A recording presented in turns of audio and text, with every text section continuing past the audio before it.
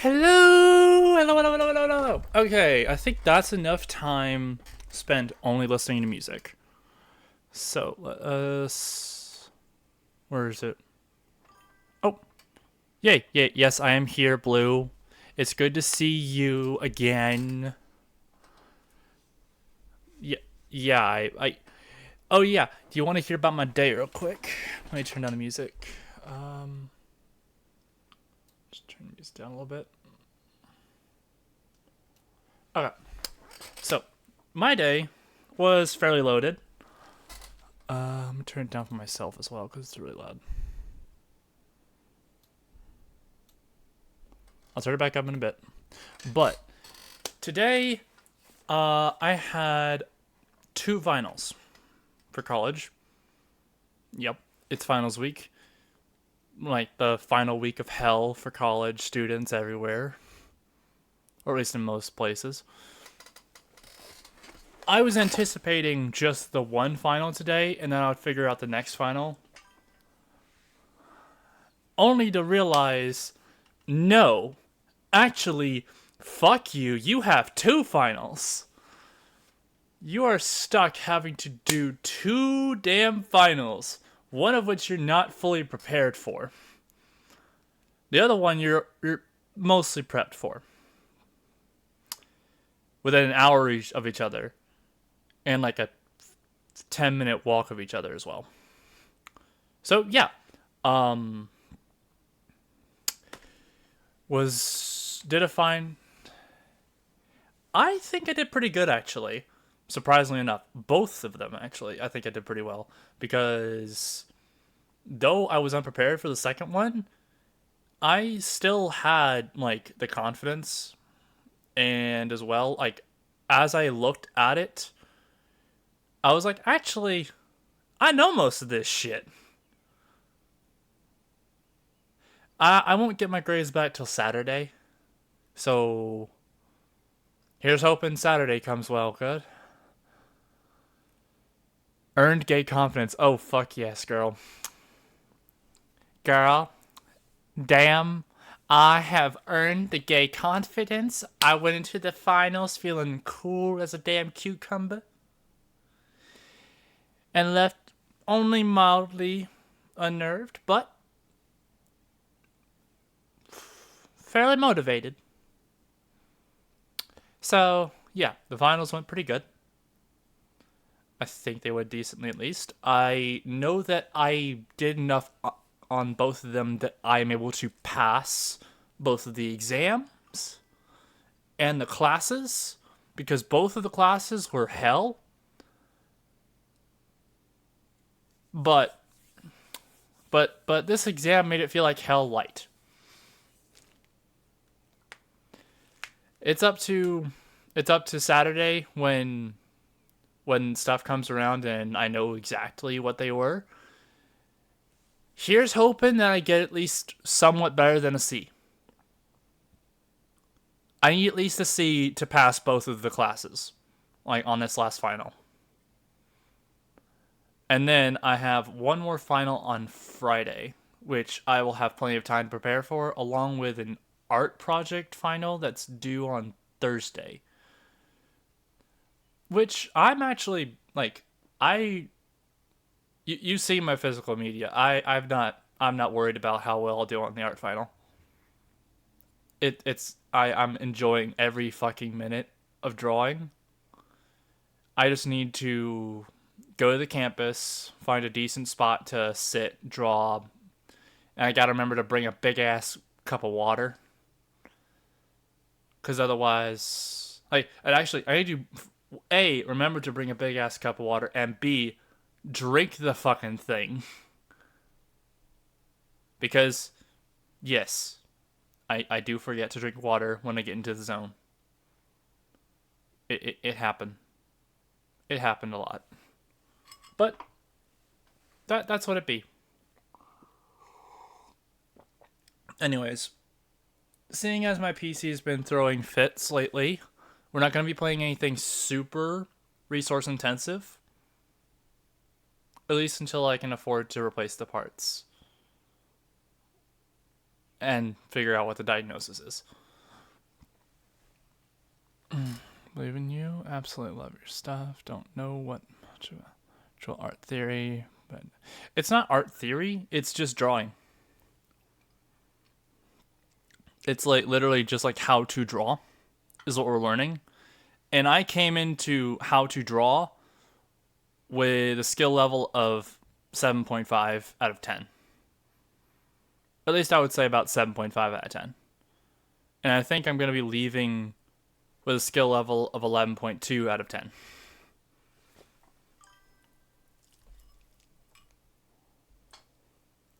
Oh, 100%.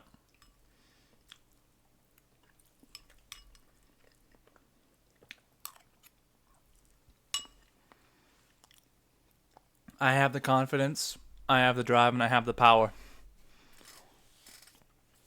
So, the goal for this stream, I've already reached my follower goal because some lovely degenerate decided to pop by at some point and hit a follow, which gave me up to 80. Now it's eventually going to do a quick reset to going from 80 to 90 follower goal. I still have a goal of getting at least up to 10 subscribers. I think the handful like of founders, like their subs have already expired or are about to expire. It's up to them. And even then, it is not a requirement. It is not a thing that you need to do. It is something that you are choosing to do yourself. I am not owed $1. I'm not owed a dime. I'm just happy that you give me your time. Now, in the meantime, I do hope that some people come along and help with funds for the con, because at the very least, I need to get like the fundage to pay for the hotel. And like just a little bit of fluff over that if possible, but like mainly just hotel and snacks is all I'm worried about. But yeah. Hold on, just.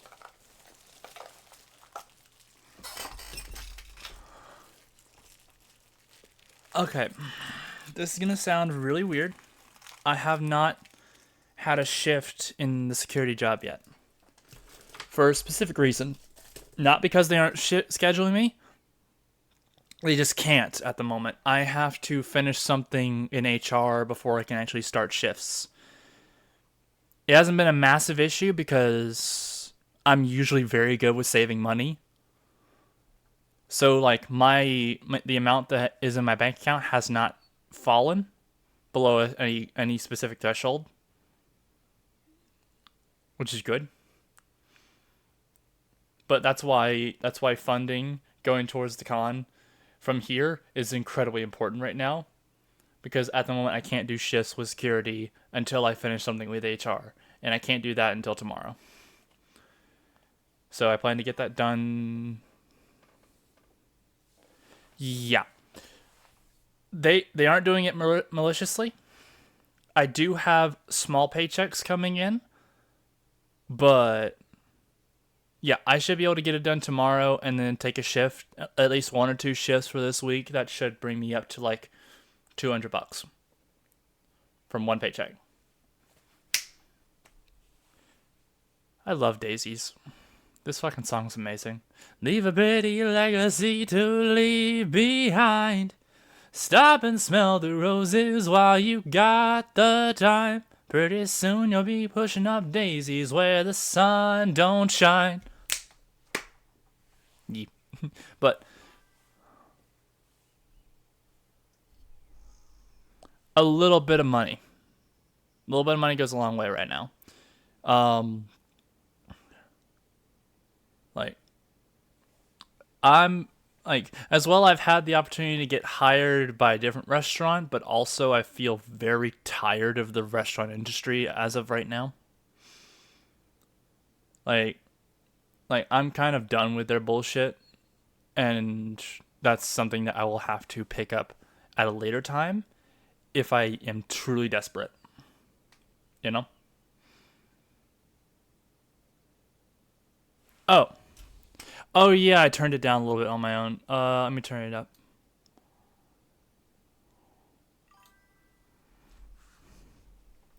Yeah. It's not that it's very demanding. That was fine with me. Like, I thrive in jobs that require me to be on my feet 24/7, going back and forth doing tasks. I thrive in that shit. It's also really good for my body because like it makes it to where like if I forget to go to the gym, I like 1 or 2 days, it's not as bad because I'm constantly running up and down, say a hallway, helping with equipment, or if I have to run after something. Like I thrive in jobs where you have to be active more than most people believe. I actually prefer it. I do love streaming as well. Streaming is an amazing hobby and I wouldn't trade it for anything. But like I love jobs where I'm running around getting stuff done because dopamine. Yeah. But once I get that stuff with HR done tomorrow, I have to get it done at least by 2.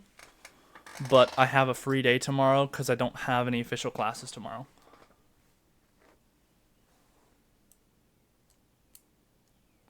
Oh, general burnout with the restaurant? Yeah, because with one job, let's see if you can hear me.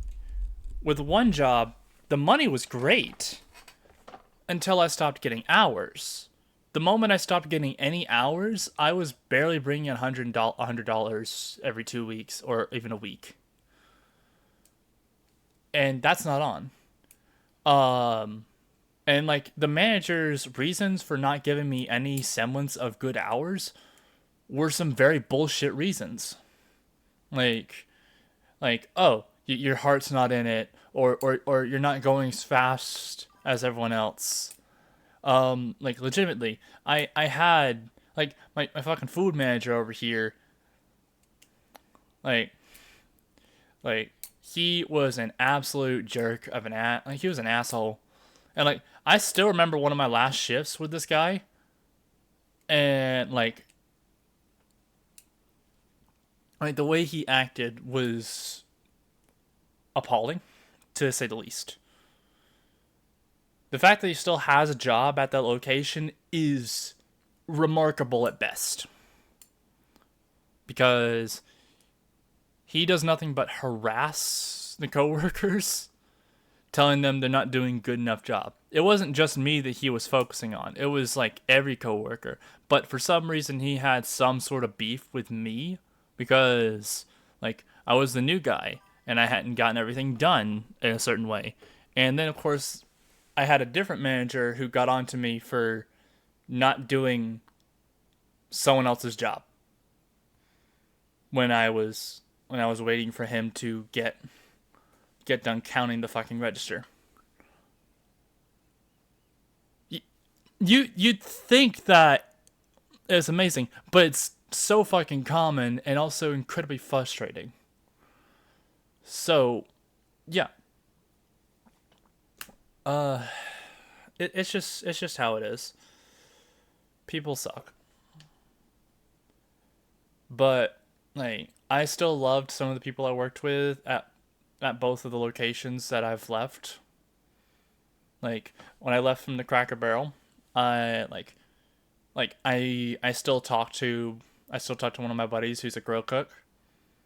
Like, cause like we were back and forth. He was he was one of the people that would vouch for me constantly with the managers. Be like, yeah, he's doing an amazing job.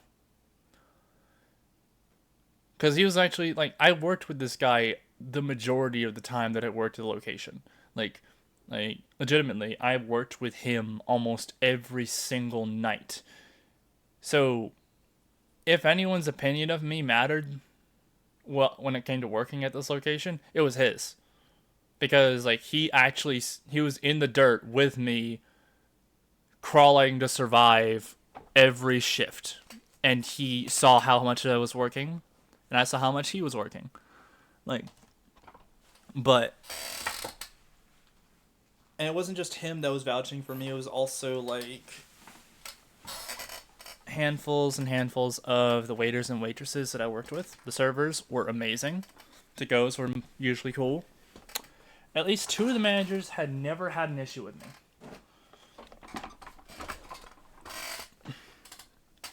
But, like, were convinced by, like, the other manager that was harassing me and a different manager that I was doing a bad job. So they stopped giving me hours. And that wasn't on. So, yeah. And then when it came to the next job,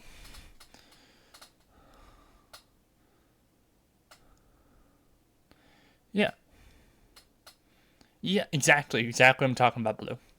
But as well, like, I'm still in contact with that job, and if I ever feel like getting back into working a Cracker Barrel location, I technically have free reign to do so, because, funnily enough, I'm still in their systems. They never took me out of their systems. Like, I'm still technically an employee of the place. I just don't do anything. I don't make any money. I just exist. And it's the funniest shit in the world. So if I wanted to, I could very easily get another job doing something else in the store. Just not about that right now. As a very last resort, yeah, 100%. But with that being said, let's move on to the second restaurant, like that screwed me over. When I got to this restaurant, like, and I kept coming in every other day to make sure that my stuff was going through correctly, I talked to like 4 different managers over the process of getting hired. Which wasn't the worst thing. It was just like 4 different managers over the time. And like they were just getting opened. They've only been open since March the 9th. And they've been just doing, like, at least 2 or 3 of the managers are usually all right. But it's also like there's like there's one manager that's just doing the most, and it's not on.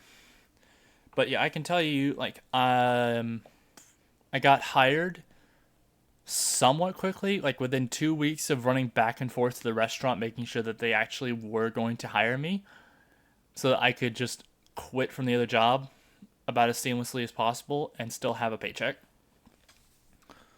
But problems arose. Like, I was told as I was being hired, I would be getting a base pay. Base, as in the amount of money that you should be getting per hour, regardless of any other factors, was $13. That was what I was told I was going to be getting. And then on top of that, 1% of the tip pool. Needless to say, they fucking lied. Cause, and I believed that lie. For 2 whole ass weeks. 2 whole weeks, I believed them. But then, at some point, a different guy, the general manager that controls both of the locations and such, like some of the locations and such, he ended up telling me, actually, I will say this. When I worked at Cracker Barrel and I got paid weekly, I was being paid $15.75 an hour. Like, that was my pay. So, I was thinking, yeah, some restaurants, if they get decent business, can probably afford to pay their employees this much. Yeah, it was really good. Again, good pay, bad hours. So, it was not worth it. So anyways, with the other restaurant, I was being told $13 base plus tips. Needless to say, they lied. I believed that lie for 2 weeks, only till someone slipped up and said, actually, you're being paid $7.25 an hour plus 1% of the tip pool, which, when you add it up together, makes $13 plus an hour. I'm like, Mick, what? Excuse you. I may not have heard you correctly. Did you just say that you fucking lied to me? For 2 whole ass weeks, you fucking lied to me. Yeah, like for the whole time they lied to me. Yeah, it should be a norm for for people to get paid a living wage at any job. Yeah, they lied to me. And then when I tried to get the managers to explain why it is incorrect, they told me, well, actually, they told me exactly what I just said. Well, actually, your pay is based off of the tip pool. And I'm like, that's not what you said. That isn't what you said. You said $13 an hour base plus the 1% tips. And they said, actually, no. There's going to be, it's $7.25 an hour on the base plus the 1% of the tip pool, which makes to usually $13 plus. I'm like, that's not math. That math ain't mathin'. I am at a math fucking college, and that math ain't mathin'. Oh, I honestly probably should. Hell, like the whole. Yeah, like they wrote that on my contract too. Like I even had the manager that was hiring me. Like I literally asked them before the end of the interview. Be like, okay, base pay is $13 an hour. Like I'm guaranteed a base pay of $13 an hour for this job, and I get 1% tips on top of that. They said yes. They even wrote it down on my fucking contract. I haven't seen my contract since then. I would love to have pointed out on them their fuck up. But I as well, like on top of that, that was only one of the few like once I started seeing paychecks come in, actually they messed up my direct deposit in the first paycheck. And it's the easiest thing in the fucking world to do, but they fucked it up. I have a picture of it somewhere on my phone. But I just don't want to deal with looking through it right now. Like I will find it eventually. But anyways, with that, not on top of that, like I was okay with the prospect of not only doing food running and busing, but also like migrating from spot to spot in the restaurant. Like getting host pay for working the host stand on occasion. Yeah. But I was getting paid different pay based off of whether or not I did expo, the food running, the host stand, different pay, different tips every other night. But I still didn't make great.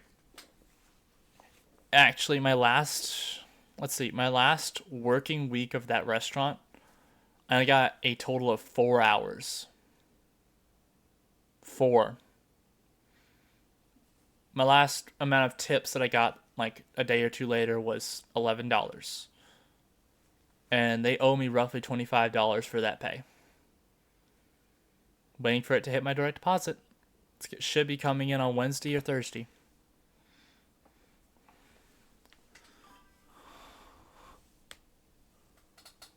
Oh yeah, like hell, I was making half of what I was working for Cracker Barrel at. Literally half. They paid me less than half of what they told me. Which actually no, they paid me like less than half of my old job, and it made me so fucking mad.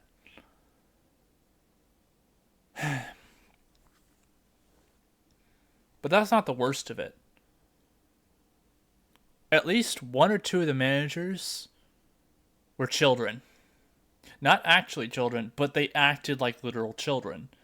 Like on my last shift working there, I made I admit I made some kind of simple stupid mistakes. Um oh yeah, ad break starts in 3 minutes. Oh yeah. Yeah, they did. They did. You know what? I'm gonna snooze this for now. Yep. Okay. Okay. I have ad break snooze for 5 minutes. It'll be coming up in about 5 to 8 minutes. Anyways, let's continue the combo. On the last few shifts that I worked, there's one manager I'm not gonna give his real name because I try not to send people after others to harass them. Like, and as well, Cracker Barrel is like a is like a fucking countrywide location situation. So I don't give a damn about the fact that I can say I worked at a Cracker Barrel. But I won't say this one because it's a different restaurant. We'll say that if you ever talk to me in person and I start talking about this shit, I will yell at you, never eat there. Never eat there because the food was too damn expensive and not that good. Like,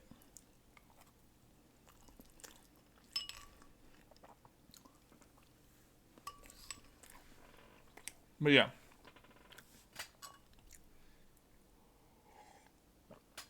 On my last shift working there,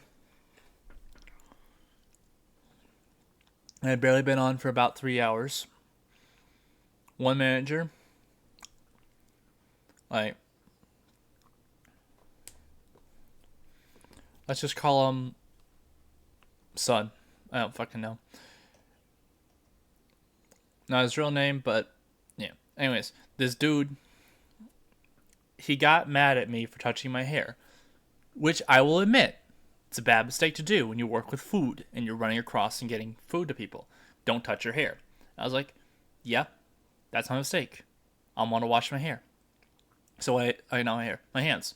Went over, washed my hands. While I was washing my hands, I put some water in my hair just to slick it back a little bit to keep it held in place, along with like attaching it to my hair tie. I have somewhat long hair, so I have to wear a hair tie anyways. It looks really cute. But I did touch my hair while I was working. I will admit that was a mistake I made. I corrected the mistake, washed my hands. Then another strand of hair flew in front of my face, so I just used the towel crumpled up in my hand. Didn't even touch my hair the second time. Pushed it aside. He then got on me again, saying, "Wash your hands again. You touched your hair again." It's like, no, I didn't. But fine. I don't want to start arguments. It's too early. It's too early in the shift to start an argument. So I washed my hands again. Made sure not to touch my hair, do anything. I tossed it directly in the trash can. Went over to start working. I have long arms, like really long fucking arms.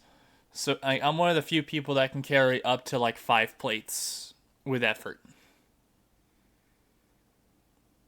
So what I did was I carried like 4 plates, like 2 pastas and 2 pizzas. Yeah, I love hugs. I will wrap you and pick you up with my long ass arms.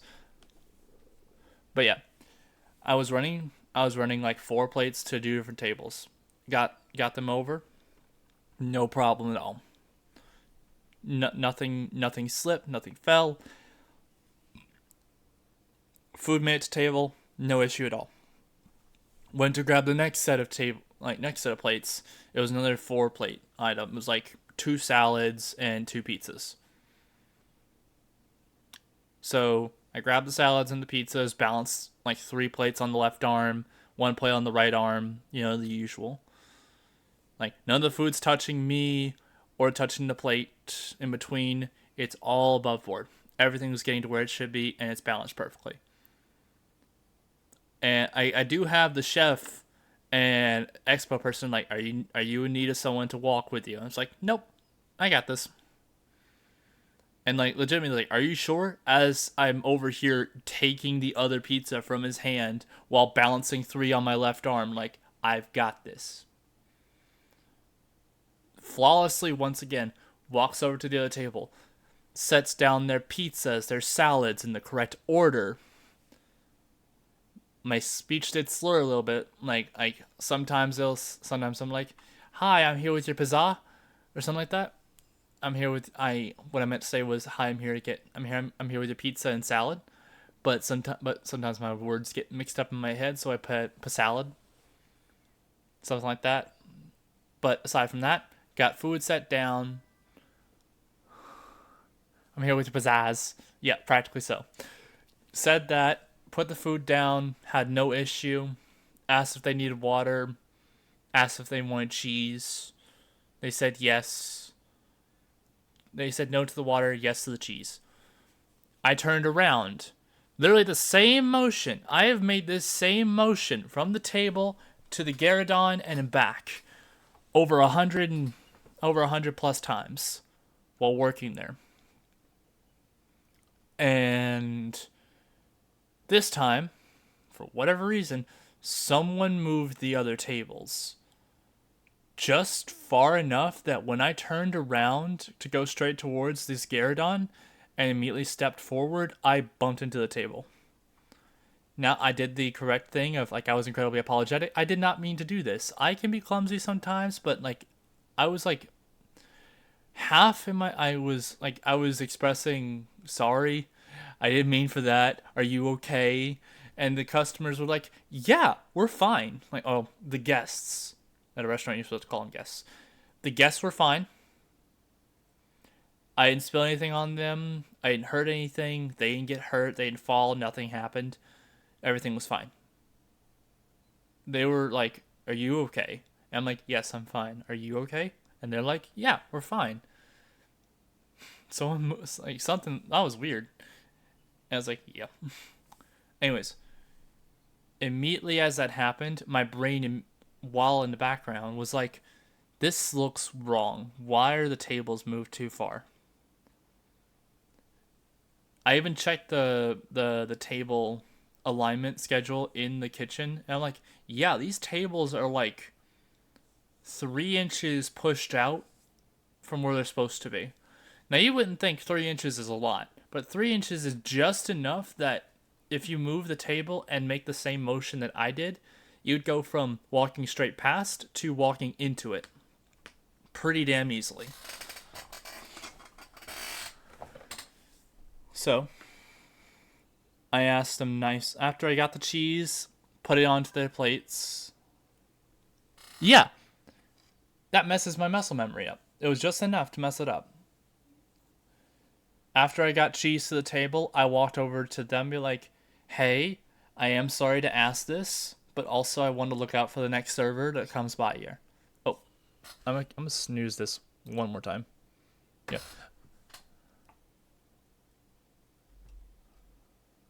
Yeah. But, yeah, we're good. Anyways, what was I saying? How long have we been going? Anyways, I asked them nicely, hey, I'm sorry to do this. I wouldn't ask this if it wasn't necessary. I want to make sure that no other server does the same thing. Is it alright if I move your table just a little bit? And they're like, yeah, we're perfectly fine with that. Both guests were like, because it was a two-seater, two-top, they were fine with me asking them to move their table a little bit. Because it's an inconvenience for a server to potentially knock into their table doing muscle memory the same way I did. It is a massive inconvenience to have someone fall over you multiple times. Yeah. So, in order to make sure that didn't happen again, I asked them nicely, hey, can I move your table a little bit so this doesn't happen again? And they're like, yes, you're good. Do this. And they were helping me move the table. We moved it just enough back to where it was supposed to be. I moved the other table next to them. And then my manager came up to me and yelled at me in front of customers, like kind of like soft yelled, but still angrily stated, Carson. Oh, might have to mute that. It's fine. Mystic, you need to clock out right now. I'm like, why? We're about to get really busy. Like, why are you cutting me this early? It's like, you're cut. Get out. Yeah. For no fucking reason as well. Like, cause like what I said was perfectly reasonable. Even the guests were like, yeah, this is a perfectly reasonable request to make sure this doesn't happen again. But I still was being reprimanded for it. He went in front of me, like, and was like, you need to clock out right now. You need to go over to that computer, clock out, and get out. You're cut for the night. And I'm like, what did I do? And he kept saying, you did nothing. And I was like, no, we're about to get really busy. It is a Friday. It is like a Friday afternoon. We're about to be busy as shit. What did I do? And he's like, you're over here moving tables. The guests are already seated and you bumped into someone. And I was like, these are simple mistakes that everyone has probably made. And I'm also actively helping to prevent someone from making a mistake like that again. And he's like, yeah, but you did this, so you need to go. And I'm like, fine. Know what? Fine. Fuck it. I'm fuck you. I didn't say this to him. He was like, fine, I will clock out. I'll go grab my shit and clock out. Because I don't clock out till my bag is in my hand. Because I walk around with a messenger bag. I don't clock out until that thing's in my hand and I'm ready to walk out the damn door. So I walk over to the kitchen, grab my bag. Like, other expo are asking what's going on. And I'm like, I don't know, but he cut me. And I'm like, good luck. I was the only runner on shift tonight. Yeah, a shithead he is. I was literally the only food runner on shift for that night, and he cut my ass. They're screwed. And they were. I literally, like, as I was coming up and asking what happened after I left, it was like, oh, we got swamped. It was hell for hours. I was like, I bet. Because you had your, like, second best food runner who only had the longest fucking arms and such that could get tables made very fast gone because of a child. Anyway, ad break starts in 30 seconds. Sorry. I can't snooze it again. But, yeah. After we come back from ad break, I am going to start playing this game. And we're going to chill, because I need a load off from finals. Yeah. Might slip out between there and there. Anyways, see you in a minute.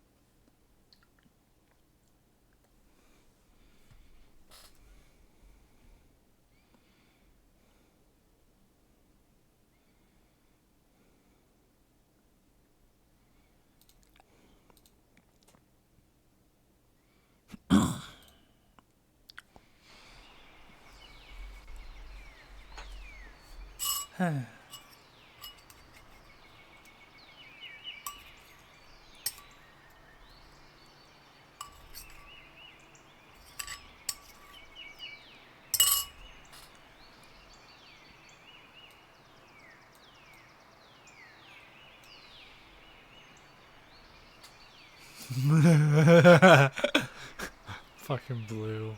You better get your ass in the Discord so I can talk to you properly.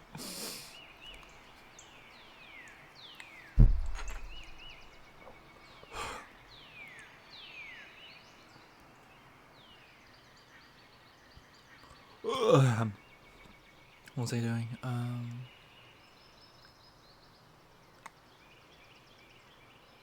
Oh yeah, I gotta turn the music up on Spotify just a tiny bit.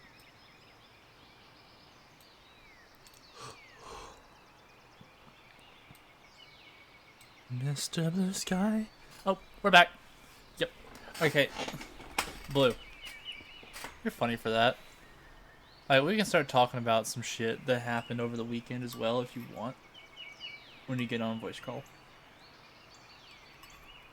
I had a decent weekend though.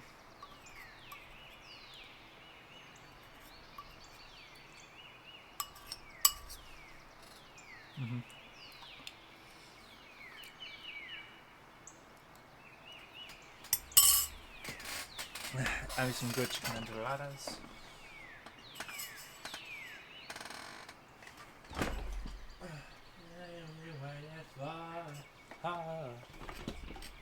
Mr. Blue Sky, please tell us why. You're fun too. I like having someone to talk to while I stream because it's a lot harder for me to focus on doing both unless I have like a back and forth. Now, of course, like that's what chat is for, but still, it's like it's a silent audience, like a silent guest versus like an active guest, if that makes any sense. But yeah, like what were you eating, by the way? I just having some delicious chicken enchiladas. Like it was like white queso enchiladas with some added fiesta cheese and taco sauce. Tuna poke? Oh, that's not bad. Oh, yeah. Better not be from a gas station, though, because, like, I don't need you going to the damn ER because you ate gas station sushi. Oh, yeah, it was good. Like, I cooked it up last night. And, like, I had leftovers. Good. Like, my favorite place to go for sushi right now is Drake's. Like, I even have a decent relationship with the waitress, with the waiters and waitresses. They will knock my drink off my bill. I don't have to, like, I usually don't have to pay for my sweet tea, which is nice. Means I get to tip them more and save money. Yeah. I think, let's go ahead and start a new game while I wait for you to come along.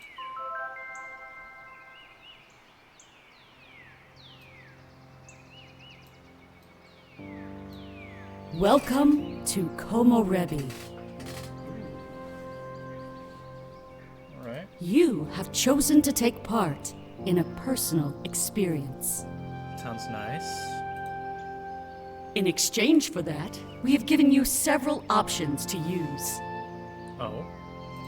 Feel free to do so at your leisure. Your experience will be divided into fragments like these. Alright. Right now, there's only one. Try saving and then interact with this fragment. Okay.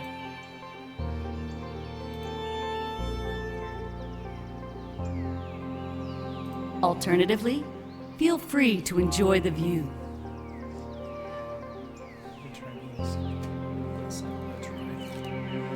Spilled some pineapple water.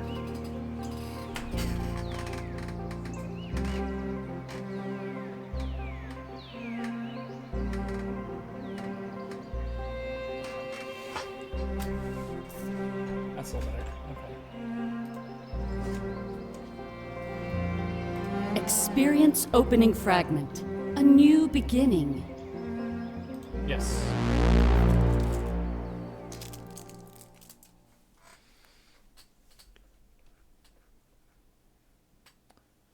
And set a watcher upon her, great and strong Argus, who for eyes look every way.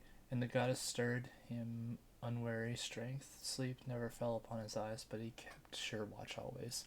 Fragment of a lost poem. Lovely.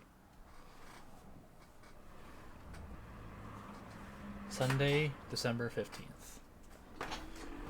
My eyes flutter as I linger on the precipice of a peaceful sleep. Cars pass by, then fade away, lulling me, like mechanical waves on a suburban ocean. However, as enticing as slumber may seem, it's not the time or place. As we drive, I keep myself awake with pleasant thoughts both old and new.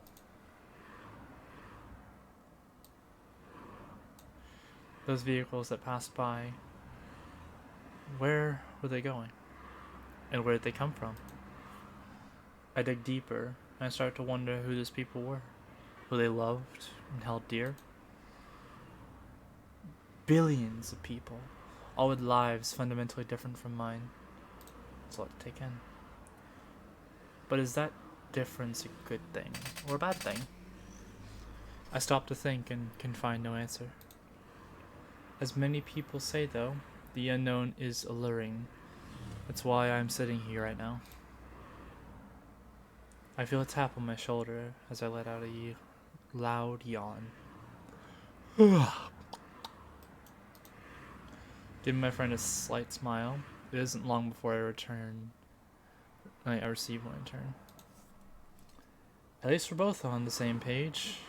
There'd be plenty of time to sleep later on. Hey, you alright over there? Oh, I forgot they have voice acting. Ever since we left the airport, you've been dozing off like mad. I thought it was pretty good company, you know? You're offending me. I shake my head as if doing so would grant me further clarity.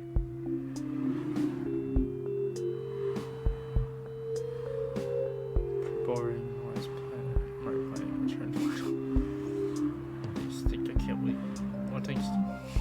Just feeling homesick. Let's go with the. Honestly, I was waiting for you to make the first move. Oh, so we're making moves on each other now? The blushies, oh, I love the blushies. He looks so cute. I must have missed that memo. But, you know, both hands on the wheel. Besides, Before he can continue, he's cut off by a loud beeping noise. A light on the dashboard starts to flash, causing him to groan in annoyance. He looks for a moment and presses a button to silence the intrusion. distracted driving? Of course. Apparently, this thing doesn't want me talking to my friend. I guess it thinks you're a risk? Maybe you should take that as a compliment. Risque. I shrug, unsure of how to respond as I rest my head on the window. According to the system, almost everything was a risk these days. It wasn't worth losing points, so we sit and remain in silence. No, I made him blushies and I made him upsetties. That's upsetting. I didn't mean to. Monday, December 16th. A few moments later, the silence is finally broken. I'm thankful, as things were starting to get a little awkward. But I guess meeting someone for the first time is always like that. Well, it was nice of him to pick you up from the airport. Isaac, right? I love his voice. Make sure to keep people like him close by during a change like this. Things may seem a bit uncertain right now, but remember, that's not a bad thing. Sexy voice. He fiddles with a few papers in his hands before pulling out a specific sheet. Oh yeah, he has a very good voice anyways. Placing it on the table between us, he slowly slides over to my side of the room. I pick it up and inspect it for a few moments. It's basic questionnaire. if you could just fill out the basics, that would be great. Oh yeah, mine too. I hope I'm a decent narrator. Cause like it seems for a while you're stuck with just my voice in between all this. Obviously, I know who you are, but we need to leave a paper trail. You fill that out, and I'll decide our topics for the day, all right? Alright. I nod, grabbing the pen that rests on the table beside me. These sessions are always boring, especially the first few. A new city, new counselor, right back to square one. After filling out the form, I place it on the table and slide it back. The counselor picks it up, inspects it, and gives me a knowing nod. All that aside, I assume that you still prefer the name Delta? It was mentioned in the note sent over by your previous counselor. Ooh. Don't worry, it's normal. A lot of people your age shy away from their birth name. Yeah. Why spend our lives with something that's been decided for us, right? Things are a lot more flexible than we give them credit for. Chosen names are fun. That includes the future, a fact that people tend to forget. I really don't know where he's going with this. He taps the papers against his lap, straightens them out. Allow me to be a little blunt. I mean, we both know why you're here. My practice focuses on people like yourself, those who saw nothing. Honestly, that's a very small group. It must get lonely for you sometimes. I shrug. There's a single question I like to ask my new patients. So, excuse the cliche, but how does that make you feel? Being alone while billions receive a glimpse of the future. I thank him for rubbing it in, ensuring that the sarcasm is clear. It's the opposite, actually. I meant to give you some support. Oh, really? Imagine being constrained by a vision of your future, consumed by it. You have what some people would call freedom, a truly blank slate. That's nice. Oh, yeah. Do apologize for the Ko-Fi bot yelling at you, but anyone in the chat, I do need some funds coming in soon. Going between jobs can be rough, and also I'm still trying to make sure I have money for con. Mainly just so I can pay for the college, like for the hotel and some food. So if you have anything, $1, a dime, a damn penny, something. But I'm not owed it, as long as you want to. Remember, Komorebi is a relatively new phenomenon. Society has flourished for thousands of years without it. Some would consider your situation a blessing. Don't forget that. I can tell he's giving a speech that he's given many times before. Because of that, it seems to lose some of its impact and wisdom. As I close my eyes, I simply hope that it's all over soon.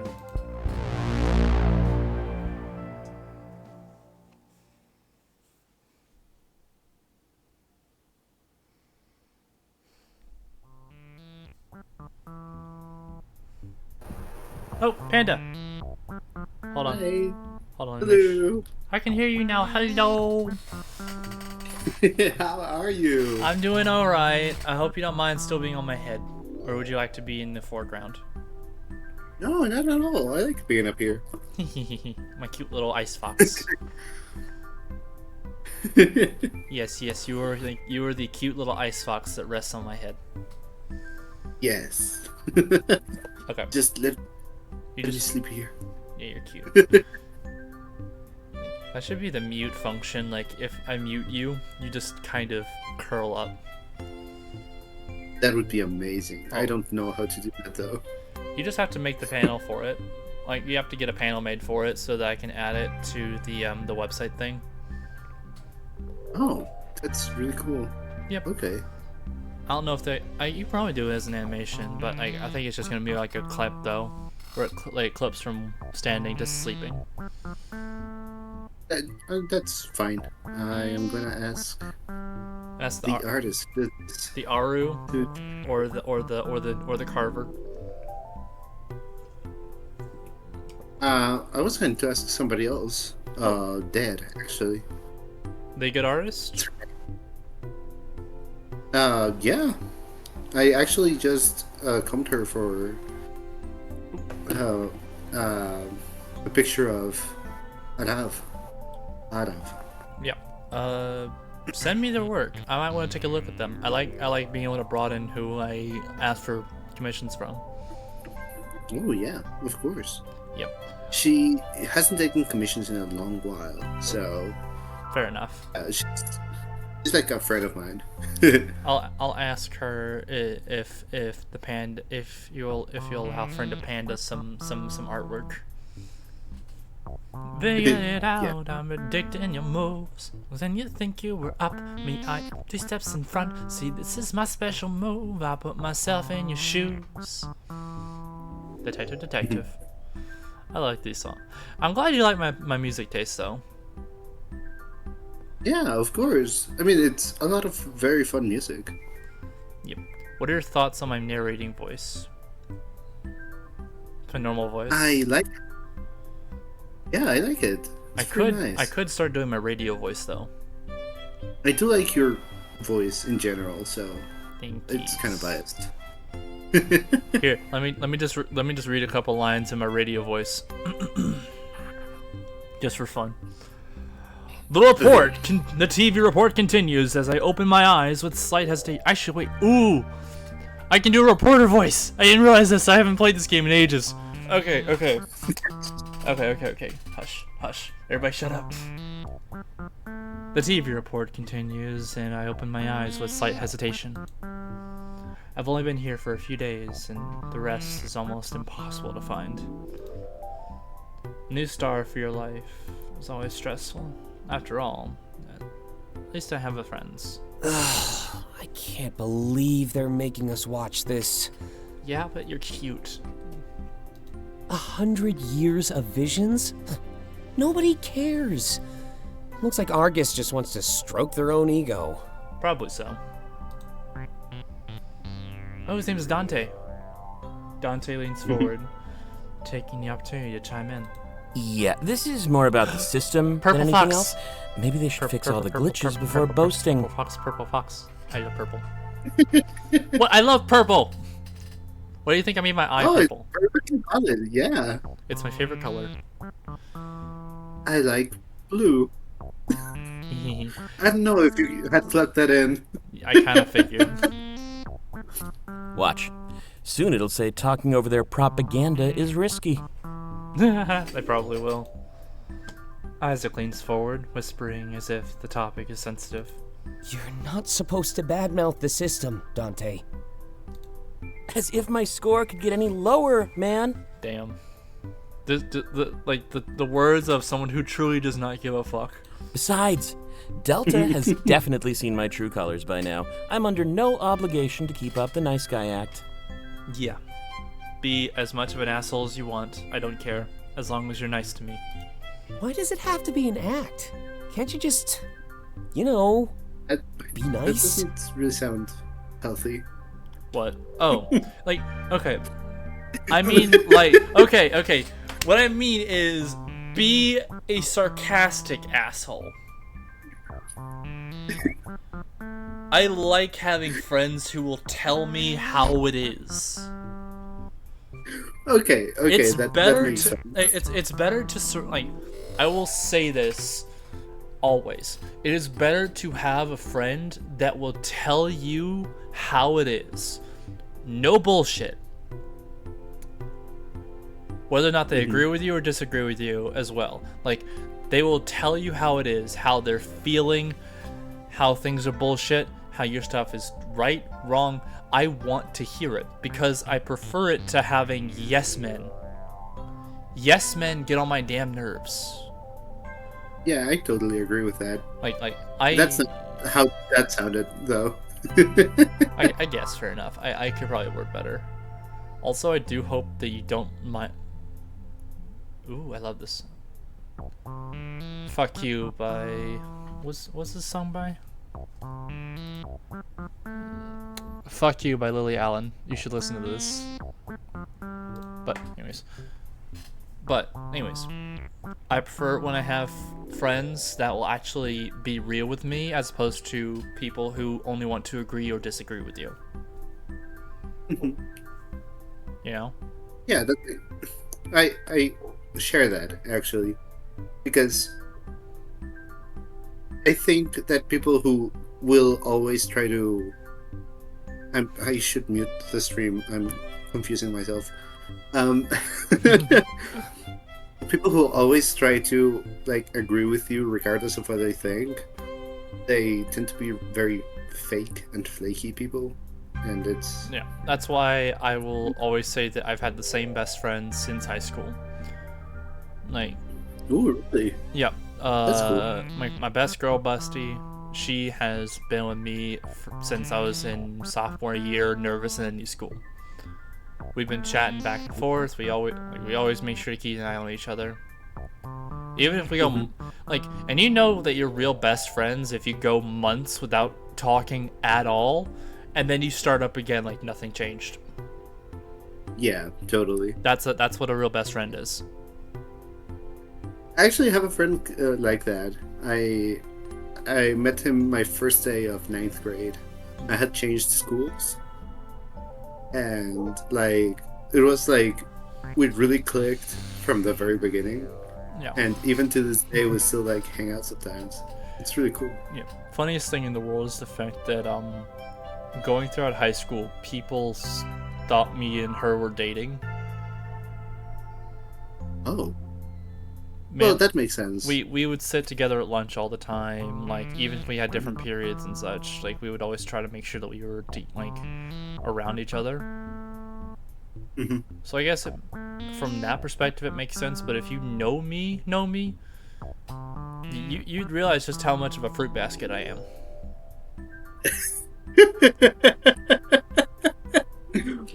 Yeah. I'm a fruit bat. I'm a whole ass fruit casserole or some shit. Like, I will not deny. Yeah, that that tracks, honestly. But a lot of people are very quick to dismiss like any type of platonic friendship between like A girl and a guy. like yeah, exactly. It's just sad, honestly. I will say this. Yeah. It's always been easier for me to make friends with girls. Most of the time, any guy friend I tried to have were either jerks, after like I found them later to be jerks, or like we just got bored of each other too easily. You know? Oh, that's interesting. Yeah. That's a little bit sad, actually. It is sad.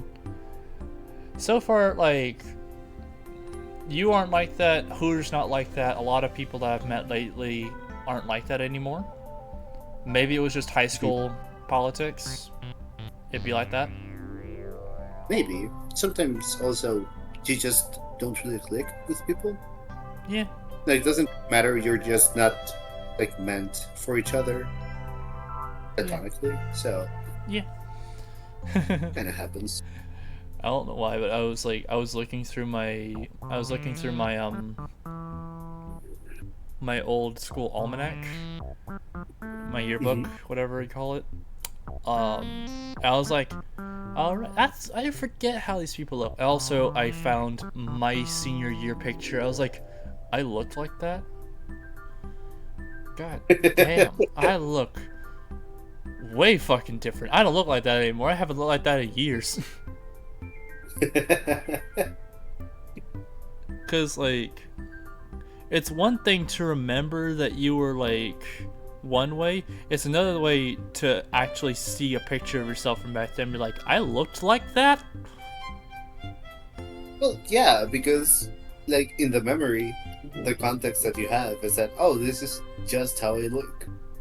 But with time, you gain like a different perspective. You change your appearance, and then that's when you notice the difference. Yeah. Like, if you look at a picture of me now versus of me as I was graduating, It's night and day. Okay. You know, it's practically night and day.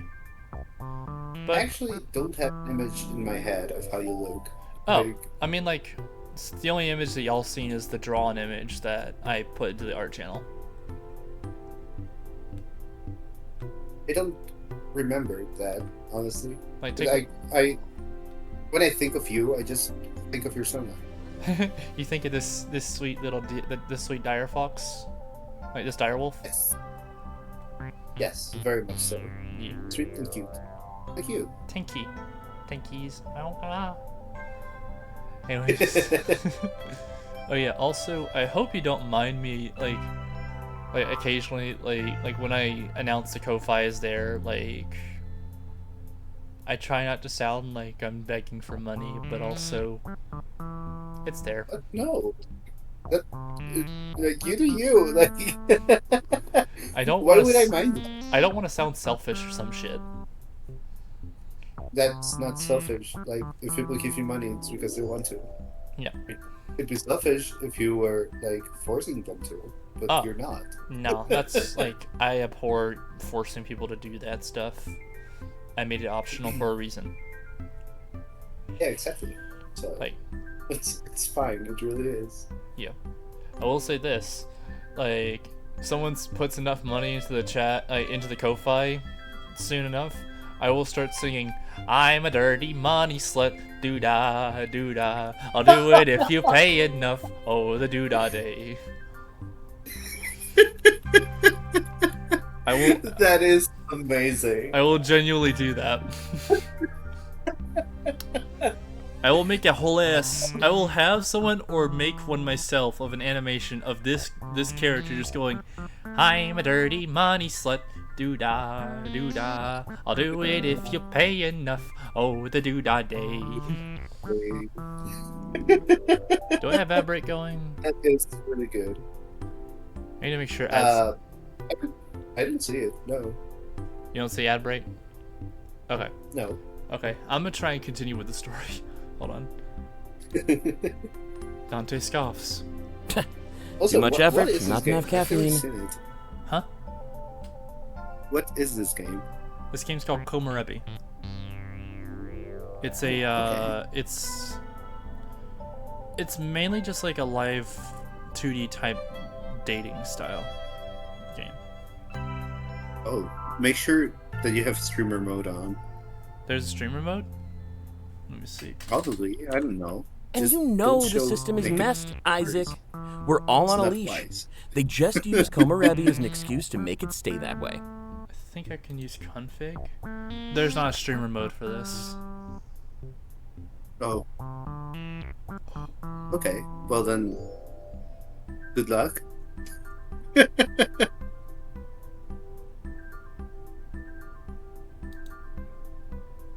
I think whatever it is, like, if it becomes mute, if the stream becomes muted, I will just unpublish it, and I'll fix it from there.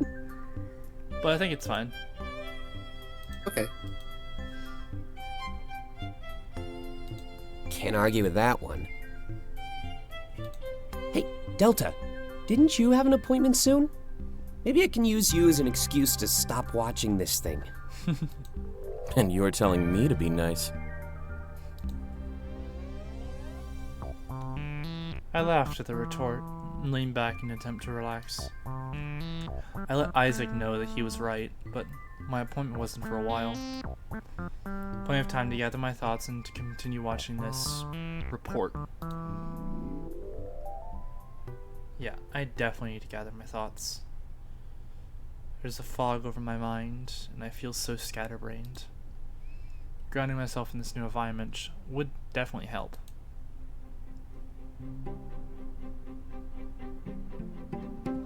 Oh, Komorebi, appointment, the system, news report. Interact with each word to learn more about it. Upon interacting with all four, your experience will continue. Let's go with news report. Alright. Today marks the 100th anniversary of Komorebi! Nothing has ever been the same since then, and I don't think it ever will be. The current state of technology and society is vastly different than it would have been. At the top of it all, right next to the world leaders, is Argus Corporation. They created the system. They create almost every device we use today. In many ways, they affect our lives even more than those in power. Yep. I was reading the report as if it was a reporter. Whoops. I'm sorry, I thought that it was going to go to a report. I also thought that, like... Okay. Back to my voice. The report is basically going over the history of Komorebi and Argus. But to be honest, it seems a little self-serving and unnecessary. Isaac was right. It's like they just want to stroke their own egos. They made it mandatory viewing, too. If you ignore a special report, you lose points. Essentially, our social status is being held for ransom. But if there's one thing that nobody can monitor, that's what I'm thinking of. So while I'm watching, at least I have time to gather my thoughts. The system. Because of the chaos that ensued during the event of Komorebi, a plan was needed. There were too many people acting recklessly in the face of their futures. Whether avoiding or fulfilling their visions, risky behavior was constant. A new system was introduced that governed the behavior of other people. You would be held accountable for all your actions regardless of legality. This was an attempt to keep people in line and focused on the present. Live in a safe, orderly manner and you'd accrue points over your lifetime. If you did the opposite, you lose points. Be rude, speed, litter, stuff like that. Your point total would define you as either an asset or a liability to society. While primitive at first, the concept grew as technology progressed. It is currently integrated into every possible device, phones, cars, homes. The demand is clear. Be rewarded for your subservience to the system. Crime and accident rates plummeted due to this, and society is on a tight leash. I do like a leash. Me too. Very much so. But some people argue that living in chains isn't really all living at all. Life is all about taking risks and making progress, they say. Fight as they might, however, no movement has resulted in any change. Your worth in society is dictated solely by your score in the system. Generations later, managing our points is simply the norm. Okay. Appointment? It sounds Well, terrible. Like, it's huge dystopia. It's some 1984 shit. Yep. Have you read 1984? Yes. I did. Love it. Surprisingly not. It's really good. Surprisingly enough, not while I was in college. I needed something to listen to while I was working at the Cracker Barrels. Like I was just like, as like I'm tossing food from plate to plate to plate, in my left ear is like the audiobook version of 1984, and I crushed that book in like a week. It was amazing to listen to, and it really gave me some perspective on it. Yeah. It's a very interesting book. I like it a lot, actually. It's really nice to listen to. It's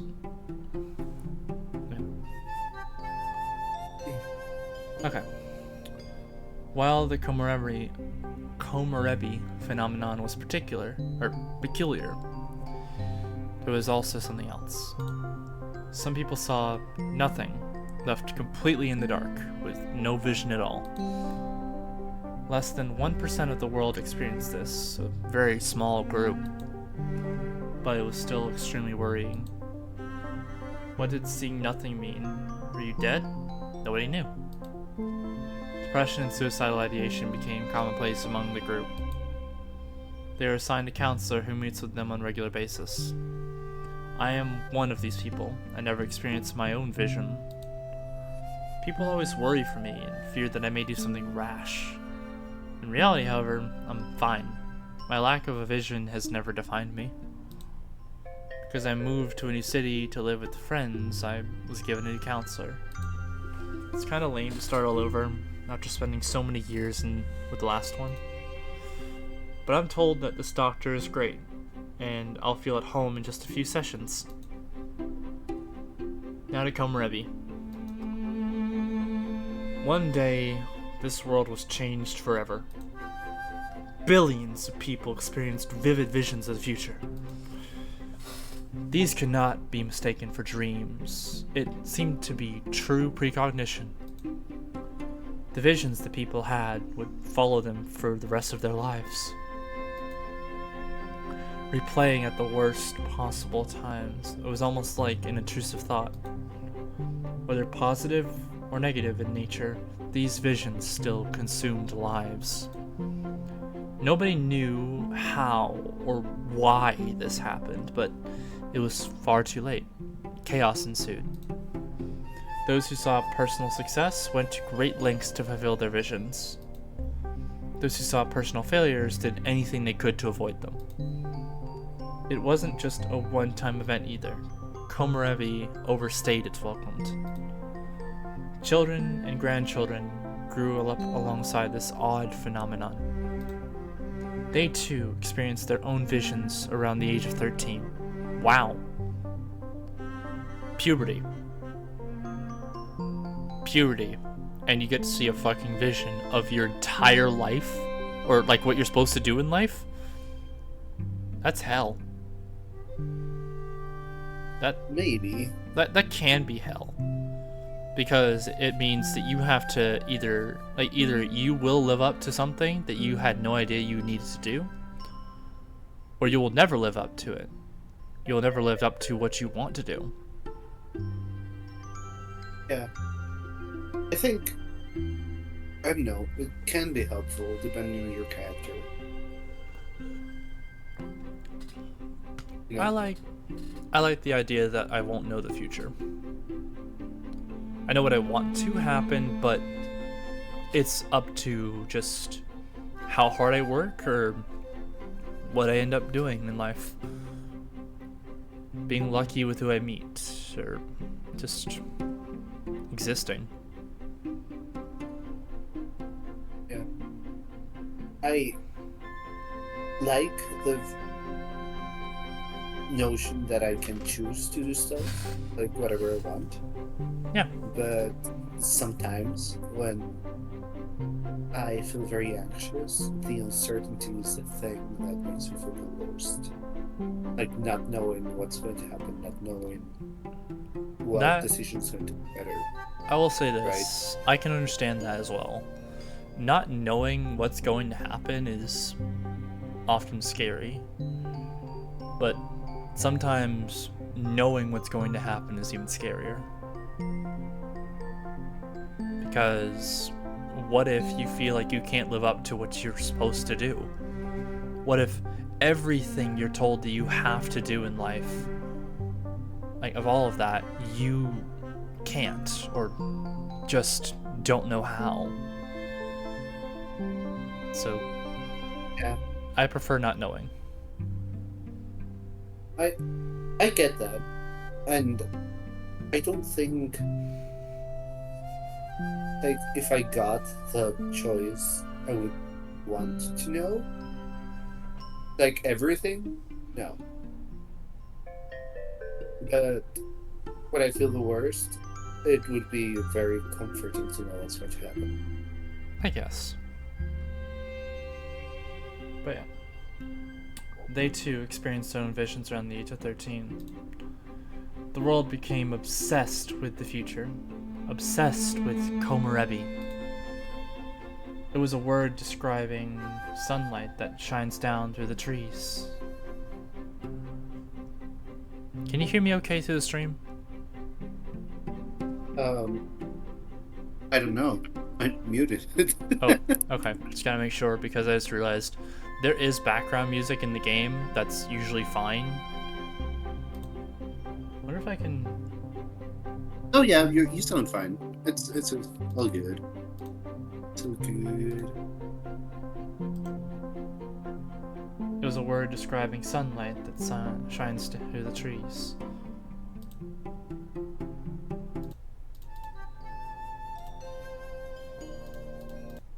Oh, that's the music. I'm gonna turn it to like 40%.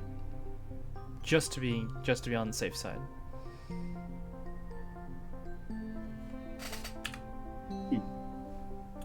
It was a word That sounds good. describing sunlight that shines down through the trees.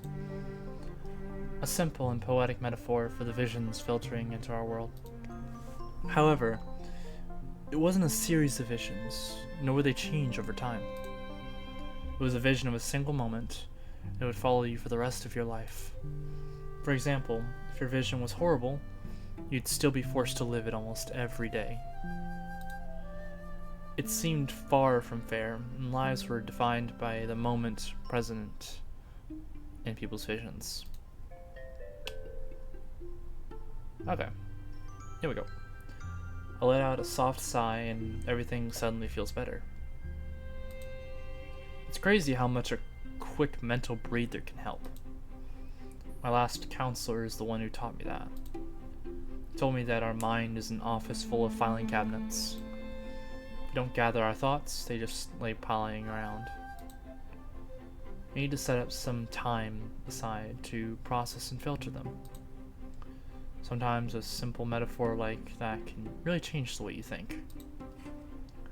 Unwanted thoughts can be thrown away like trash while you organize the rest. If our mind was a physical space, we'd never neglect it. We'd keep it immaculate. You sure? My desk, like, hold on, this is like a side tangent over here. My desk, my current desk, like, my room is usually in a decent state. Now, occasionally it looks messier than it is because I have a bad habit of leaving my dirty clothes in a specific spot on the floor. But I always get them washed and cleaned up by the end of the week. But my desk is in a state of chaos. And that's how I like it. Because, like, I know where everything is, even though it looks like a massive mess. You know? So if I was to say anything is a representation of my head space, it's my desk. I don't like. I cannot maintain or dirtiness. I whatsoever. My room is a mess. My desks are messes. I try. Like my desk, I my clean. desk at work. I'm sorry. You know, I'm pretty much done. Like my desks, everywhere I have a desk, it's a mess.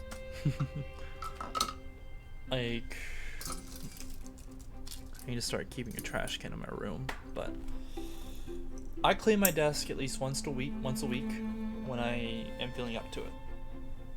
I at least try to. If I forget to and I leave it in a state for long enough, like, it'll stay like that till the next week. But it's usually not the worst thing in the world. Compared to, like, how bad it could be, it's relatively fine. If that makes any sense. Yeah. Like, I have a hard time doing repetitive long tasks in general. So like laundry is really hard for me. yeah. And I tend to only do it when I have like no more clean clothes to wear.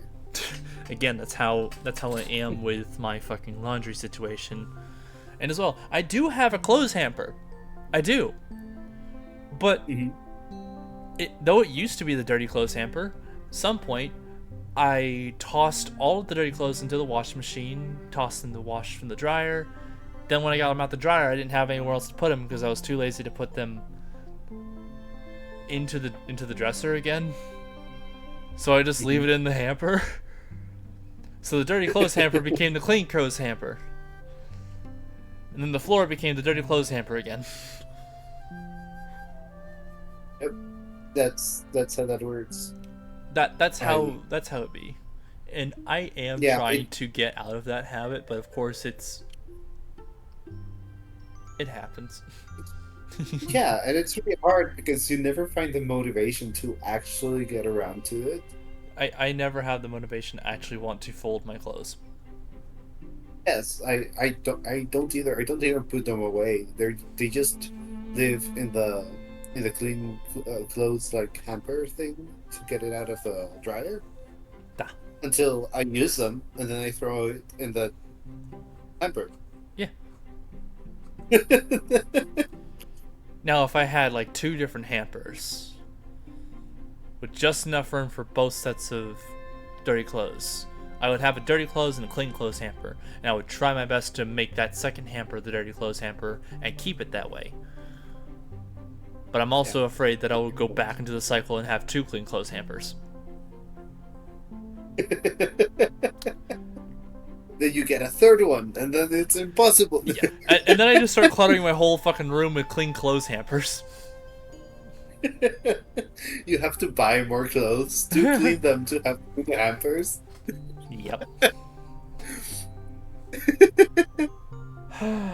Yeah, because like I do have a closet and I do have a dresser drawer. I just often am too lazy to actually put anything away. Yes, exactly. It's that, right? It Like I the have to procrastination's a bitch. actually. Yeah. Totally. I will say like, this. right now, I say I'm. amount- Oh, sorry.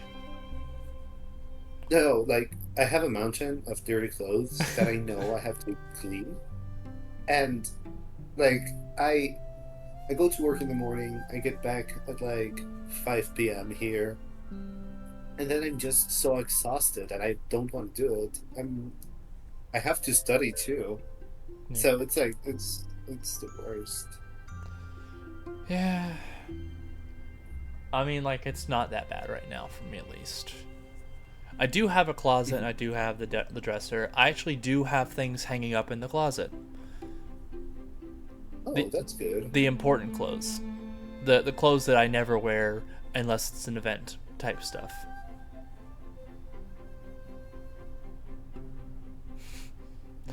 You can see my problem here.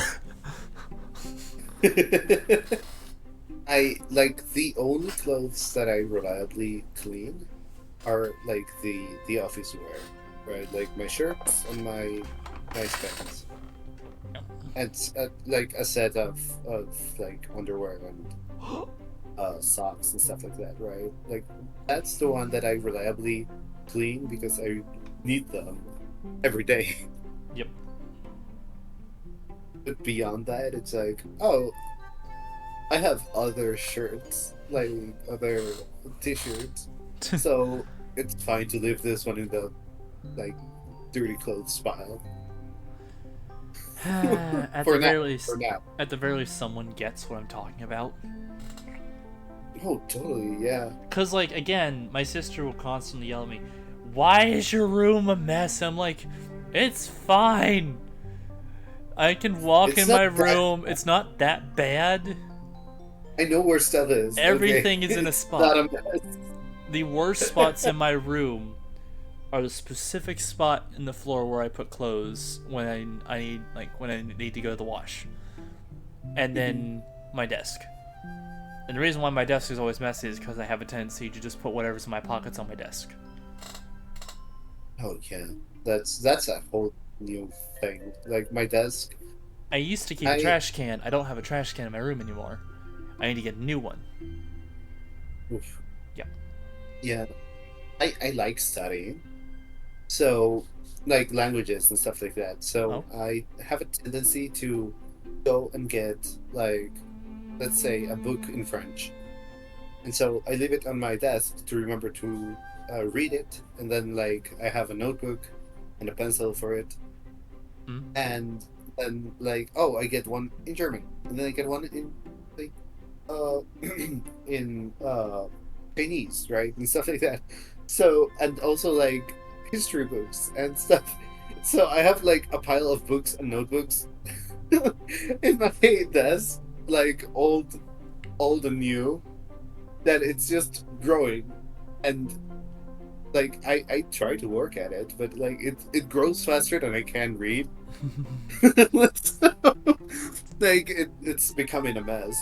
The only part of my room that isn't an absolute mess is like the small part where I have like my piano and my bass. Yeah. Because I use them a lot and I don't need like the clutter around it, right? Like I don't need to like grab stuff off of the piano to play it. I I will don't want that. I will say this as well. My bed, I sleep like a dragon. Let me explain. Everything that I need for the next day is always on my bed. Like Oh. my bag for the next day. Not always my next set of clothes that stays in the clean clothes hamper. But like my sketchbook bag, my messenger bag, like that's my wallet and everything. I keep it on my bed. That way, immediately as I wake up, I can jump out of bed, grab them, and go. Okay, that makes sense.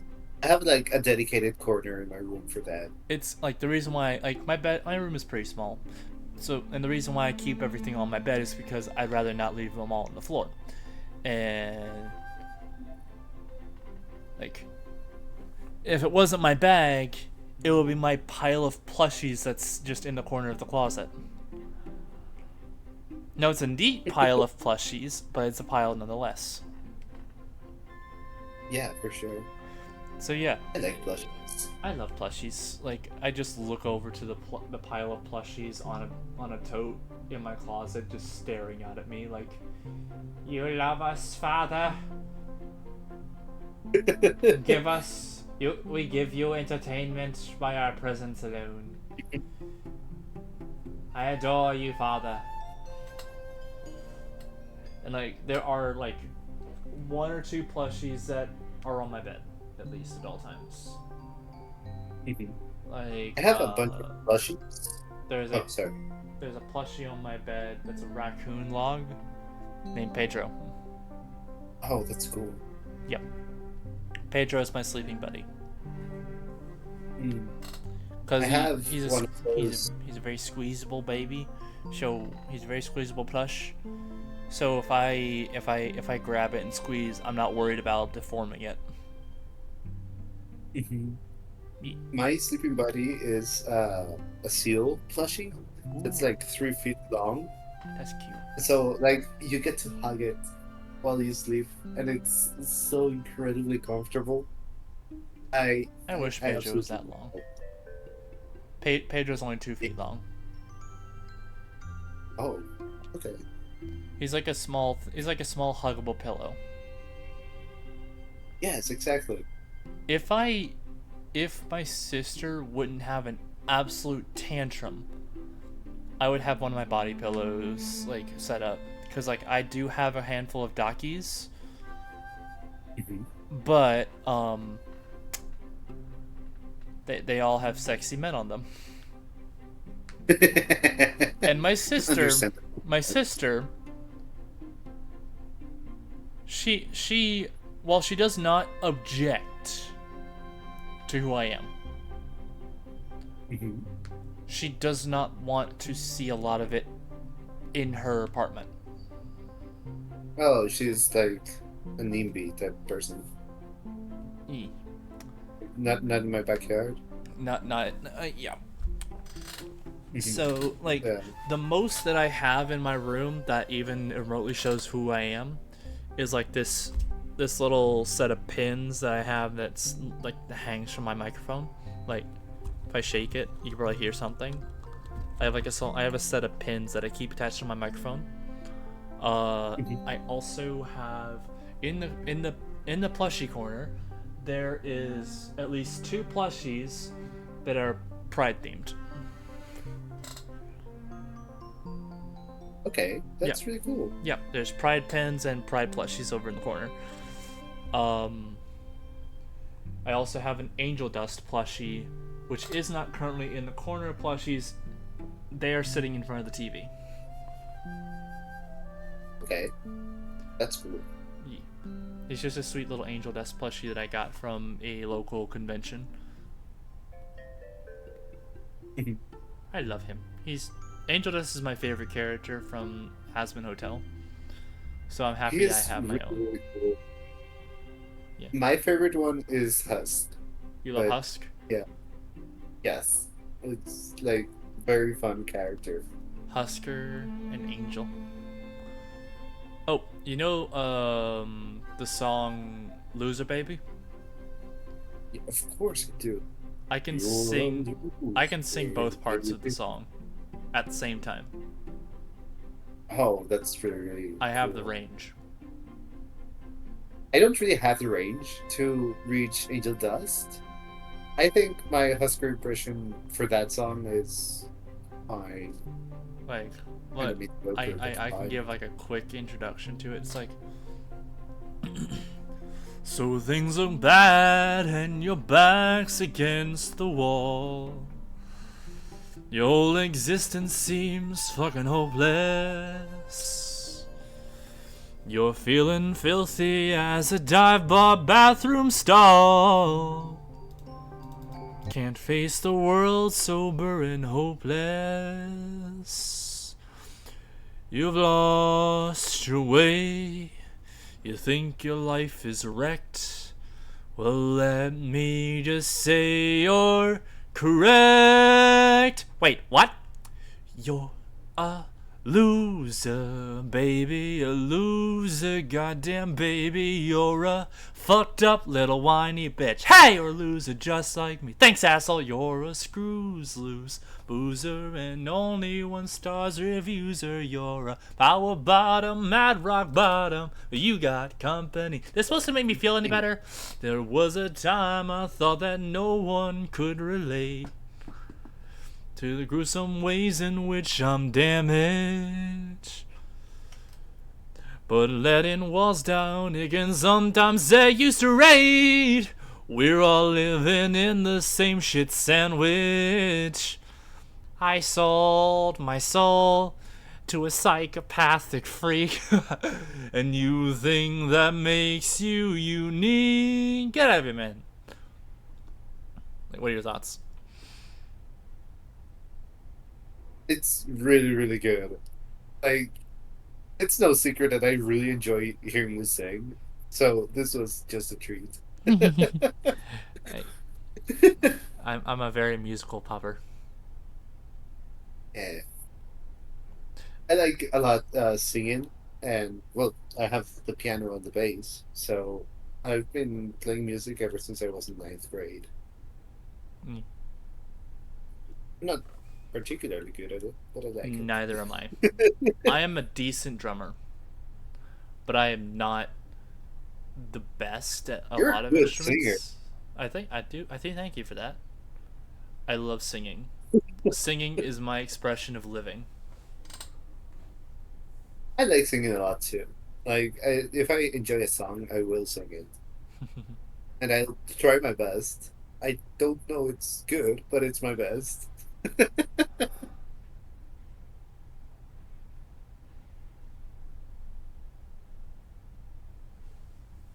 Hold on, let me see something.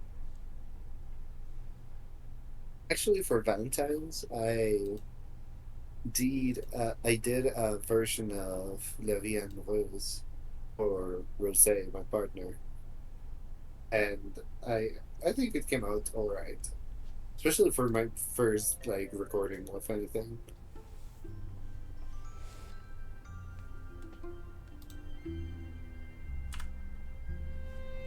Okay, back to the stories that I'm supposed to be playing. I keep Yeah. getting on tangents. I don't plan on stopping for hours, but still, I love chatting. That's what I love about streaming, especially with friends. Like, I love to chat. Yeah, it's very fun. I don't know I'll be on for hours because I do have to work tomorrow. But I don't have class tomorrow yay! because my last 2 finals are Thursday and Friday, and Thursday is not really a final exam, it's just me turning in a final project. Okay, that's really good. Yep. I like that type of finals. Yep, and it's just an art project. Yeah, I like them better when you don't even have to go to the class. So tomorrow, like around noon, I'm gonna be going to my security firm, making sure I get with my corporal and like HR and such, get that last thing done, and then just take whatever shift comes up somewhere during the week. Yeah. Oh, Anyways, I really do wish that everything goes smoothly for you. I hope so. I do appreciate that. As if it was perfectly timed, the report ends alongside that train of thought. The energy level in the room immediately skyrockets now that we're free. Honestly, it was a waste. That was an hour we'll never get back. As I get up to leave from my appointment, I notice something peculiar. The report goes right into some sort of after show about the Argus stuff. I don't really care to watch, but I notice the word nostalgia. It's littered all over the place, like they want me to keep it in my mind. Quick side tangent once again. That is actually a form of hypnotic suggestion. Mm-hmm. Yep. To like say odd phrases or point out specific items over and over and over across a span of time, it will get you to think more and more about a specific item. Yep. That's just something pretty cool I like to know. Like something like my psychology's professor, like when I had them pointed out to the class and like to me in particular, it's like, yeah, if you start seeing the number 43 over and over, hearing it, 43 apples, 43 oranges, 43 dish soaps, whatever 43, you will start seeing it everywhere. It will stay in your mind.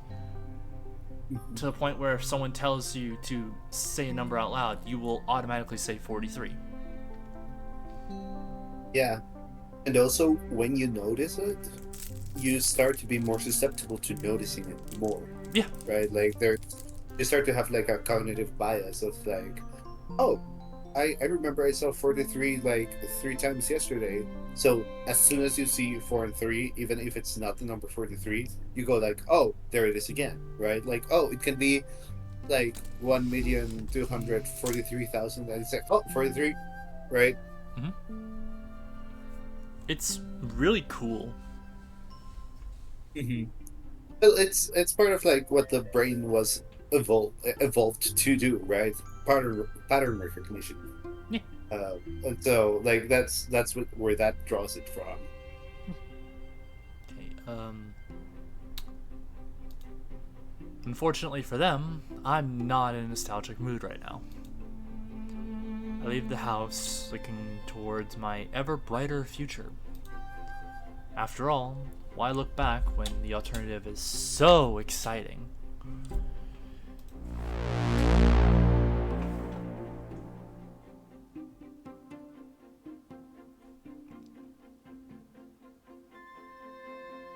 What does it mean that some of the words are highlighted? It's like special things that happen throughout the thing to notice, to look for. Once again, small bits of suggestion poking through. That's something that this game really likes to drive forward. Oh, Okay. are you familiar? Okay, you're familiar with Hazbin Hotel and Hell of a Boss, so you know of the voice actor Michael Kovac, aka the OG voice of Angel Dust. And I've heard of him. Michael Kovac, he actually voices a character in this game. Oh, that's really cool. Yeah, I know. That's actually what caught my attention originally. I just heard the voice and I was like, wait a second. I know that fucker! I love his voice! You know? So yeah, I had this game on my... Oh, you see the Amazing Digital Circus? Oh yeah, I love Jax. Even though he's such a nuisance, I love his presence. Oh, he's Jax. I don't like him. Jax is is an absolute dickwad, but he's like a lovable dickwad in that way. At least from an audience perspective. But like, I guess from a personal perspective, if you had to deal with Jax on a day-to-day basis, you would want to kick his teeth in every day. Yes, exactly, and that's all I see when he talks. And that's why he's such an Like, amazing it's- voice actor. Yes, exactly. And that's But, why like, I love him. I love it when you can make a character that everybody hates so well. Yeah. Like and, like, that's- another it's- example it's- is Dolores Umbridge. Mhm. It takes a special kind of actor to make you want to hate that character. And the actress that played her did an amazing job at it. That is true. Yes. Because like But, she is like going from that she's to- continue. Oh, to me, going from that to saying I enjoy the character, those are two very different things. Like, I appreciate the artistry that goes into making a character like that. But you loathe the character. Exactly. It's like I dislike this character so much. You like and you love and you hate them. You love to hate them. Exactly. You love to hate them. Yeah. Hold on, I'm just gonna move you a little bit. Okay. I never found it fun to talk about myself, and now I'm forced to do it.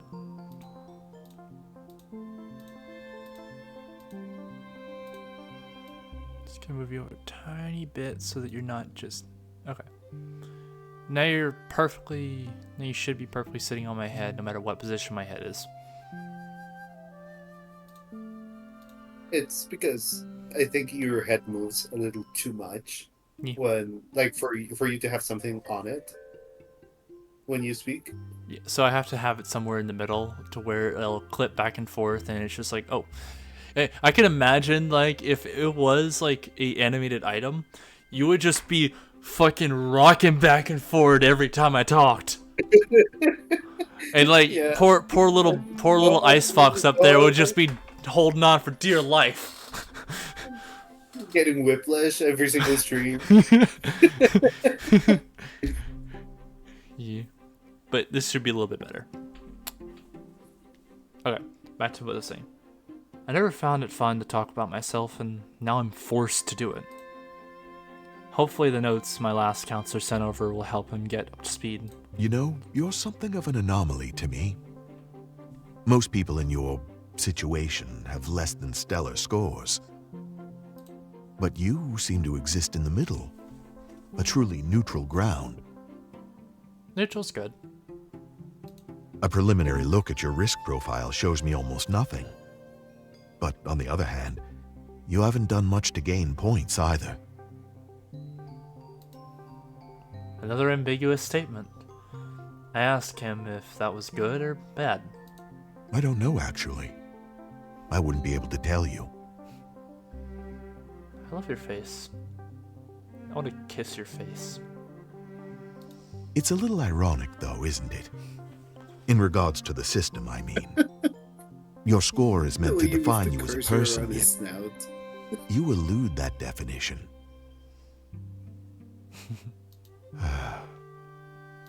Then again, I'm no stranger to attracting those that go against the norm. Would you mind answering a few personal questions for me, Delta? Nothing too intrusive. I just want to get a feel for who you are. Alright, Attracting. I guess so. I nod, seeing no harm in this. That's why I'm here, after all. Well then, let's start with the basics. Why did you move here? What did you leave behind? Big life changes like this are rarely without cause. Oh. Crap. I guess let me click the config. That's... I shrugged, unsure of where to start. There was a lot to say and little time to say it. At least we have our first few sessions cut out for us.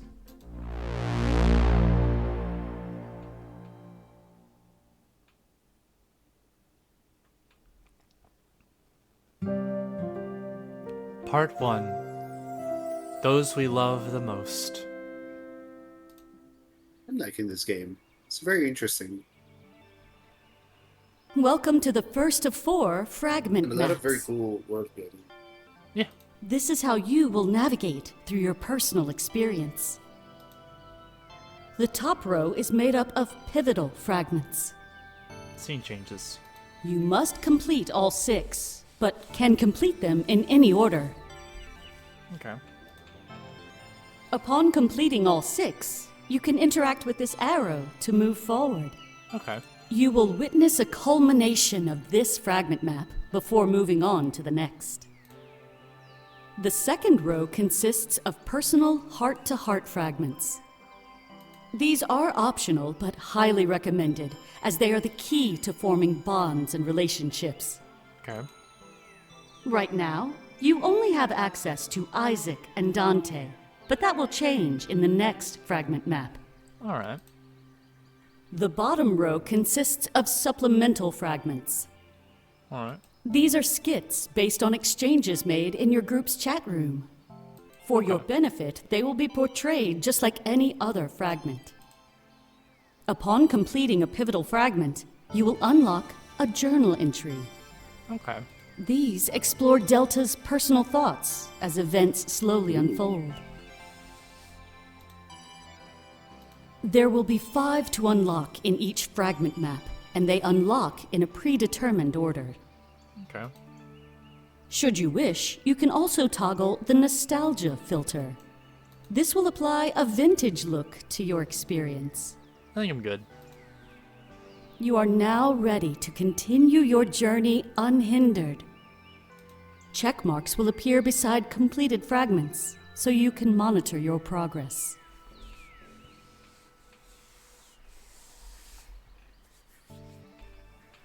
It is also recommended that you alternate between various fragment types. Enjoy, and make it an experience to remember. Alright. Okay, let's see. Experience Supplemental Fragment. Delta's Arrival. Experience Supplemental Fragment. Would you like to change the status of the nostalgia filter? Oh! Would you like to change the status of the nostalgia? Oh, hell no. Would you like to change the status of the nostalgia? Okay. Yeah, I don't like the black and white filter too much. You have not unlocked any journal entries. Okay. Experience Heart-to-Heart Fragment. Isaac 1. Start at the top left. Experience Pivotal Fragment. First Arrival. You must experience all Experience Pivotal Fragment. Let's start with the first one to the far left. Experience Pivotal Fragment. First Arrival.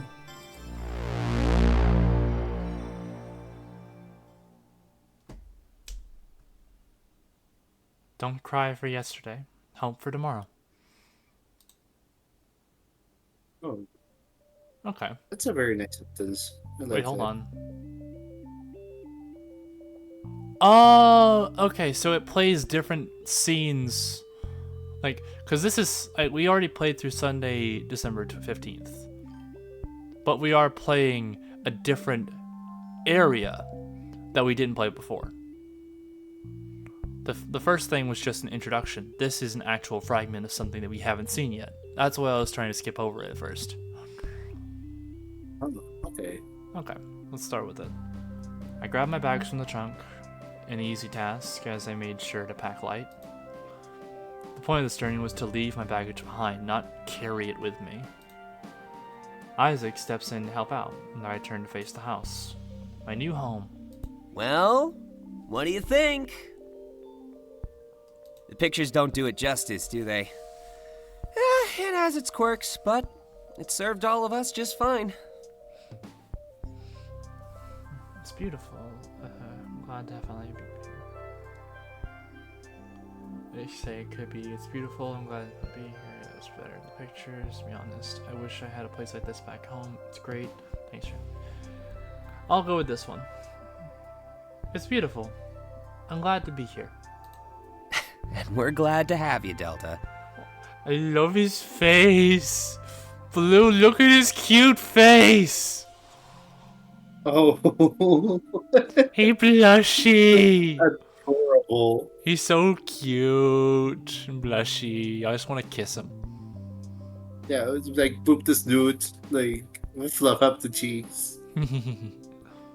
Maybe kiss. Let's see how red he can make them blush. We'll get along great. And it'll liven things up, too. Don't tell him I said this, but living with Dante can get a little tiring. Aww. He smiles at Yeah, me kids before always do that. closing the trunk and locking everything up. Continue. I like his voice. It's like very nice and approachable.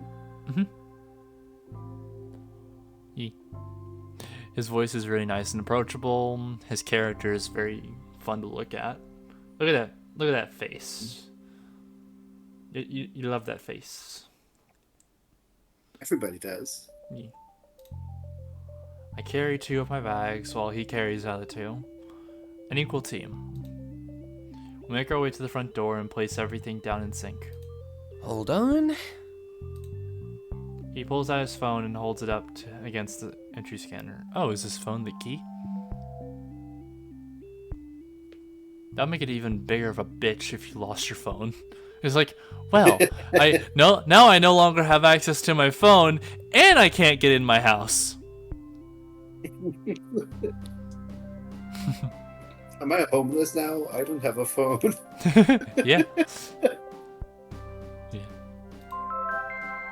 A small beep sounds, and then a moment later, the door unlocks. At least the security system protecting this house is solid. Welcome Yep. home, Isaac. Cortana? You may leave the house 2 more times today.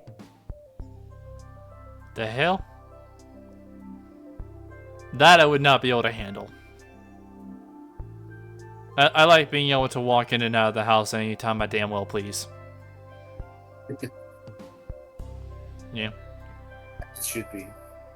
Remember, a good score makes a good citizen. Yeah. And my foot makes a real good pole to stick you into. Yeah, whatever. Even he agrees! He agrees!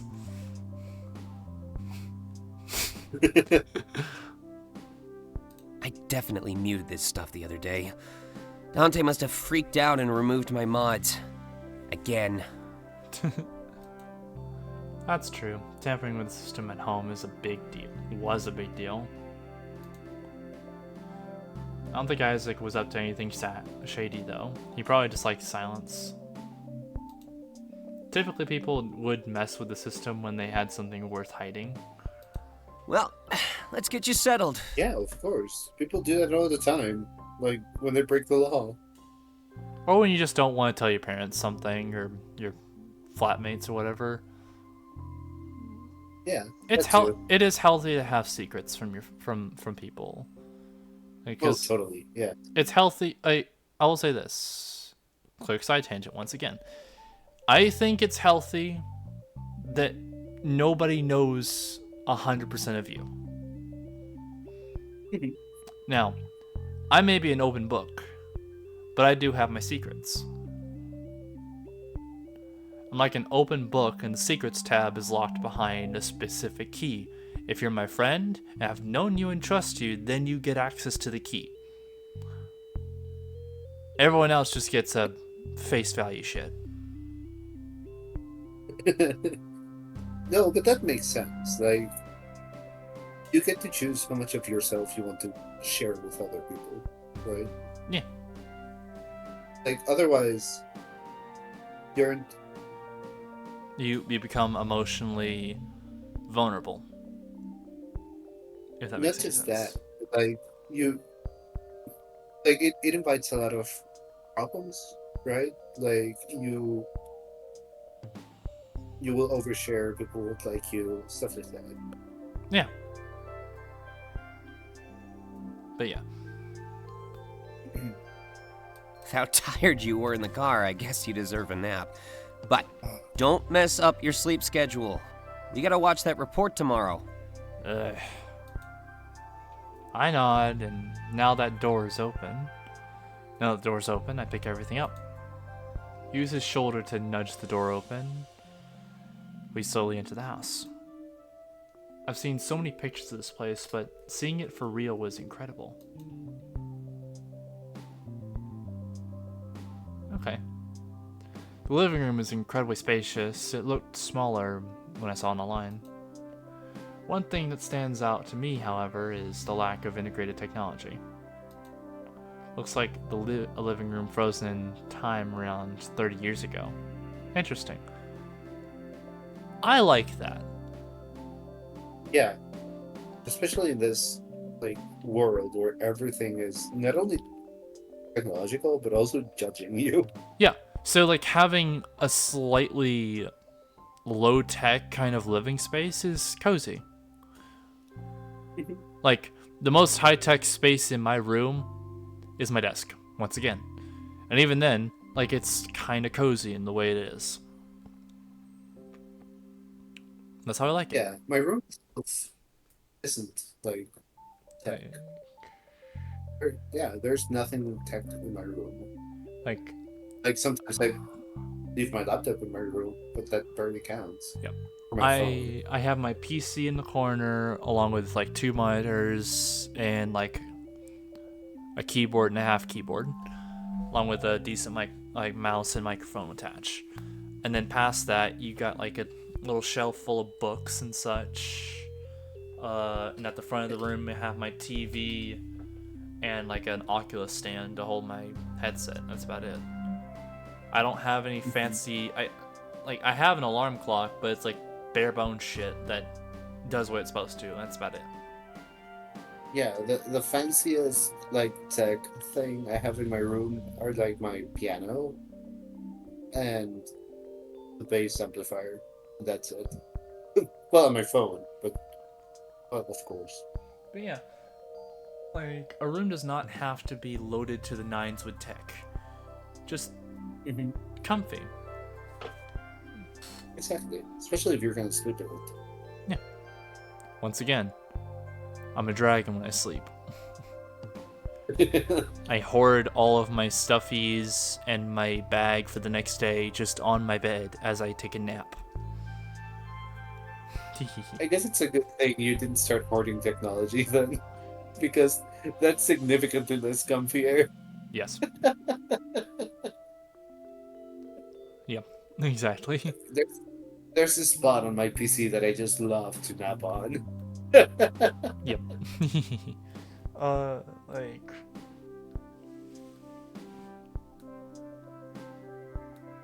Yeah. Like, and of course, like, everything, like, my room has a spot for where it's supposed to be. Like, my laptop bag for when I go to school. It's not on my bed. Mainly because I'm afraid that if I knock off the laptop in the middle of the night, it's gonna break. But it's also really heavy. So, like, it's not comfortable to sit next to. That is one of the few bags that just sits against the wall. It's on the little corner. My sketchbook, on the other hand, it's protected in a case that's kind of plushy. So, I keep it on my bed. And my messenger bag, it's also very round and kind of poofy. So it's round, poofy, but compact at the same time. So it just kind of is there. If it falls off my bed, it will roll and protect whatever's inside. Okay, that's good. So yeah, like, aside from those, like, yeah, that's how it is. Anyways, back to the story. This sight, combined with how Isaac acted at the door, revealed one thing. He must not be a big fan of the system. Not everyone is, though. It's fine. I think it's actually cool how quickly you learn stuff about people after meeting them for real. I can see Dante sitting on the couch, engulfed in his phone. Isaac seems a Give me little second to mad go. and confronts him immediately. What? Give me a second to go get my charger because my phone is dying. Okay, I'm gonna continue my stuff though. Alright. What's the name? Like, phone charger. Don't die on me. Wah. What song was playing right now? Lost in Space by Durificat and Nitram. That one's nice. I'll save it.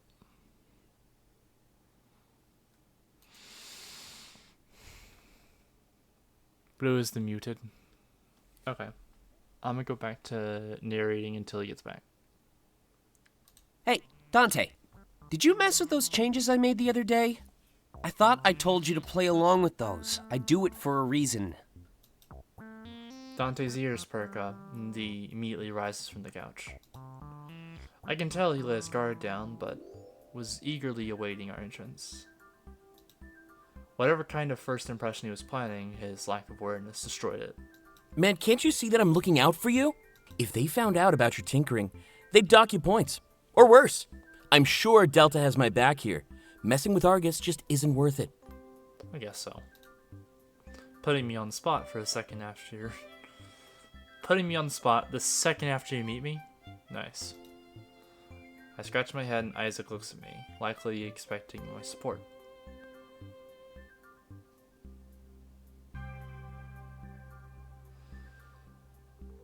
House rules. I have Isaac's back here. His house, his rules. True, but it's only a matter of time before we're tried as accomplices. Argus may be many things, but forgiving isn't one of them. Look at how the Zeros are treated. See what I mean? Let's just change the topic, all right? Yeah. I know I brought it up, but I don't want our first meeting to be an argument. Besides, I work for Argus. I know what I'm doing when I make changes. If by work you mean enforce the system on others, then sure. You do a lot of things that you'd report other people for doing. Hey, not fair. I may tamper with some hardware, but I never break laws. You'd be surprised how much you can bend the rules without breaking them. I don't know how many times I have to say this, but please, just trust me.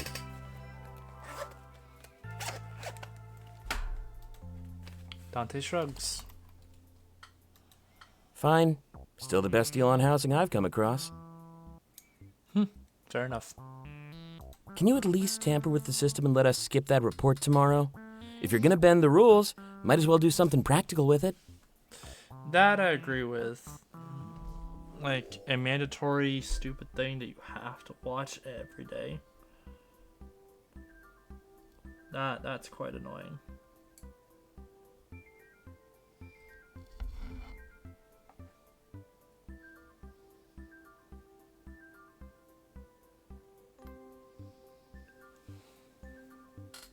That one toes the line way too much. I'll have to pass. It's only an hour, just put in some earbuds or something. I'm gonna go help Delta unpack and get a bit of rest in.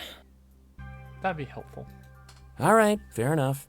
But if Argus ever comes knocking, just know that I won't hesitate before turning you in. Damn. That eager to get me in handcuffs, huh? I would love to put you in some handcuffs. Wonder where we go from there.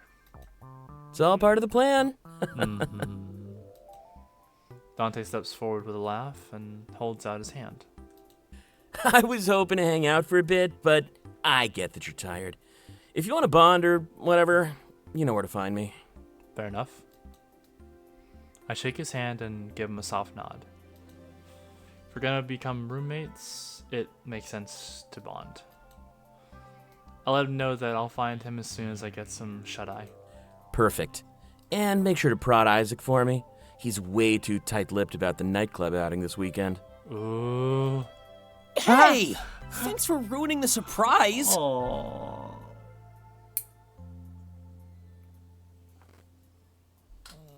Your fault, keeping secrets from your friends like that. I shrug. I knew that Isaac would plan a party, so it's no big deal. Dante smirks at me and then returns to his spot on the couch. I've met people like him before. An agent of social chaos. Your friend seems pretty cool, Isaac. Maybe I should start trusting you a bit more often. I like Purple Fox. A group like us? Purple Wolf. It's kinda Add hard Taylor to tell. the mix, and we'll do great things. Ooh, Taylor. Super duper. I like Purple Fox. Is it Purple Canine, Purple Wolf? I can't quite tell.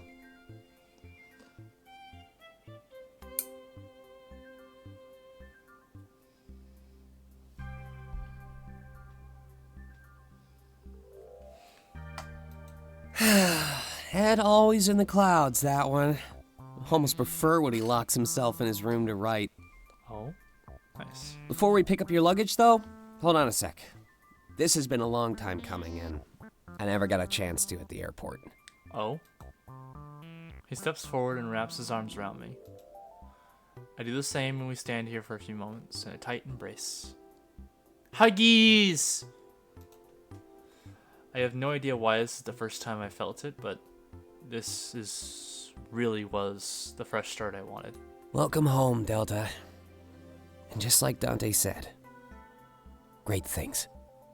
Yep. I released the hug and with a big smile on my face. This was it. Finally, the start of my new life.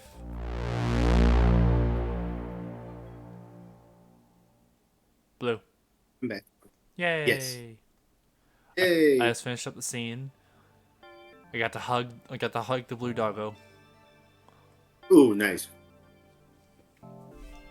Did you get to kiss? No, but I did get to make a joke about putting him in handcuffs. Ooh, okay. That's really good. Oh yeah, That- I had me some fun over the weekend. Oh yes, that's right. Yeah. Huh? Yeah, met these two new peeps. They were really sweet. Mm-hmm. Yeah. Like they invited me over to their place and we kinda had a lot of fun. Ooh, wow. That's really good for you. Yay, I'm very happy. That's literally never happened to me. Sorry, I don't want to sound like a bragger though. No, not at all. Like, I mean, you can tell me as much as you want. I don't know how much you can. We are on stream. Like, okay. For Twitch TOS reasons, like I am a 18 plus streamer and sexual content is a warning that comes on this stream. So Oh, okay. fairly loose and Yeah, that's right. fast and loose with what we can say. We just can't be like super duper explicit. Mm-hmm. So, yeah. Oh yeah. Like it doesn't matter if I say words like "come" and such, like on here because like Oh. it's already an expected item from this kind of stream. Okay. Okay. That's good to know. So, like I still like. imagine essentially the same thing that Borb does. Like it's fine to do here. Okay. Because like I am a very open book when it comes to how forward and sexual I can get. So I want my chats to be just as forward. Okay, that makes sense. Honestly, But, in the spirit of honesty, like I am a virgin. I've never had any sexual experiences. oh, why aren't you going to FWA? Because it's too far, and I need a visa. Oh, Yep. fair enough. That illegal Very entry into fair. countries. Mm-hmm. And also, with the state of climate and shit going on right now, that's Not gonna the be best. hard as fuck. Mm-hmm. I have my appointment for February next year, which Yeah. is the soonest I could get it. If FWA does happen again next year, when, if, blah blah blah, because of a certain dictator that's going around, Mhm. when, if and or when it does happen again next year, I would love to meet you at a convention. Or Yeah, just that would be very fun. have someone to hang out with. Now, I will Yeah, state I would this. love. Once again, I am a very forward, I'm a very sex-friendly person. I warn people about this stuff. Now, Okay. it's not like I'm gonna go fucking my friends all the time. That's an up to you type situation, and it depends on the situation that's happening. All right. Yeah. No, I I get that, but like, even if nothing happens, like, I would still very much like to hang out with you because you're a very cool person. I'd like spending time with you. Well, I'm happy to hear that. Yeah. Even then, like, I don't know. It's too far in the future. It's no use making plans. We don't know the future, but making plans always feels nice. Another side tangent here. I originally wasn't going to FWA. I originally had no plans to do so. Mainly because like I was in the rut. I was kind of in like a emotional rut. Oh. It was starting to affect how I was performing in classes. And Ooh. I thought about what usually kept me motivated to do well. And it was this sense of knowing that there's a goal at the end of this track. What am I going to do after the fact? Now, Mhm. I know that technically, if I look at it as a broader example, by the end of college, I will earn a degree that will do something for me. But that doesn't always hold a candle to something I want to do in the now time, if that makes any sense. Because it feels like that's too far away right now. No, yeah, I totally get that. Even a year I- ago, like even a year from now feels too far. Mhm. So, like, expecting that goal to exist sometime in the future and looking forward to that doesn't always help me. So, Yeah.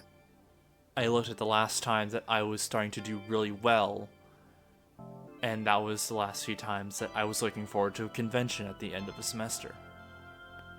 Or a trip that I was going to. So I realized I need to have goals, a big goal that I can do at least once or twice a year. So That I sounds like a very healthy like realization about yourself. yeah, It's very important to know what motivates you.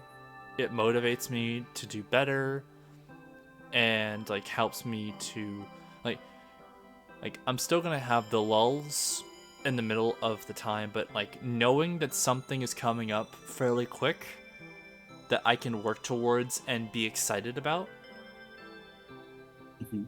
it helps me stay focused.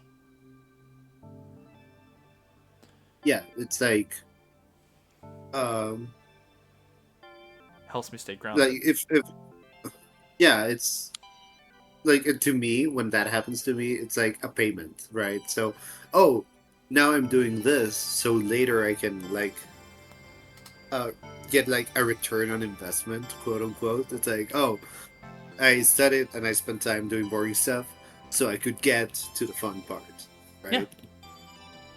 Mhm. I totally get it. Like doing that with a paycheck. Like, oh yeah, I do the really boring work and shit and get it out of the way so that later I get money that I can do fun shit with, essentially. Yes, exactly. But like, and like, money's a great motivator, and that's why companies should pay their workers more. I totally agree. Yep. This message is Panda approved. This message was approved by a mystic and a panda. But yeah, I need a goal that's not too far away, that's a big item that I can look forward to. Mhm. Without that, Something that feels achievable. goals feel intangible. Hmm. And it's hard to focus on the future by working with the present.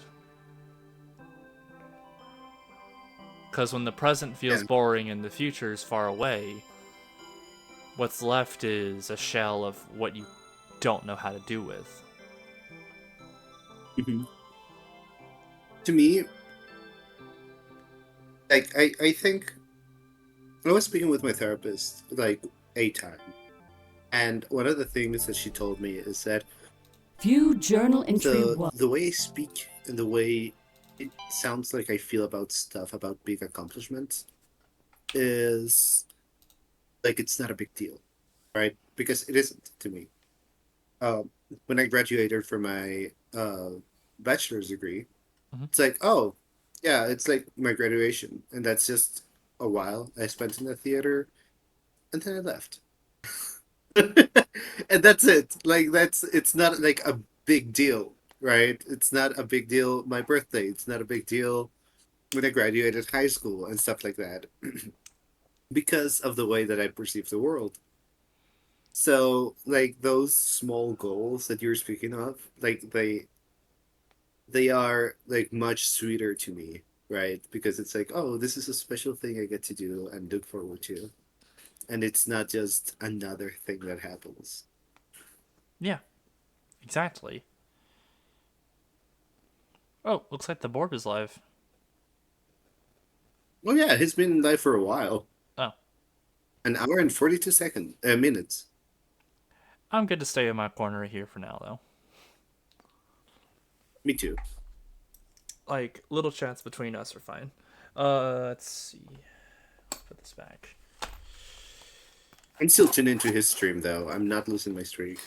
Oh, I should probably do the same. Give me like 5 seconds to do that, and hope. I have had to put a hard limit on my. Oop. Hold on. I'm going to have to mute my Spotify because it's connected to my web browser. Oh yeah, no. I need to go say hi to a different streamer friend. The Borbster. There's the Borb.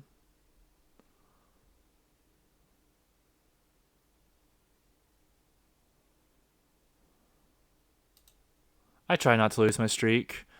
I had a streak of like 14 plus, and then it went away. Oh yeah. I right now my streak is 74 on Borb's channel. 74 streams. Nice. Oh, I think I've made it up to 3. Yay!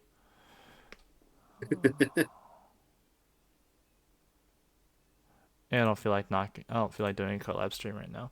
Like we already collab, but we just don't advertise that we're collabing. Here, let's see.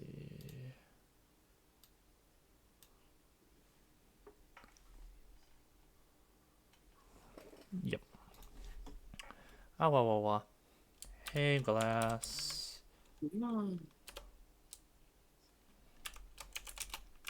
How you been?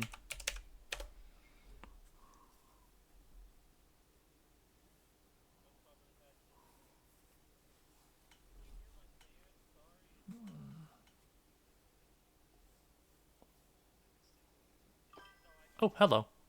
Oh, he's playing War Robots. Oh yeah, Yeah. that's cool. But yeah. Silly board. Okay.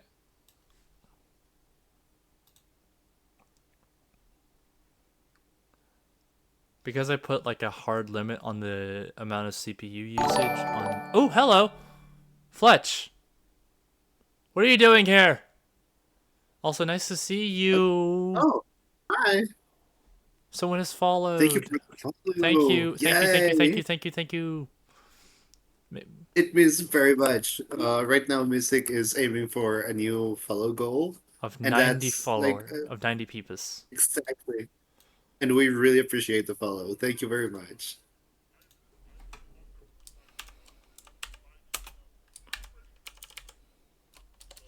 Just chilling before bed. That sounds really nice.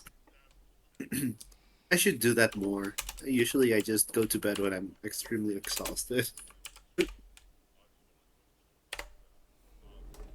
I'm also incredibly impulsive. Yee. So, Ah, nice. Well, thank you for the follow. Good to know you got someone looking. yeah.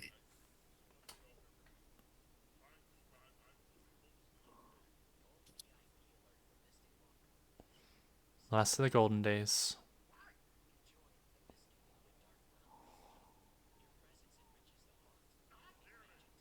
Sassy as always. Okay. Um, my friend, like my streamer friend Faust,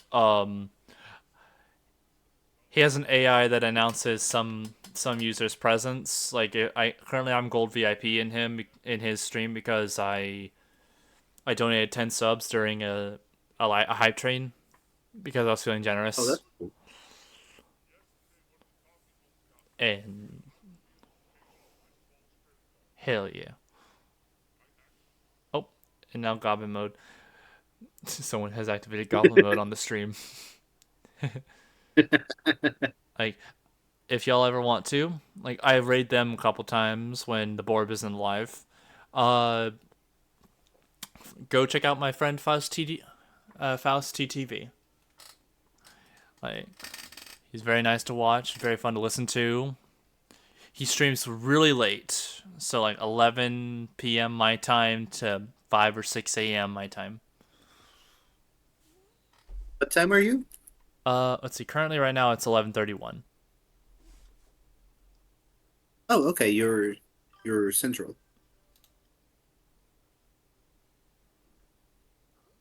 Okay, I'm going to just keep.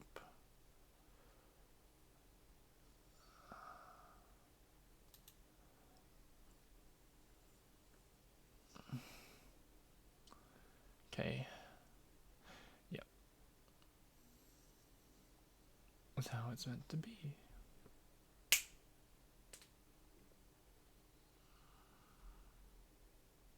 Oh, that's very interesting. What? You cannot shout out somebody who isn't on the stream. I don't think I can. I can try. No, I just tried and you cannot. Do you know the streamer Faust? Did you find them or?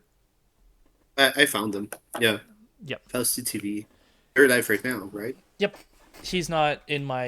Yep. He tends to stay on his own thing. He doesn't keep open channels like I do. But like he's a very fun person to go talk to. Like you can, like even though you can't shout him out, just put his name into the message button. Actually, I'll put it Okay. myself. Yeah. FAUSTTTV. Yeah. Like I like to advertise my friendos when I can. Speaking of friendos, That's very nice of you. anyone who's here, check out this adorable ass panda that's sitting on my head. His name is Blue Panda Heisai. You know what? I'm gonna shout you out, damn it. Give me like 5 seconds.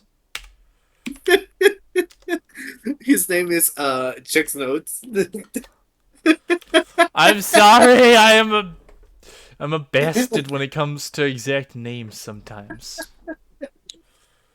No, don't worry. It was really funny.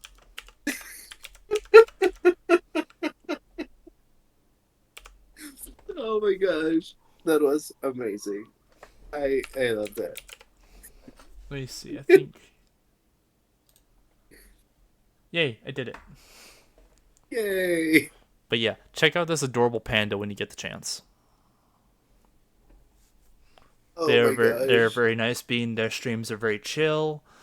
Like, what was you playing last? I do not remember. Maybe Destiny, maybe Final Fantasy. I'm just a variety streamer. Same here. Regular. Like me. Yeah. We need to get this. Mostly. We need to get this doofus to affiliate as fast as possible, cause y'all help me out. I want to help my friends out. It's really not necessary. Do it. Do it.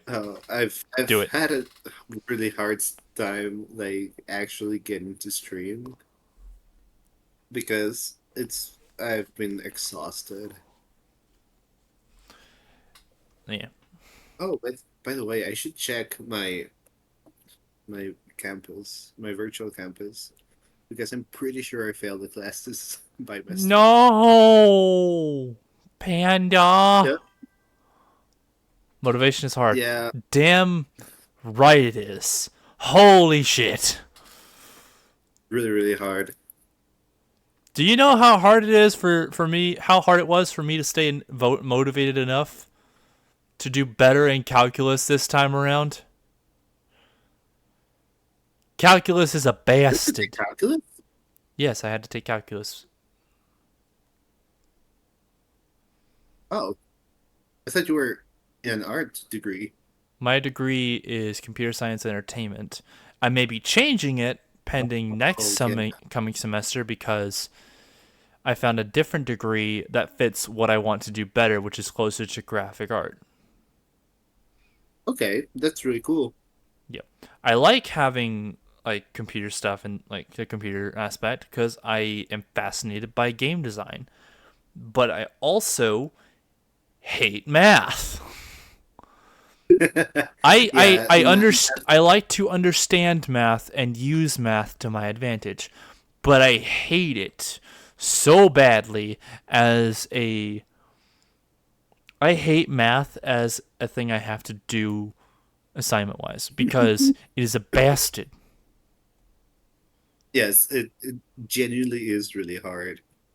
I failed my calculus when I was doing Like I failed my bachelor. I had to take calculus A twice.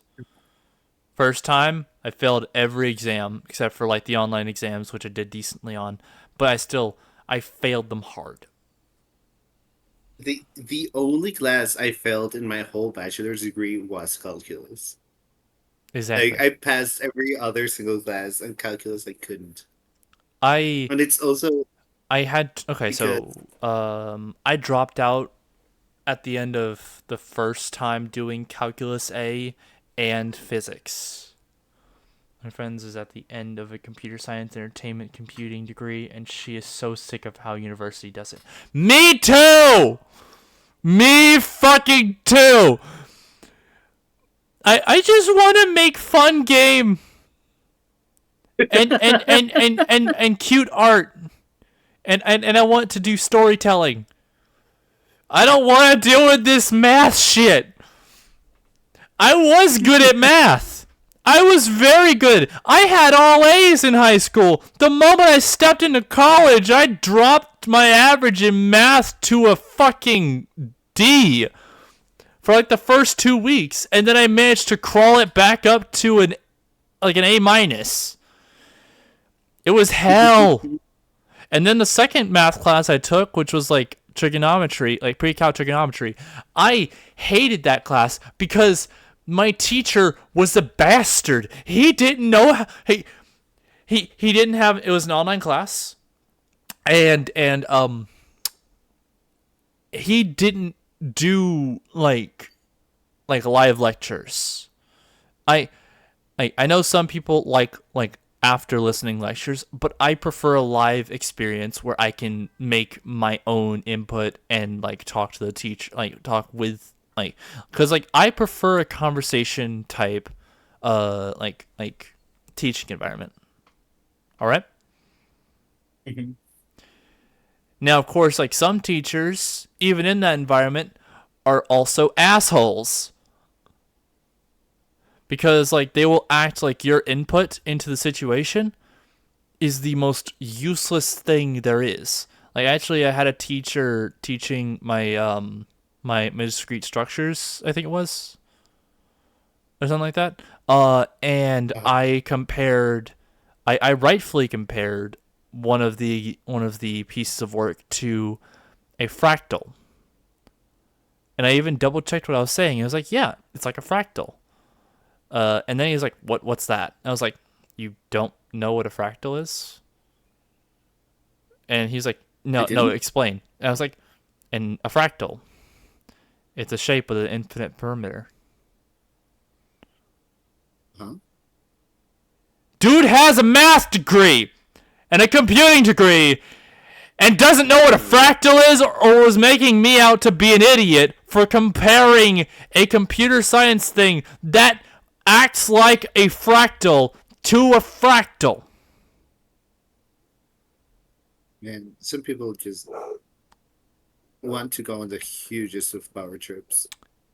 Like, that's what I they're- don't know what he has a problem with me for. He has a problem with me. Like even other students have noticed this teacher seems to have a specific ant in his ass anytime he notices I'm in his classroom. Mhm. I am just hoping that I did well enough on the final that I can pass his class and be done with his ass. That was one of the finals I had to very take. much- I want to be done with his class and have him out of my hair and out of my thoughts, because I tried to like him as a teacher. But he was such a bad teacher. Like, is often unclear with instructions. Like, they gave ridicule on stuff that was correct. And it just constantly got on my nerves.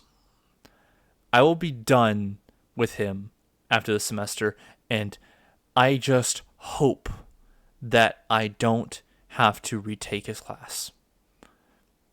This final, I just need it to be like a high C to a low B, and I pass his class, and I'm done with him. I just need to have a C in his class, and I'm done with him. Because like a C is the lowest you can have and still get full credit for a class. Now it doesn't help with your GPA much, and I have all the summer semester to make sure that I keep my GPA up, and I have access to my secondary scholarship for next year. But as long as I can get out of these classes with a really good grade, or at least a halfway decent grade, I'll be happy. You know? Yeah, of course. Like that's the whole point, to pass. C's get degrees, and right now, I'm muddling my way through. Yeah, totally. Yeah. Also, You know what? I just realized I can do this, and I want to see what your what are you, your reaction is going to be. what are you doing? What are you doing? What? What? Panda! Panda! What are you doing? Why did you give me a Hey, thank you. Thank you, you cute little panda on my head. That makes you founder number 5. Yeah. You now have a founder, like you have founder, like, nice. Oh, And Prime. I can use this. Yes, it's a Prime sub. Hey. Oh, you can now use my emotes. Yes, You the would- danger one. You I could use the adorable other ones little, too. you're adorable little silly bean. Like, danger was the only one that I put behind like a sub wall, because mainly because Bird did the same thing. Like Glass has his behind the first tier sub wall, and so I was like, that seems fair. Yeah, and also you have to incentivize people to actually get the subscription. I want to And get the more emotes are a big emotes. part of that. I want to get more emotes made or make more emotes myself. Now, I am a little bit like, even though I love how well I can do physical media, I am still learning with digital. Mhm. And like some of my old iPad drawings are only halfway decent in my eyes because I can't always get simple shapes right with my iPad. Cuz it's like it's like drawing on a slippery slope. Yeah, and it's not it's quite ac- stable. It it's doesn't feel like paper. It feels like I'm drawing glass. because you are like that's I am drawing on the glass. I like having something tactile to work with, something that for sure. feels groovy and smooth. That's why I liked borrowing the tablet from the campus. The art tablet that I had been borrowing was a borrowed item from the library, and I don't have access to that. I won't have access to it unless I decide to grab it for like a day or two during this week. I won't have access to it for almost a month because like after finals week, the library shuts down for about like 2 or 3 weeks. Okay, that makes sense. I think my college libraries also did that. Yeah. So I They won't definitely have did not technology like that, but yeah. I won't have the ability to check anything out until I believe May 28th, May 26th or May 28th. And even then like it'll be appointment based. So luckily though, during the summer, because the makerspace is only open by appointment, um, I actually have the opportunity to do online recheck, which means that like after the first week of me borrowing the item, I just send an email saying I need it for another week, and as long as it's in stock, I get to hold on to it again for an extra week. Oh, that's really cool. And then That's really convenient. for the second, then I have to make a second appointment as that next week comes up. Mhm. So that's probably going to be how I keep reborrowing this tablet, at least until I can afford to buy my own. Yeah. Yeah. Currently, that is the That only sounds item I have on my throne. I legit, that is the only item I have on the throne. It is a I didn't know you had a Wacom. throne. I have a throne. I don't have a throne bot yelling at people the same way that the Ko-Fi bot does. I need to probably get something put down, but like I think I have it somewhere in my channel description that I have a throne. You have 2048, sound alerts, and dice roll. Oh right. Oh crap. I'll have to fix that later. Actually, I could probably fix it right now because I'm just chatting. I'm not even playing. We have to get back to playing the game, but like for like a minute while I'm chatting, I will go ahead and add this so that it's a visible item.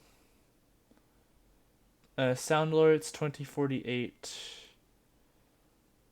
I like 2048. It's a really good game. Let's see. Very fun.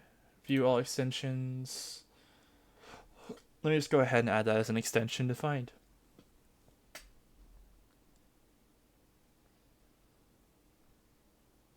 Let's see. Because like we're chatting and not doing anything correct like currently, so might as well add it. Not doing anything correct. You're only doing bad stuff. Oh, shut up. Ooh. El Dorado. Oh crap, I don't have Spotify playing right now. There it is. El Camino to El Dorado. There's a song called El Dorado going on right now. Oh, Badger! Badger! I see you in my chat. Hello, Badger. Badger, Badger, Badger, Badger, Badger, Badger, Badger, Badger, Badger, Badger, Badger, Badger, Badger, Badger, Badger. Mushroom, mushroom. Butter, butter, butter, butter, butter, butter, butter, butter. El Dorado is a city of gold, and I'll tell you all its secrets if you don't tell us so. Yeah, the Badger! I located your stinky ass! How are you? Stinky ass. I don't have any snacks for you to steal, though. He's a bit of a snack thief. He steals my friends' snacks every time they stream. Oh, really? Is that a thing? Yep. I mean, I have That is very potions. I have potions. that is very scavenger creature of you. Like, Do you honestly, do you want potions? respect. No. I don't have chips on me currently. I actually don't even eat chips really. I'll Here, have some occasionally potions. I'll occasionally have some potions, yeah. Here, traveler, take some potions.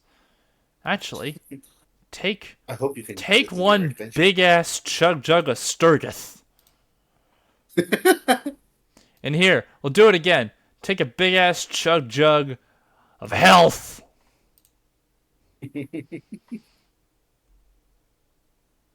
Ha ha ha ha ha. Okay. And now look at all the money on the side of my soul. Yeah, yeah. I keep forgetting that you actually have music on stream because I'm not listening to it. I'm only listening to the Discord call. Yeah, so you only know that it's there when you start hearing me sing along to it. Pretty much, yeah. She's vicious. Got manners in her uses. Let's see. Leaderboard of strongest supporters and recent gifts. Shows your wish list and leaderboard to your fans via panel about selection. Add throne wish list. My throne username. I think my throne's the exact same as my name. Let me double check. There's Faust. Nice. Hey you, hey me, you drive me crazy. I do this to myself. It's bad for my health. That girl is vicious. She's vicious. Got venom in her kisses. She's wicked. It's somehow so delicious. Missus, she's vicious. She's vicious. Got venom in her kisses. Oh, that's right. What's this? Oh, yeah. Oh, hello. I forgot. Stolen from the door.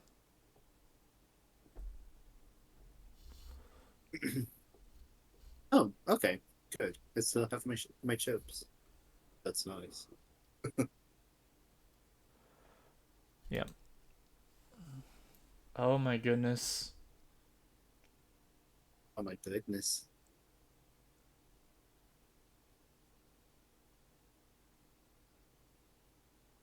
I I've been drinking too much. My back hurts. But I got distracted. I got a little distracted for a second there.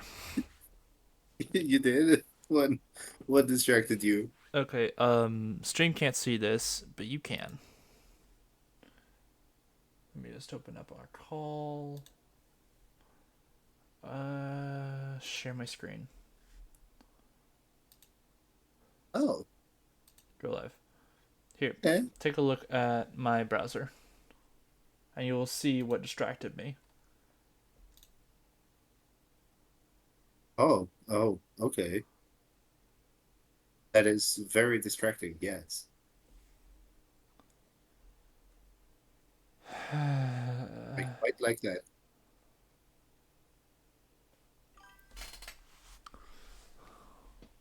Very nice, Ducky. What is the gum leaf skeletonizer? I don't know. What is that, Blue? Like, okay. What? I don't know. I don't know either. I will say this. Okay. The reason why this is very distracting me. You know I'm a very bi baby, but I'm also incredibly gay. Yes. And Very and also incredibly gay too. like I okay, I will say this. I have a tendency, like if I see something that I really like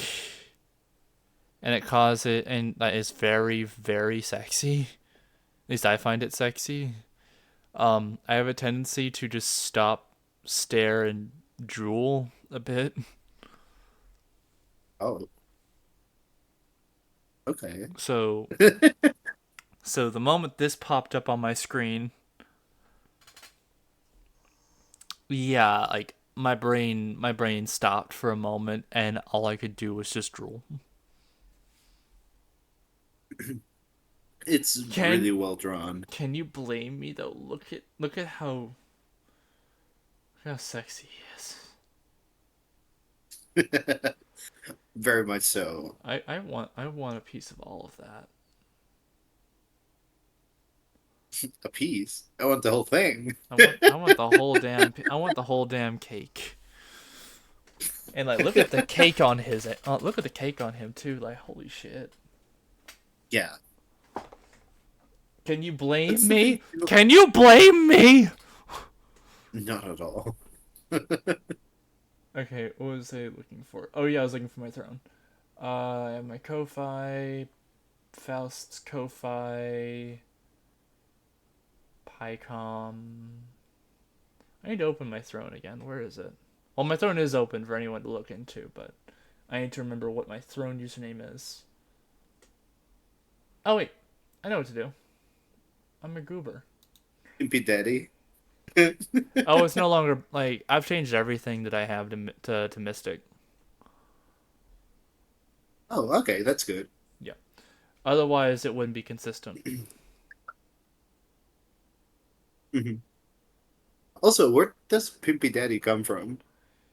It was my old Microsoft username before Microsoft forced it to change. So like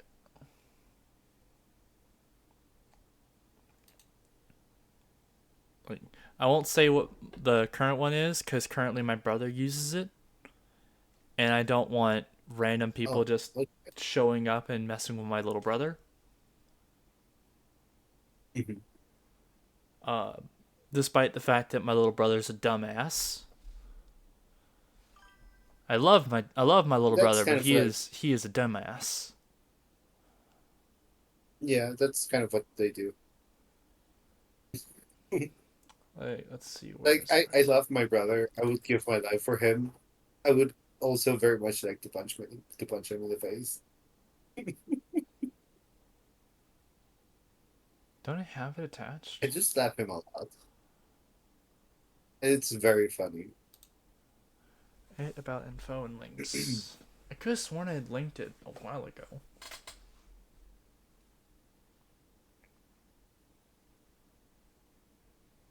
Okay, I guess I don't have it linked right now. Uh,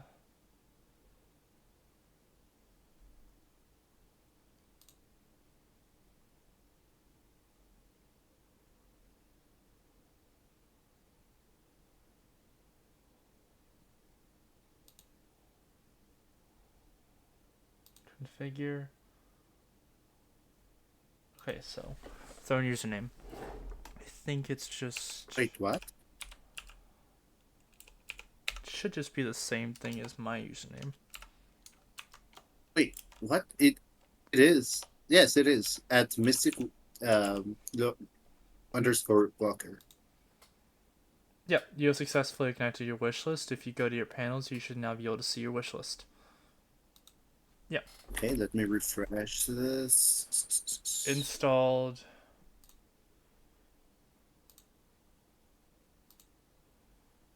Activate.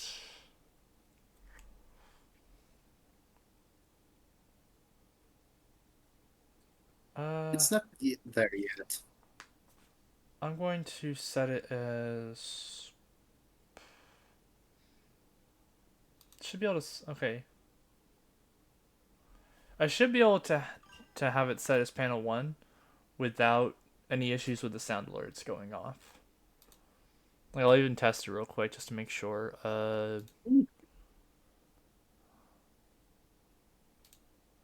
Like, brush should still play. Bruh. Yep. Okay. Yep. You should see it as a panel item now. Bro.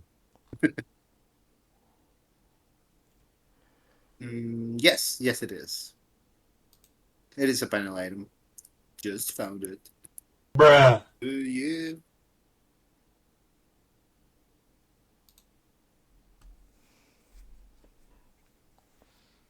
Now, we should probably get back to the game.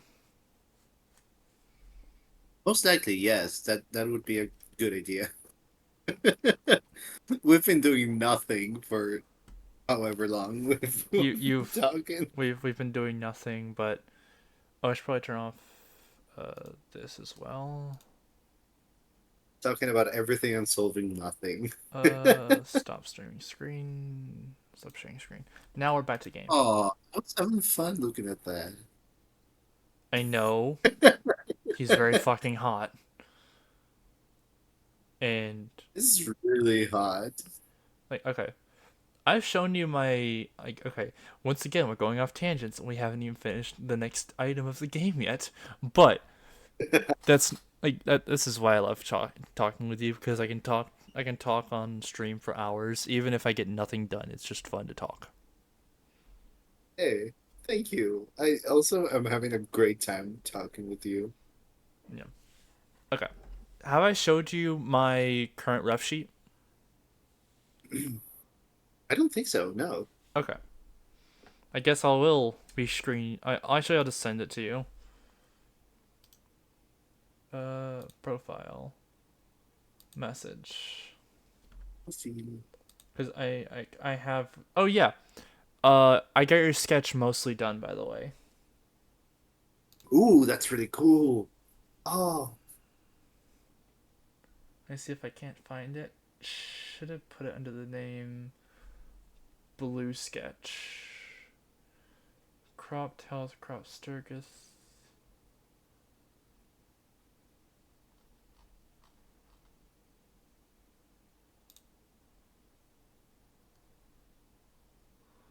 Let me go ahead. Okay, so first things first, this is my ref sheet.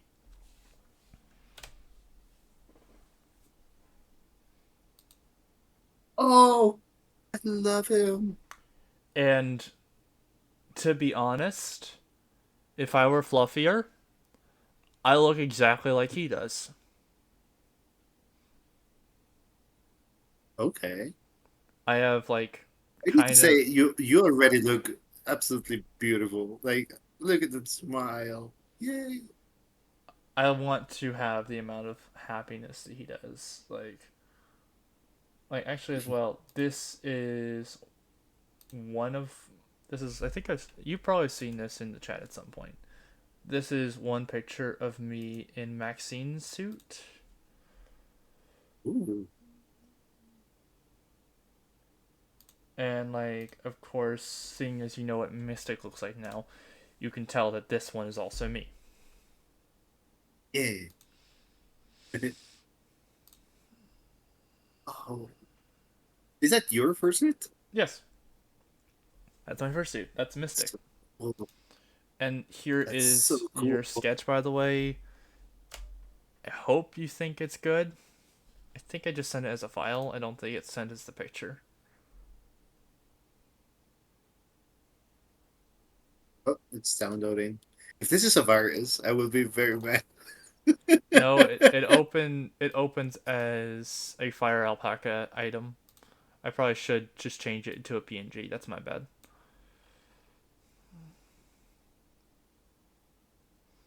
I don't think I have anything to open this. Maybe Adobe? Let me see if I can convert it to a PNG. Okay, open with more apps. Windows. Yeah, that didn't work. Okay, hold on. Okay. I messed it up. That's my bad. I'm sorry. No, it's you're good. I think it's really funny that that happened. Do I have anything else to open this with? Um, um, Okay, that should work. no, I do not. Okay. Okay, this should work now.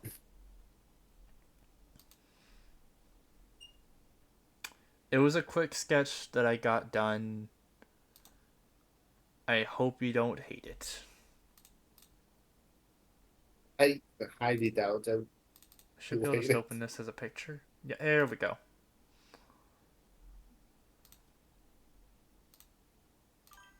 Oh, hello. What, huh? Did you see it? Oh, yeah. Art holds more priority over game, so of course you'd see it. I didn't Wait, realize. what? Oh, I still have, since Fire Alpaca is an item I use constantly, I still have it as a thing on stream. So if it shows up on stream, so if it shows up on my screen, it shows up on stream, and it has a higher priority than game. I absolutely love it. It's very, very cute. I didn't have enough time to finish the outfit before I fell asleep. No, but she looks amazing. I love it. I try. I really tried. This is really, really good. Thank you. I love this. Yeah.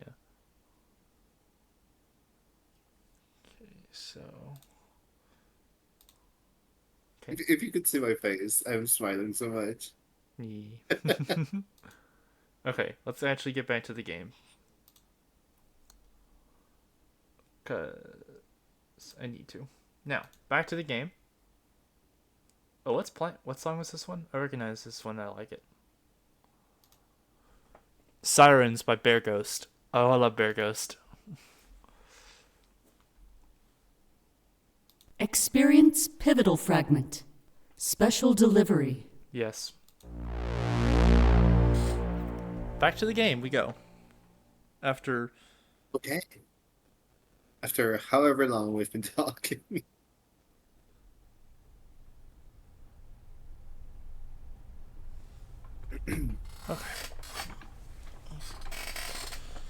I enter Isaac's store, and I'm immediately taken back by how fancy it is. The massive Argus Corporation logo at the back is kind of blinding, though. In spite of that, I make my way towards it, and closer to Isaac. He stands behind the register, lost in thought, but I could tell he was tired. That's why I have his boxed lunch in my hands. He forgot it home, and I wasn't busy. Aw. It was a pretty harmless delivery, all things considered. I'm sure it'd make him happy, though.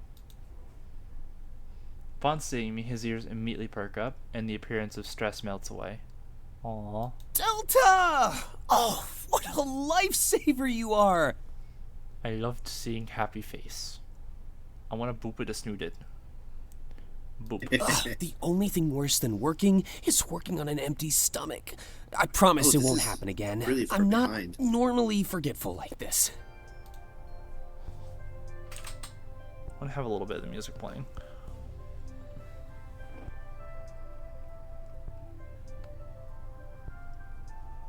No problem, you can always count on me. I'll take any excuse I can get to spend some time with you. Just make sure it doesn't happen again. Didn't realize I moved here just to be your courier. I'll never find a job with distractions like this. Which would be a good one. I'm leaning between this one and this one. But we could also very well do this one. What do you think, What do you think, Panda? I like the excuse one. Which one was that one? I'd like any excuse I can get to spend time with you. Oh, we get to make him blush with this one.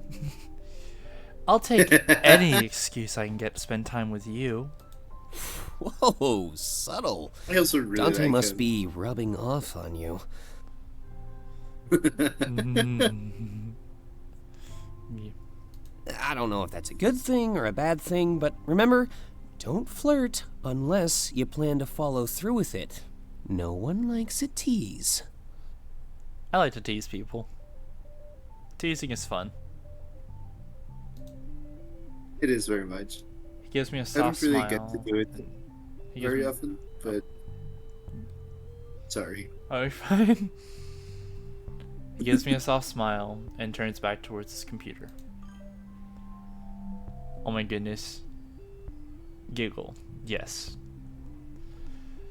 As he faces his work once more, the smirk turns into a grimace. It was almost like his worries melted away as we spoke. Flattering. You'll never guess what happened. 10 of my installations this month have backfired. Oh? That means the people who bought them made illegal modifications. Basically, I lose the commission. Normally, I don't care, but 10 in a row? That's a little bit too much. Something is clearly going on. It seems like it. He strokes his chin like he's lost in thought. It's odd how he hates when people mod their gear, but he does it all the time. Well, maybe it's because he has special permissions that keep him from getting in trouble. What do you think? Yeah, that sounds plausible. Because, like, if his objective is to allow people to mod their stuff so that they can have, like, a slightly more at ease environment, at least at home or something. But, like... There is a chance that he is actually doing the modifications. Yeah. I decided to ask him more about why. Nobody's around to spy or anything. Oh, Badger! So someone buys something after they have paid to do something illegal, and he loses commission? Oh, that's crap. Oh yeah, it is kind of crap, but... like, it's kind of like losing a customer. It sucks when you lose a customer. Not just modifications, Delta. Illegal modifications. What I do is harmless, and I still follow the terms of service. These people are actively causing harm, using the tech to aid in crimes and stuff. That's not good. Yeah, probably. Right. Isaac wouldn't be the type of person to commit a crime. Besides, Argus wouldn't care if they found out about my mods. That's why we have zeros. You can basically abandon the system entirely. So when I mute an AI or change the colors of lights, it's nothing. I'd like to think that Argus has bigger problems. I mean, they clearly do. Yeah, it seems like it. Makes sense to me, and now I understand why Isaac's house is so under-equipped. Why implement invasive technology in your home if you don't have to, right? You could stick to the bare minimum, just enough to satisfy Argus.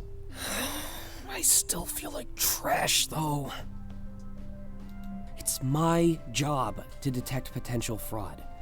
They slipped through my fingers, so I enabled their crimes. Argus can dock me points for that. Such a stupid rule. That hardly seems fair. None of this seems to fit Isaac either, and it's odd. A man peddling wares he doesn't support or even use in his own life. Willing to give Argus eyes and ears everywhere except his own home? I vocalize these thoughts and he shrugs. A job is a job. That's what I always say. Yeah, it is. Besides, it could never hurt to stay on Argus's good side. Climb the ladder, and you won't be there when they tip it over. I like working around people, too. And I mostly sell phones, anyway. Big-scale installations like vehicles and home security are few and far between. Can't argue with selling a kid their first phone, though. Connecting them to the world. That's fair. I'd be a bit conflicted if I were in a situation, though. Argus has never done anything wrong, but they're still feared by a portion of the world. working for them could be seen as working for the enemy by a lot of people.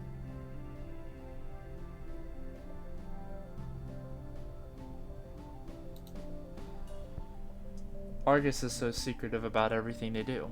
It's hard not to theorize. It could be solved by some more transparency, but they're never willing to offer that. Something about a mysterious corporation running the world seems to strike more obedience.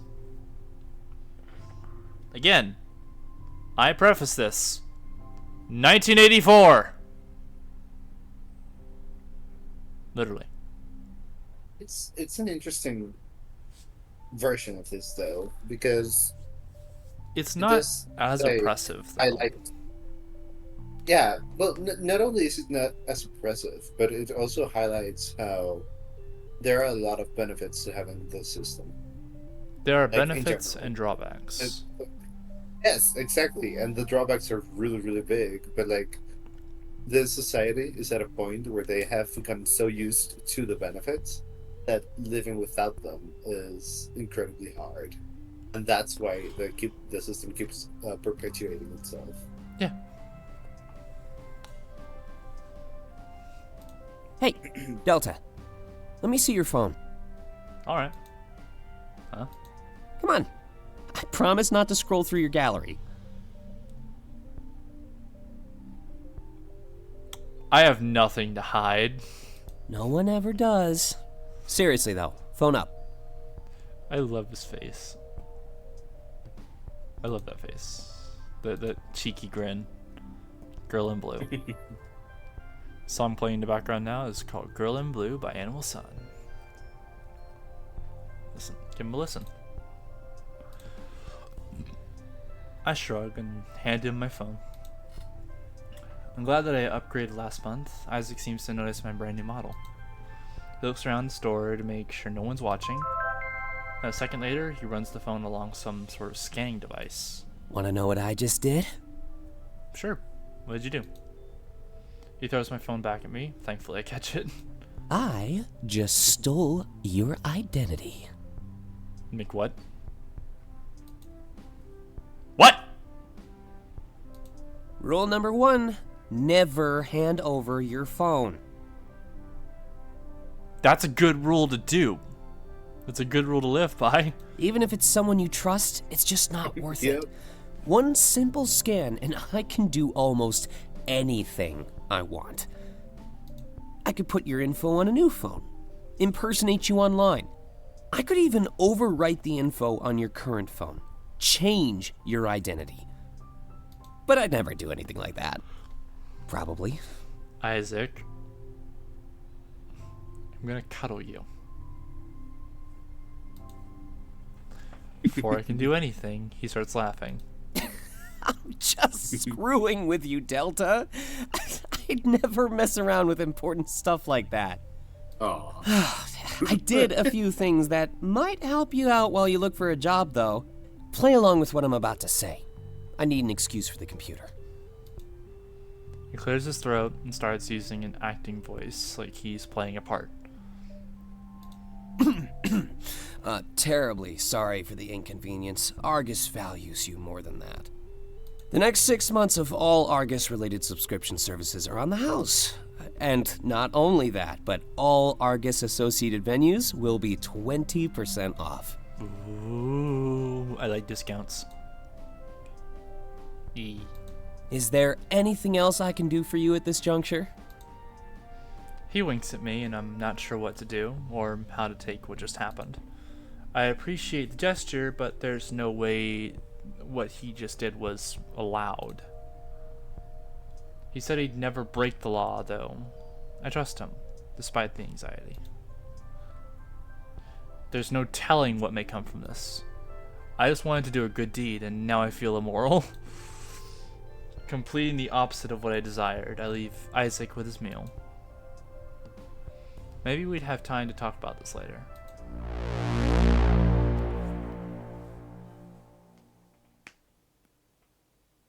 I like discounts. And of course, Blue, you know this about me. I never and this is something I go with stream too. I never will like straight up beg for money or whatever or any item.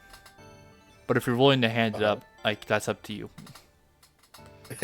And I will not. I will scream and say, "What are you doing?" But I won't. I will not object. I believe you. Yes, this has happened before. Yes, like for my birthday when you donated $40 to my coffee.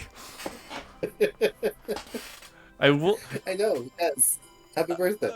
Thank you.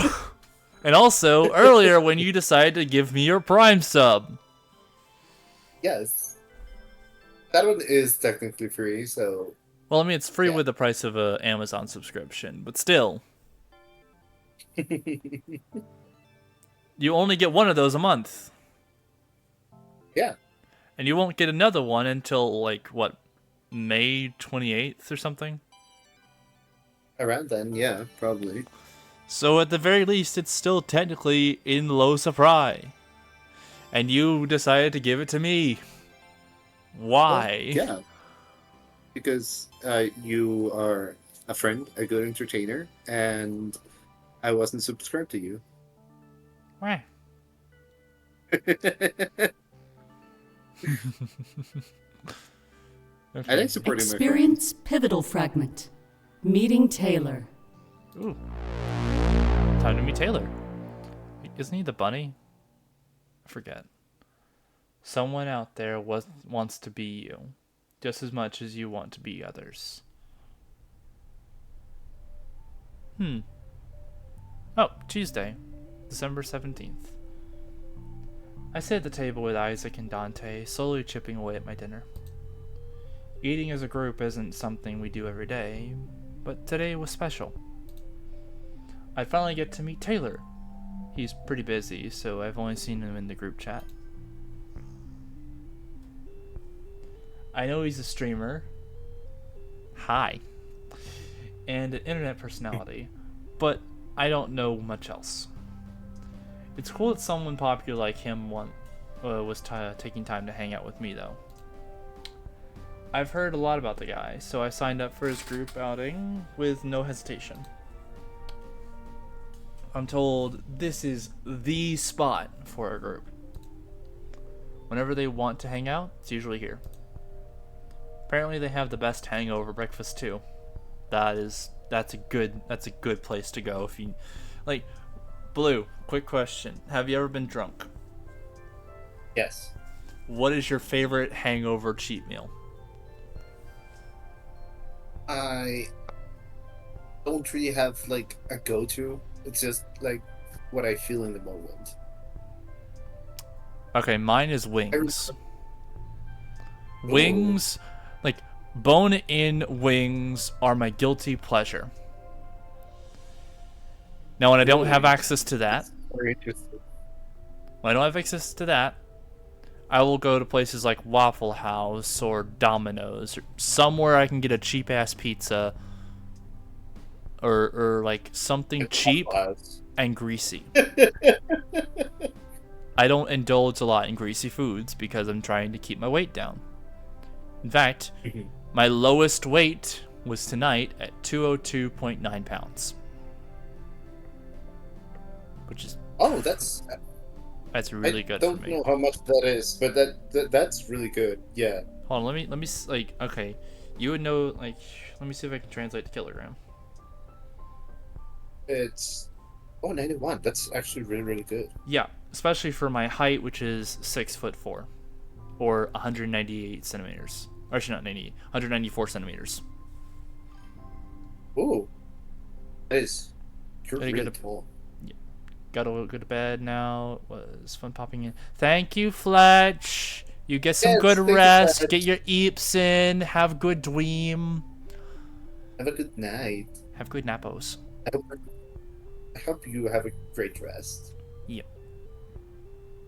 Get some Last good. time I weighed myself, I was 253 pounds. Thank you for coming around. Thank you for listening. Thank you for Thank you for coming. Thank you for staying. Thank you for watching the show. Okay. Damn, Delta, you're inhaling Forget how that. tall I am. Give me a Yeah, second. it's delicious. Can't tell us we're exaggerating anymore then. This is the best place in town. Full stop. Yeah, definitely excited to come here Saturday morning. It's part of your master plan, isn't it? Oh. So Nice I try, am Dante. a 5'9", No more info till and Taylor last gets time here. I weighed myself. And I even was- then, we should let him and 253. Delta get to know each other. So not the best, honestly. I think in that picture as well, I was like 210 pounds. I admittedly, the goal I am going towards is the tall, like skinny-ish femboy. Okay. Cause I can see that for you. That I like as well. I feel better like being skinnier. Mhm. Not to You say mean that better physically or about yourself? physically and mentally. Even though Yeah. like I never had a problem with the fact that I was big. But then I realized as well, like, with me being so big, I wouldn't have the opportunity to do a lot of things because, like, say if I wanted to go, like if you weigh more than 250 pounds, you're not allowed to, like allowed to go on certain things or even do like zip lining, this, that, and the other. And I'm like, I never want to put myself in a situation where I can't do something because of weight. Yeah, that makes sense. And as well, going for a femboy look, for one, it like so far has helped with my endurance significantly. Like breathing isn't as hard. Running, I love to run. I can catch up with most cars going like 15 miles an hour to 20 miles an hour, and I love it. Like, I love to run, I love to walk, I love to talk to people, and I love to feel nice and loose when I exaggerate myself, if that makes any sense. Yeah, that makes sense. Definitely also makes sex a lot easier for both partners. Okay. Because like if you're too heavy and you're not, and the person isn't expecting it, like you like unless the other person's into that, like you might cause pain or at the very least too much pressure, and like I'm not about. So like I try to avoid that. Yeah.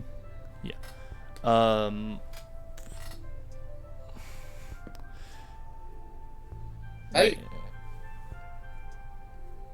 wish I could go for the type of body I'd like to have. Like genetically, that's just not a thing for me. Like, I am fighting genetics over here. What I mean by that is the fact that my hair, I am trying my best to let it grow out pretty long. But, like, due to family heritage, like, our hair is naturally fairly thin. Now, it's never been a problem for girls in the family whose hair grows fairly significantly. But for guys, it takes considerably longer for our hair to get anywhere, really. And as well, because of how thin it is, it kind of lays weird. Now, my hair is slowly getting to where it's looking decent. My mother was actually, like, my mother and my sister, they're always yelling at me cutting my hair, like, needing to cut my hair. I'm like, no, I refuse. I will not cut my hair. Yeah. I like it. And as well, I acknowledge the fact that because it's thin, it looks like I'm going bald in some spots. But then if you touch the area, it is full of fluff. It's just see-through. Okay. You're a fluffy boy. I'm not actually a very hairy man. Like, I am a very, like, I try my best to shave up and be, like, as smooth as possible in some spots. I do need to shave my leg hair. I don't really like having leg hair anymore. But I just haven't really bothered to go do anything about it. Like, to be honest, at some point I want to try and like get a waxing session done where I remove all of my hair except for what's on my head and face. Okay. 'Cause, like, I don't mind having a mustache, but I don't like having a beard. I don't mind having chest hair, but I don't like having hair on my balls. Okay. I don't like. That's fair. I regularly shave my balls and my groin area, and I do my best to shave my armpits as well.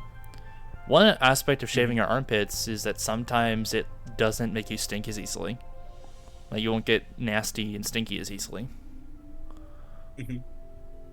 Now, it does leave open more glands to sweat a little easier, but like, it doesn't cause as bad an issue. Yeah, because there's less surface for bacteria to grow. Yeah. There's less hair for the stink to get stuck to. Like, I've been thinking about shaving myself. Yep. I've never done it.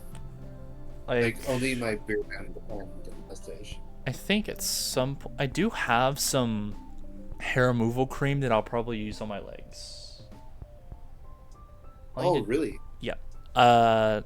When I first wanted to remove the hair on my groin area, I attempted to order some hair removal cream. I accidentally got the hair removal body and not hair removal gentle. So I ended up with accidentally having like the wrong hair removal cream coming, but then I intercepted it, and instead of just deleting it, I went ahead and added like the gentle one to the initial order, because I'm like, I'll probably use both of these, and I do. Okay. Now, Hey, that's good. my first time doing it, I ended up with a rash on my ass. That shit hurt. Oh my gosh. Really? It hurt like a motherfucker, and it leaked green like it was pussy and nasty, and it hurt. Oh yeah, that does not sound good. Yeah. Like, and what was more embarrassing is like embarrassing, yes, but also useful. Like, I worked at a hospital at the time, so I without having an actual like appointment through the ER, I went to my triage nurse friend who was working the triage that day, and I was like, hey, I may need to ask you for help.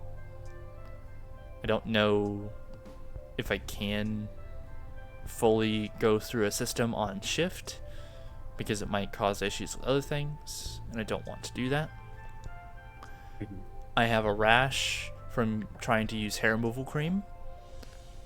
Can you take a look at it and help me with alleviating the pain? And she said yeah. So we locked the door of the triage, and it was between patients anyways, and the ER was empty at the night, surprisingly. Oh.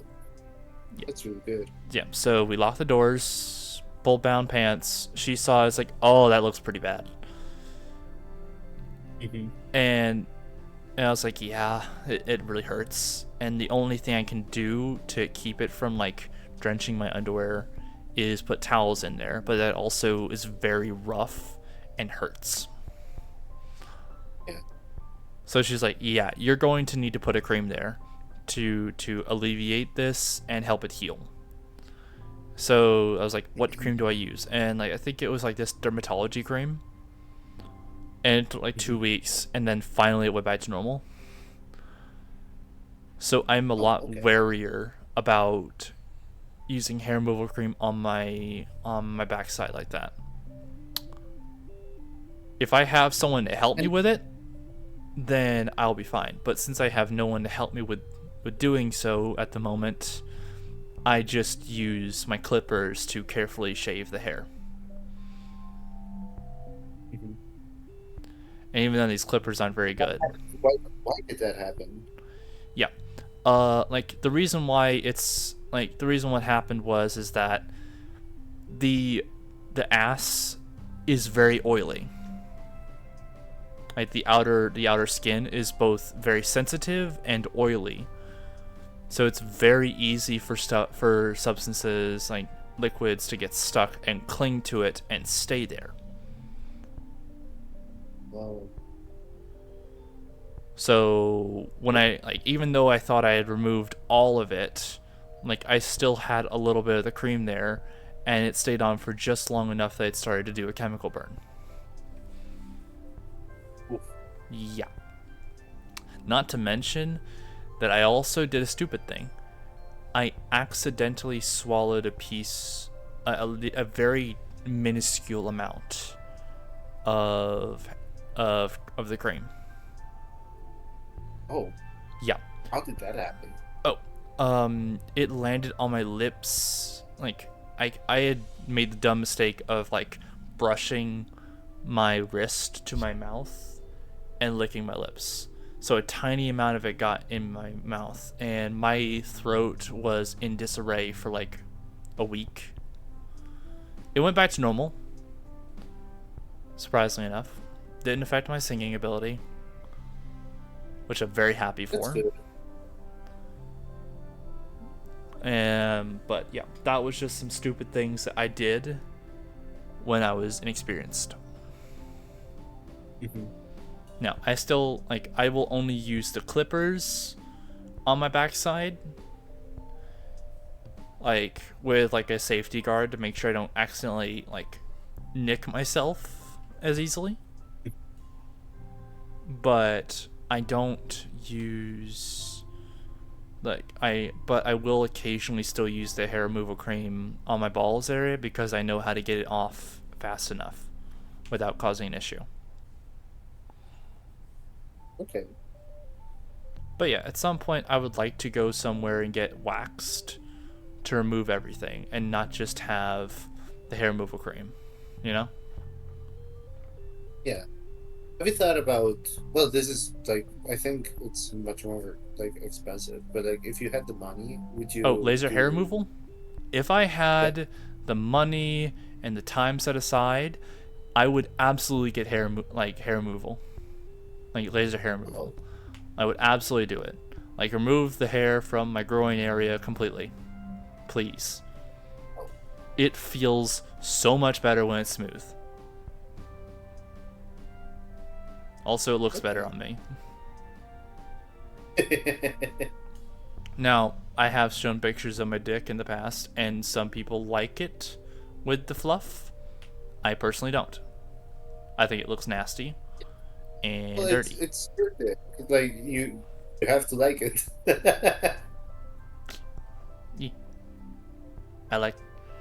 I like it smooth. I like it bare. And it's very fun. It doesn't chafe my underwear. Yeah, that makes sense. But yeah. Now, when you're with someone, do you like them to be smooth also? Somewhere in the range. I'm not super picky when it comes to hair on other people. I just know what I like on my own. Okay. If someone is rather hairy, cool. It just means that I am going to be cuddling a very fluffy bean. If they aren't very hairy and they're very smooth, it's going to be very easy to caress their smooth body.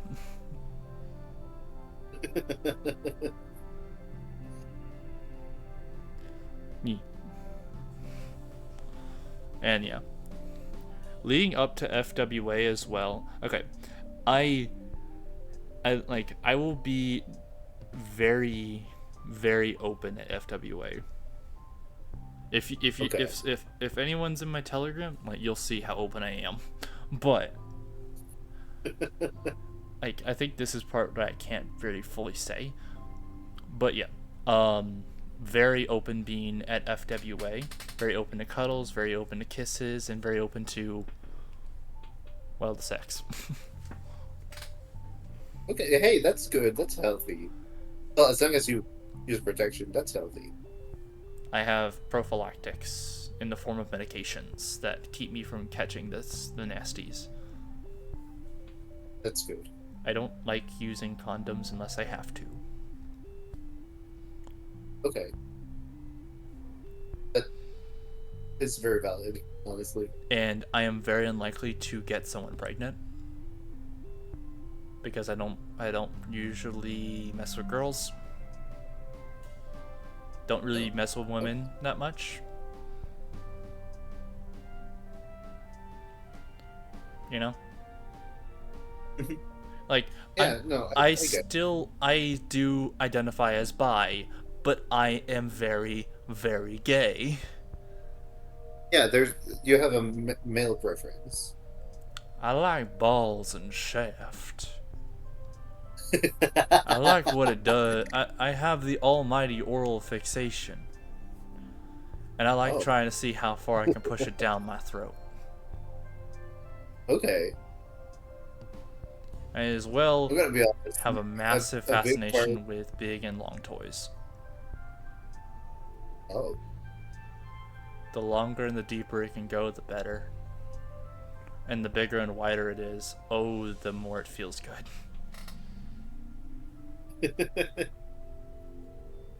But I still stay tight enough that I never get complaints about that. Okay. And now I've caused myself a problem. Why? I didn't mean to! No, but why a problem? Like, what? Oh. Downstairs. Very hard. Oh. Yep. I will refer to them as problems.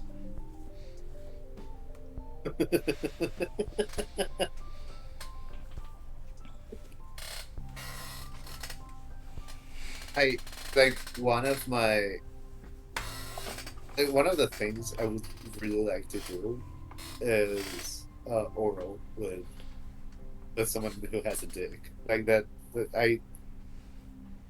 I've always had like a fantasy about that, you know. Yep. It's so fun. I am comfortable with most, if not all, positions. I'm very flexible too. Yeah. I am one of the few people that I know that can reach myself with my own mouth. Wow, that's actually really impressive.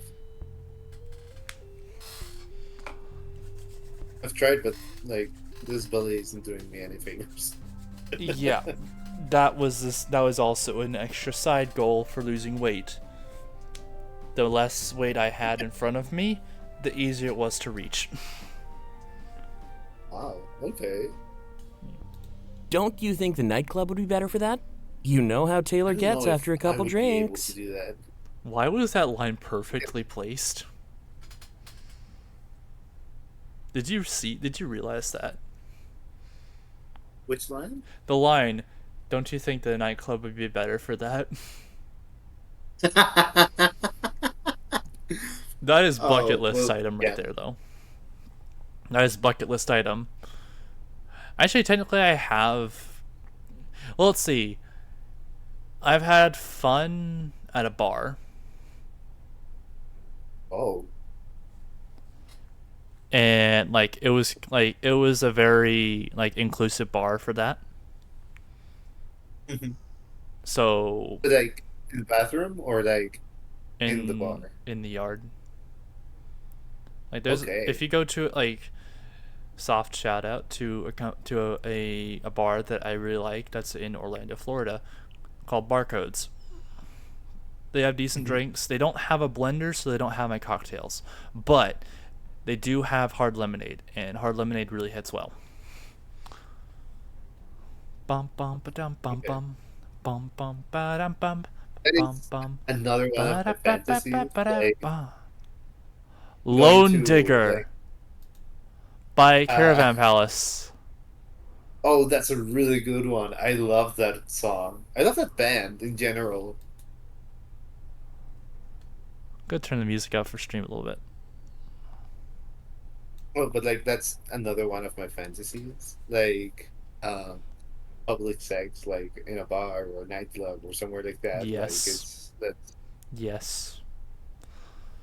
I And very I've much gotten a like chance to do that. I sucked off a friend in the backyard area. Now I have a problem. Yeah, it was very fun. And the thing that sucks is the fact that this guy does not get off to oral at all. Oh,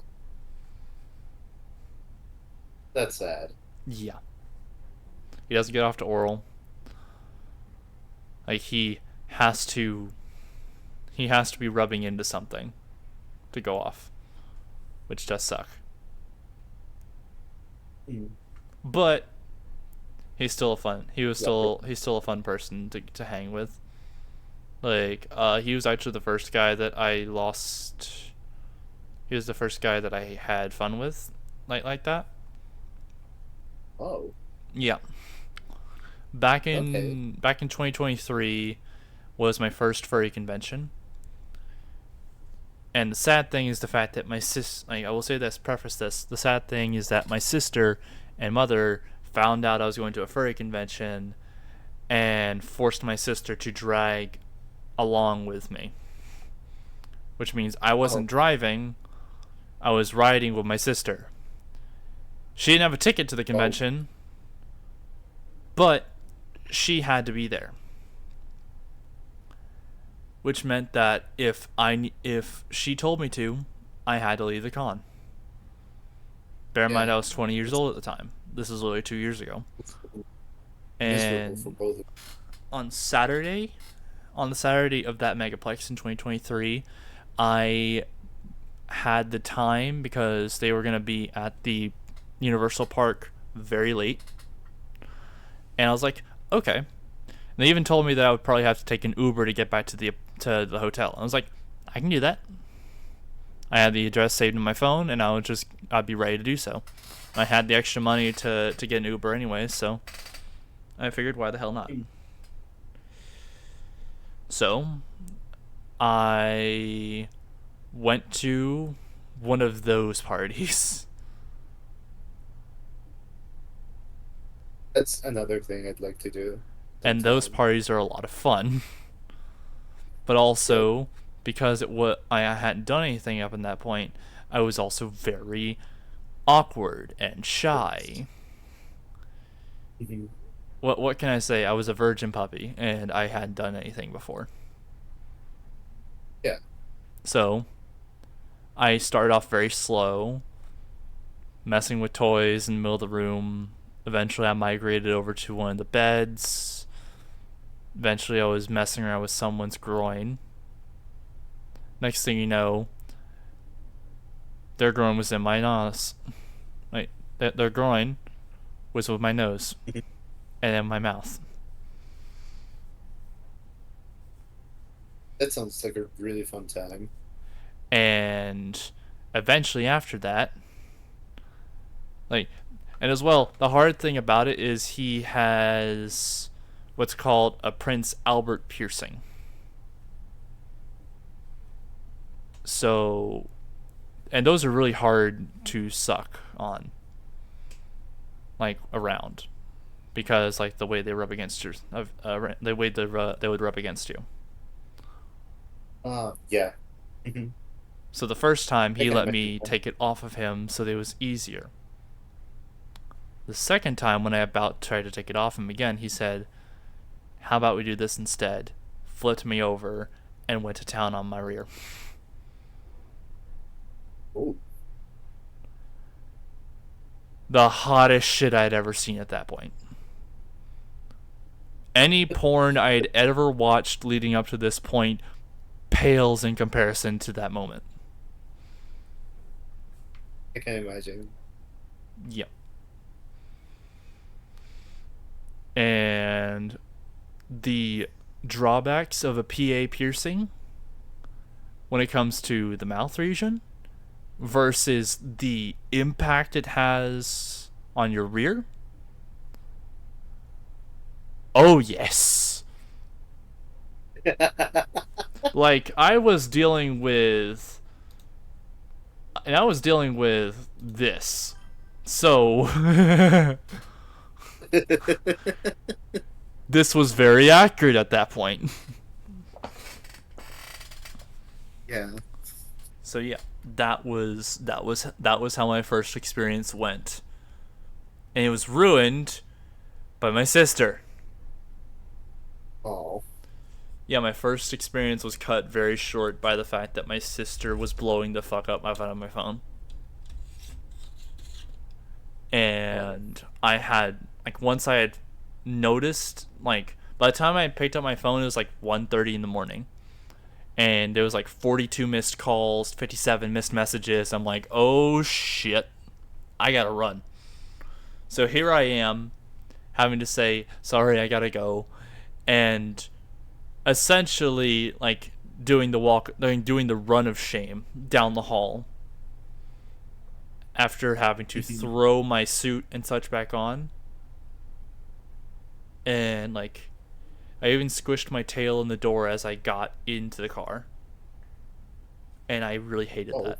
Yeah, I had just gotten this tail, and it got squished in the door. And I was like, no! It went back to its normal shape, so it's fine now, but... Oh. And I use that tail for Maxine now instead of Mystic. Mhm. Yeah. But... that was my first time. And... it got ruined because my sister was freaking the fuck out. Didn't know where I was. And, like, she did something that you're not allowed to do at a convention. Run past... like, hell, not allowed to do at a hotel. Run past the security looking through the venues. Oh. Yeah, she went looking through the venues, tried to find me, could not find me worth shit. And at that point, I had to come somewhat clean, saying that I was at a rave room party. I didn't say exactly what. I didn't say anything more than that at first, and she kept asking what was going on. We were raving about. Didn't say what they were doing exactly at this party, and then eventually, my mother, when I got home, like, actually as well, before this, my sister was so mad at me that she had barred me from going to the last day of the convention. I missed Sunday of that convention, and I was excited for it was, like, I missed the closing view for that convention. I was so mad. But, what can you do? Got home, my mother was screaming at me as well that I had scared the shit out of my sister and that I was scaring her. I was like, nothing happened. I was fine. Now, admittedly, something did happen. And I was more than fine. You just have to think about it. I actually had a great time. I had an amazing time. Yeah, I can't. It sounds like incredibly fun. Yeah. I would not change it for any experience that I'd ever had. I would not change the experience at all. The only thing I would change about that night is how my sister reacted. Yeah, of course.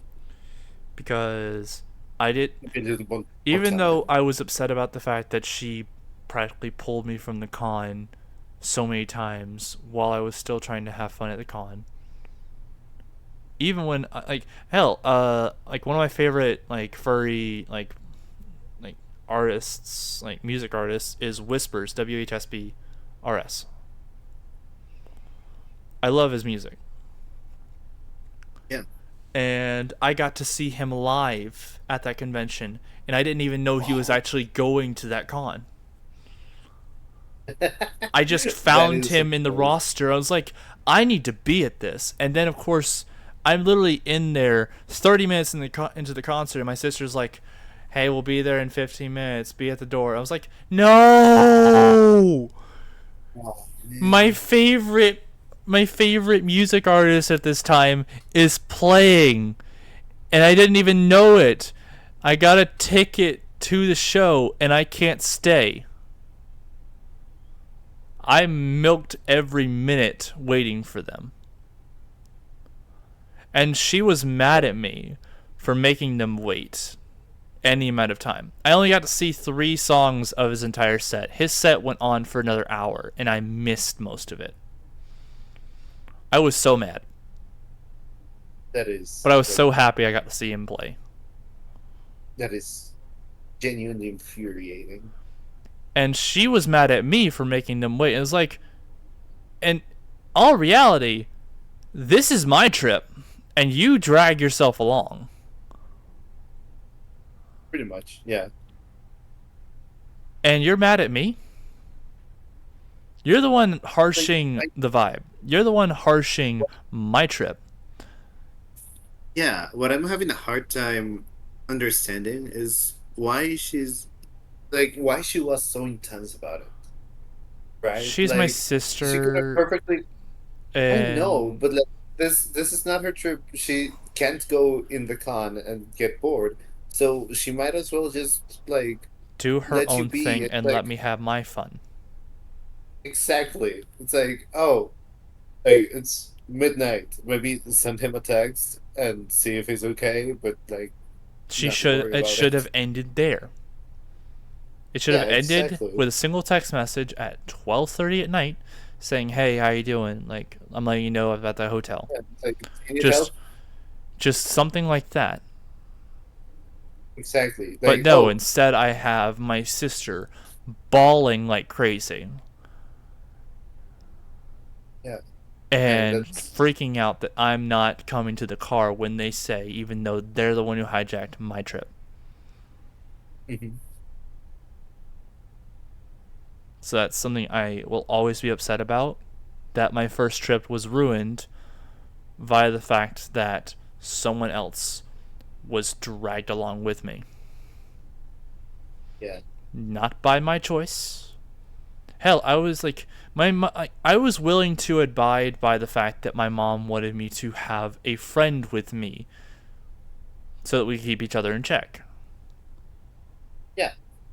But then, You can get one of your gay furry friends. And yeah, I brought there'll my, be no check. I was bringing my friend Adam with me. Okay. Like, I won't say anything further than his name. But like, I was bringing my friend Adam with me, and then my sis, and then when she found out it was a furry convention, she forced my sister to come along with me. And instead of me driving, my sister didn't trust me to drive to Florida, so I had to sit in the passenger seat. So I was in her car. We were going half and half on gas, which I guess is okay. That's good. I saved a little bit of Yeah, money on that's good. gas. We were going to do that anyways with me and Adam anyways, but all's well this. What's the problem with furry? Because they find it to be completely degenerate, and they just don't seem to like it. In all actuality, furry itself is just a hobby. Yeah. It's Exactly. it's a fun hobby. Now, they probably have the most problem, like, they see it as childish.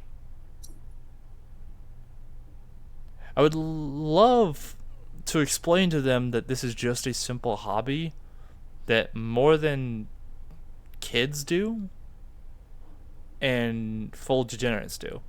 Because, like, I know streamers that do it, of course. I know nuclear physicists that are furries. I know There's Chise, right? I know airplane technicians, military personnel. I know so many people who are also furries that are in like high-ranking jobs and successful. Mhm. I also know a lot of graphic designers and artists. This is a it is a flooded community of It is different a people. genuine hobby. It is a fun hobby, and it's a good way of de-stress. Because a lot of the people who have this as a hobby do very stressful jobs. Yep. Like this is an amazing escape. Because sometimes it's fun to be a silly little wolf or fox or owl or panda Mm-hmm. or raccoon Man, or even like a man, little I really possum. like that. Like you're an ice panda. Yes. You're an ice fox, and I like the ice fox. iPhones. Yes. Ice fox. But yeah. Hold on. Anyway, I think I should go to sleep now. No. I know, but I do have to wake up in Why? 5 hours. How about this? You stay on the call until you fall asleep. I can't. I really shouldn't. Please. Please, I like having I- someone to talk to. I know it's keeping me I from know, actually finishing but the game, but I also love having someone to talk to. No, and I love like talking with you. It's absolutely amazing. I cannot believe I've been here for like what, 2 hours? It feels like I just started speaking with you. I also do have to sleep some to like actually do a good job. Yeah, that's fair. Yeah. Okay. At the very least, stay with me to the end of the chapter. It probably doesn't have much time in a fragment, at least. Okay. I will do that. Yeah, I guess you're right. Total lightweight, that one. Speaking of lightweights, I had like on the second Megaplex trip back in 2024, I had to drag my friend across the street drunk. He got wasted at a party in 45 minutes. Ooh. Yeah, I had to drag his Wow. ass like alongside someone else from the party that was very nice, like very kind doctor friend, like from the like acquaintance from the party, had to help me drag him across the street 10 minutes to our hotel and stuff him into bed. And then I had to steal his phone from him because I was afraid he's going to start calling random people. Yep, Because he that's does that when typical he's drunk drunk. people. He actually called his boyfriend and then handed me the phone to talk to his boyfriend for him. And then I ended up having to tell his boyfriend, hey, he's okay. He's He's okay. He's in the bed. Wasted. He's in a bed. We have fed him pizza and Dr. Pepper. He drank half the Dr. Pepper 2-liter and ate more than half the pizza. It was a large pizza. He ate it. And like he passed out. But before he passed out, he handed me the phone and told me to talk to you, and we were just chatting about. And I was like, but just in case, to make sure he isn't calling me or you or family members throughout the night in this drunken state, I am stealing his phone. Yeah, that makes sense. So for the rest of the night, that phone was in my bag the whole time. I do think it's very, very endearing that, like, number one, he trusts you like that, and also he's like, I can't speak. Can you tell my boyfriend I'm okay? That wasn't how it went. It was more of the fact that like he was just kind of drunkenly slurring his words across the phone, and then he handed the phone over to me at some point. It was like, talk to Stefan. Hey, even then, like, it's still pretty sweet. Like, And I took his phone, talked to his boyfriend for a while, and then kept the phone with me for the rest of the night. I am a very heavy weight. I may weigh 200 pounds now, and maybe 6'4", but I kept the constitution. I have not gotten drunk before. I still haven't. Oh, really? The one time I got like wasted, I had by myself a whole bottle of shoju. Hmm? I would say like 6 or 7 shots of whiskey and 2 beers. Like that is the one time I got myself wasted. I've been like I've tipsy. drank. I think the most amount of alcohol I drank in a sitting was I drank half a bottle of blackberry cider. It was so fucking good, but I still wasn't drunk. It's, I wasn't even buzzed. yeah, like- but it's like, Hell, it's not that hard. if you know what a dragon shot is, my friend Midnight made a bunch of dragon shots, and I had like 7 of them, and still felt nothing. I may be weighing 200 pounds, but I still have the constitution of someone who weighs 300 pounds. Okay, that's good. Yep. That allows you to party. Yeah, and for reference, the heaviest I ever weighed was 312 pounds, and now I currently weigh about 203. Oh, Yeah. Anyways, back to the stories. congratulations! Like that's a really big deal. Before anyone can talk, Taylor steps in. Hey, is that a compliment or an insult? Jax! No, Bunny! Yay! Fletch has left. Fletch would have been very happy. Or was it Badger? Fletch or Badger would have loved seeing this guy. I It- think Fletch's still here. I think he may be lurking, Yep, they but he's are. asleep. If you would, could you stay in the nighttime? Like, could you at least lurk for me, friendo? Oh, I will. Yay! definitely will. You just won't be able to talk back and forth as easily because you'll be drifting out of sleep. Oh no! I lurk when I lurk. I lurk hard. I mute the phone. Nice. But yeah, Michael Kovac has entered the tale. Yes. With a scoff, he sits down beside me and holds out a fist. I bump mine against his and then let out an exaggerated yawn. Resting one arm on the back of the booth, it felt like he was about to pull me in.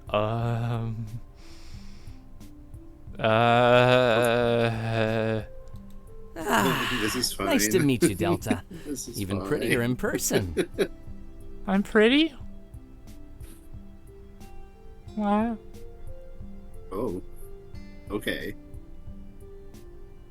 I am a sucker when people flirt with me. Stun! The stun fox has entered the chat. Hello! Hello. Also, Bunny's eating chips. Nice. Oh, the 8-bit popcorn. Nice. Oh, wait. Really glad to finally meet you, Taylor. Same goes for you. Way prettier. Should I go the romantic route with them too? I don't want to tell him to move his arm. I love flirties. I like it when people flirt with me. But also it No. turn to a puddle Like, when right now, I like the dog better. Well, I'm romancing all of them at the same time. I don't care. Oh, like if you can do that, then yeah, totally. Go ahead. Really glad to finally meet you, Taylor. I'm gonna flirt him. Same goes for you. Way prettier. Oh, I was talking about me. He blushes. He blushes, but he also wasn't calling me pretty, so I'm gonna slap him.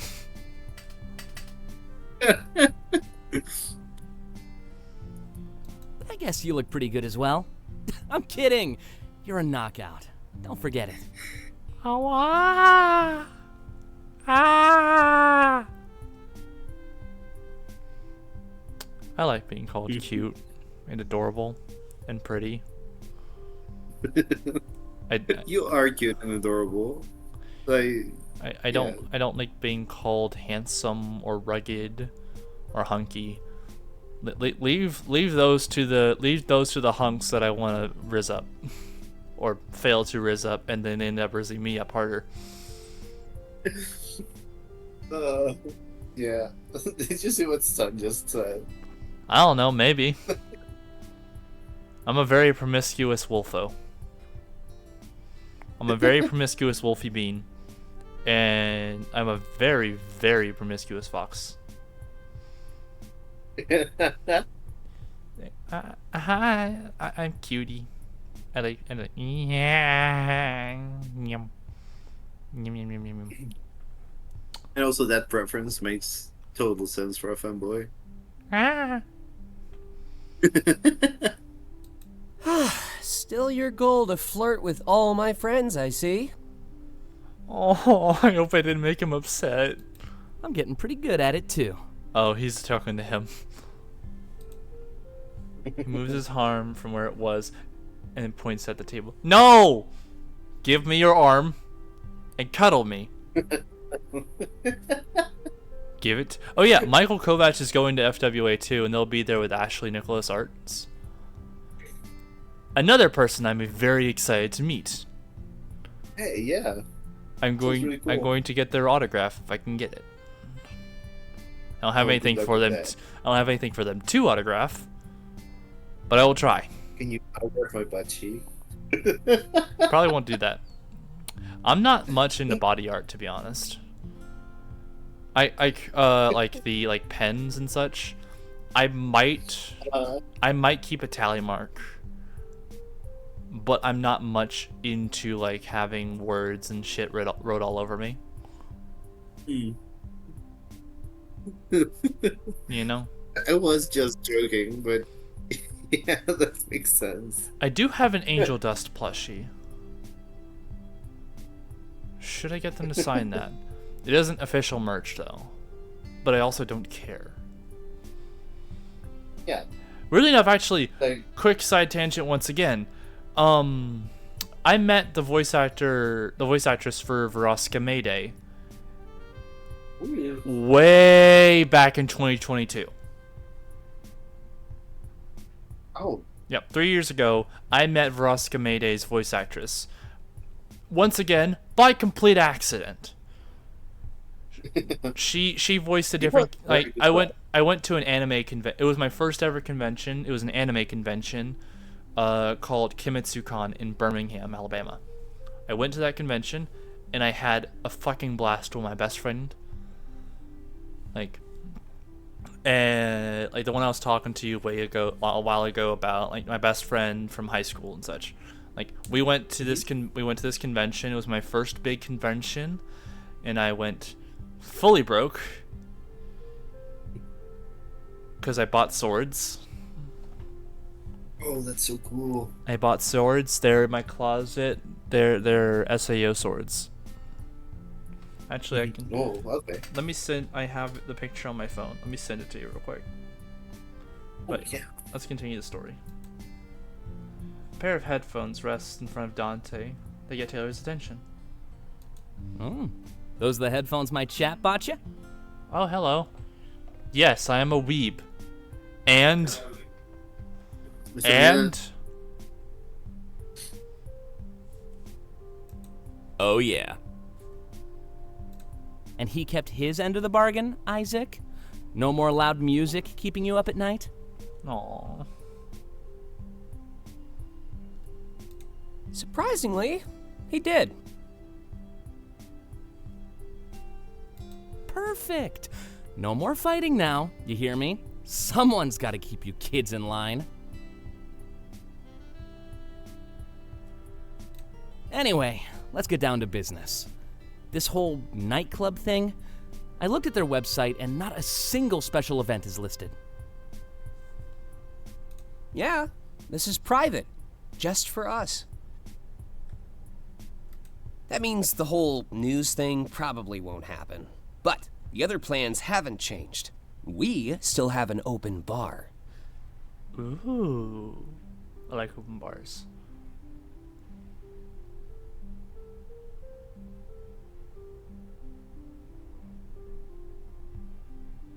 Perfect. Right. Yes. That's all I cared about anyway.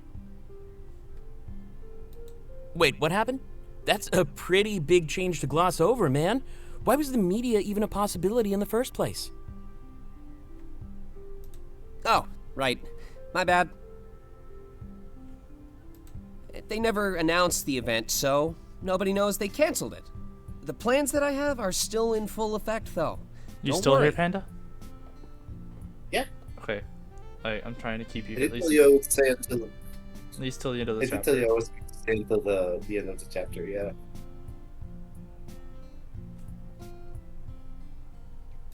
And those are. I'm introducing all of you to a new friend. He's in town, and he said drinks are on him. Ooh, he's cool. That's all you get, though. The rest is a surprise. For real. There's more? That seems like all of it to me. A friend is visiting and buying us drinks. You timed it with Delta's arrival, too. Oh, hello. As long as you have a safe place to store it, or an intruder to use. I mean, these swords are very heavy and they are mostly cosmetic. But blunt force trauma is blunt force trauma. And I have the strength to wield both of them simultaneously the same way Kirito from SAO could in the show. I may be a skinny femboy fox, or at least here I'm a wolf. I may be very skinny, but I'm strong. Maybe a skinny femboy, but not a defenseless femboy. I'm also durable. Yeah, that's basically it. It sounds like you stopped talking about swords. Oh, metal swords. Isaac let out a nervous laugh and rubs the back of his head. I can tell he's acting. There's a bit more to his plans, for sure. Oh, I've got it. I know who we're meeting. Huh? Oh no. Blushies. Isaac went and got himself a sugar daddy. I guess Argus isn't paying good enough anymore. I mean... Sugar daddies are nice, though. Once again, I may scream back at you, why did you do that? But I will not accept to a sugar daddy. I will not refrain from taking gifts from a sugar daddy. Cause I don't have your money. And someone who wants to give me things just because they like me, I like. What? No! Oh my gosh. Oh, look at his face. That makes perfect sense, actually. Unless you'd like to prove us wrong. I love the art in this. I know. I love it too. Oh, I see what you're doing. Nice try. It's not going to work. Just wait until Friday. It's not even that far away. Speaking of which, you're all still down to pregame? Sounds good to me. I'm making a big list of snacks, too. Great. I'll pick up some of the booze and juice. Let's get started around 4 p.m. Sound good? Yeah. Sounds nice. Day drinking? Well, it's not day drinking exactly. 4 p.m. is a perfectly acceptable to start drinking. It's always 4 p.m. somewhere. Blue. What? Blue. What? Blue. Day drinking. What? A moment later, the server comes out and hands us our bills. I notice that mine has a discount Isaac assigned to my identity. Ah! This is probably a good time to ask him more about it. It still feels wrong. Oh yeah. Funny thing is, I I have a good relationship with a good chunk of the waiters and waitresses at restaurants that I frequent. So much so that they actually give me a discount in the form of they will remove my drink from the tab. Oh, that's really good. Yeah, which means I don't have to pay for my sweet. I think I said this earlier, but like I probably didn't say it in the good way, or in the best way to explain. Like they will take my sweet tea off of the bill. Which That is really, really cool. which means that I have a little bit extra money that I can use. It means I save a little money, but I can also tip more. Yeah. Okay. Hey, that makes sense. That's a very nice thing to do. Okay, I found the image that I was talking about. Sorry, it took me a hot minute. It's not saved to...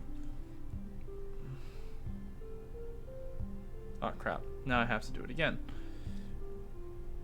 Come on. Copy image. Go to Discord.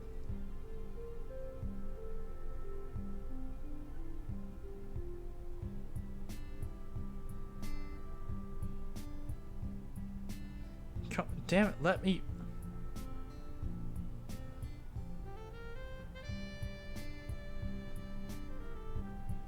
Give me a sec. Copy image.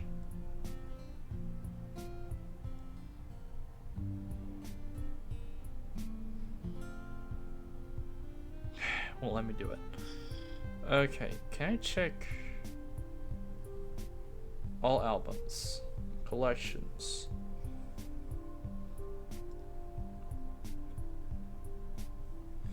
Okay, looks like I'm just gonna have to save the photo to my recent save image, because it won't let me copy the image and post it. Maybe.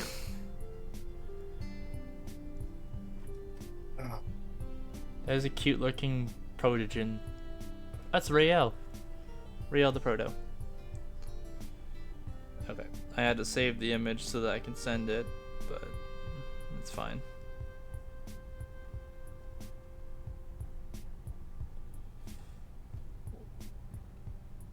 I guess that's a decent example of what I used to look like.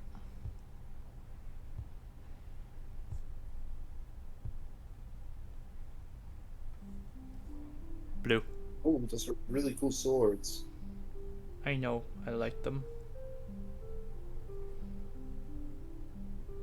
You're also really cute.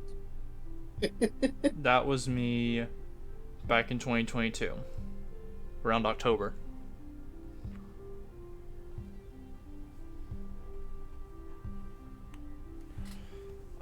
I'm a lot skinnier than that now. Who's a cat? That was Milky. Their name was Milky, and I missed them. My parents let them run out into the road and get hit by a car. Oh. That's very tragic. I loved my kitty, and now she's gone. She did have kitties though. She had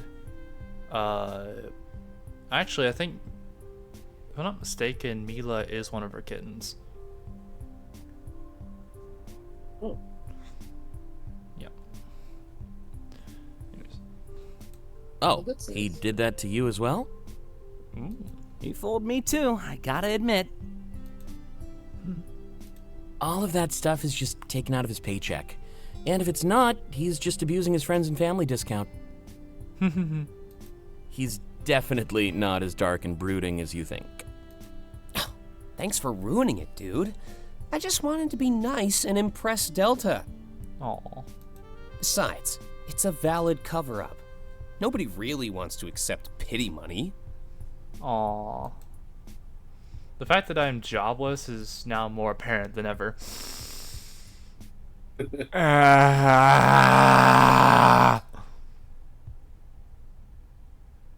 Damn it. I appreciate Isaac's gesture, but I did save a lot before moving. I will say this. Back in 2024, that's exactly what I did before I moved for school. I took a semester's worth of time from one college to the other to save up a lot of money, pay off my car, and save up some more money so that I would have a buffer between jobs. I ran out of the buffer in October, and I got a job in October. Now, I meant to get a job a lot sooner than that, but of course it didn't happen. Mhm.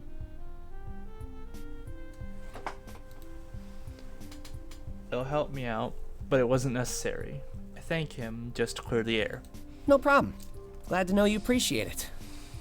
Aww. I always want to help, no matter how it comes across. It just felt better to remove any chance of offending you. Aww. He glances at Taylor as he says that. I'm assuming he didn't react well to Isaac's pity money. But I can actually understand how that would wound someone's pride. Well, I've come to love it, trust me. But right now, there's an even bigger dilemma at hand. Oh? He opens the menu and looks up and down. Just what do I order? When I go to a new place, that is always the first thing I have to figure out fast, and I'm also very bad at doing. Really? Yeah, like, at the restaurants I frequent, I get the same thing every time, nearly every single time. Like, if I go to Drake's, I almost always get teriyaki salmon rolls, like sushi rolls, along with a side of sweet potato fries and a sweet tea.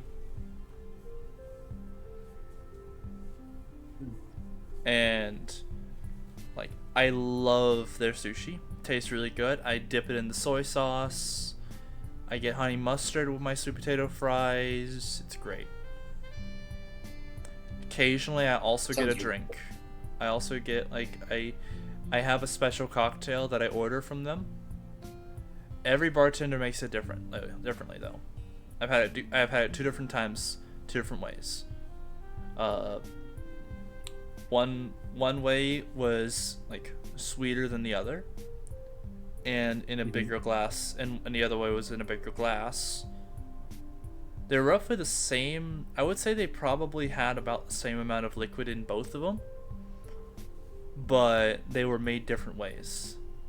Still with the same like ingredients, just less free, like a different amount of ingredients between the two. If that makes any sense. I think I've shared a picture of it. The drink is called the Mystic. Hey, that's cool. Yep. I don't remember seeing that, but I will my send memory isn't that good. I will send another picture to you. Yeah.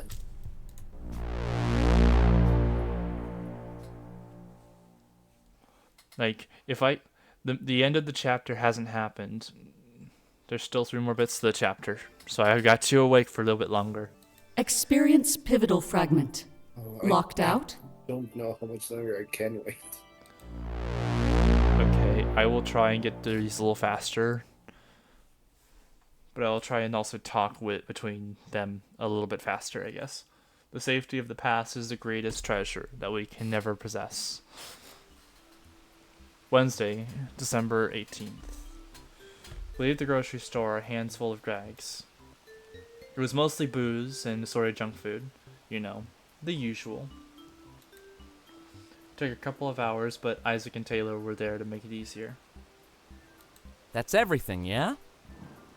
I think so. Dante made the list, though. I'll just blame him if we forget anything. Give me a second while I go to the bathroom. Let me see. Classy. Okay. Isaac walks over to the driver's side door and tries to open it. A moment later, he looks up, giving us an embarrassed smile. Oh, speaking of classy, please don't hate me for this. Isaac, you didn't. What did he do?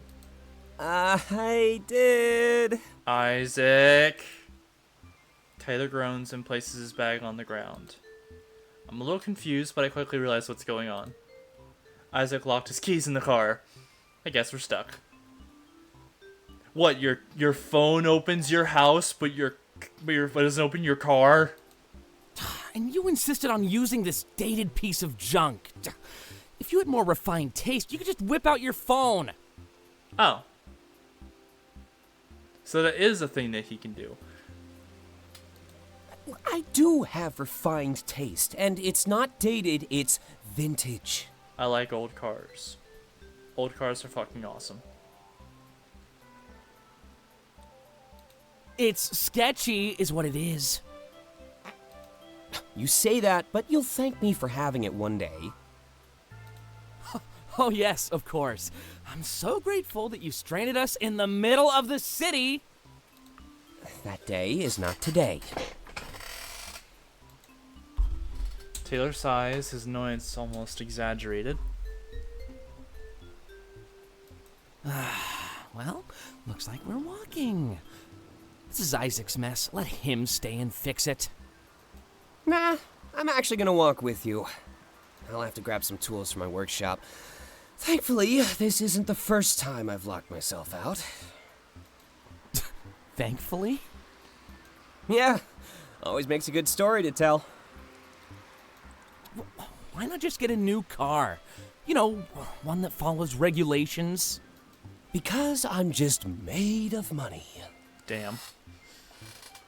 Like, he scoffs and walks back towards us. Taylor picks up his bags and we start walking in the right direction.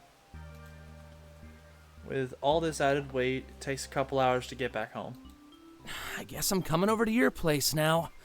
Good thing I didn't have a stream planned today. Fair enough. Or tomorrow, hopefully. Yeah, I'm taking the weekend off for you.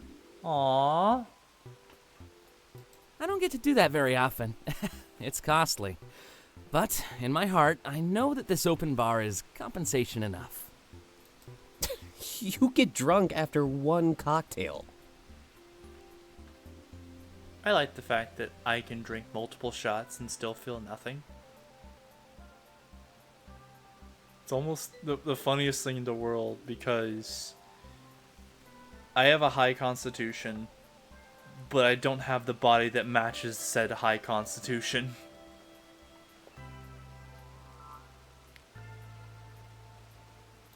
Oh, I plan on going farther than that.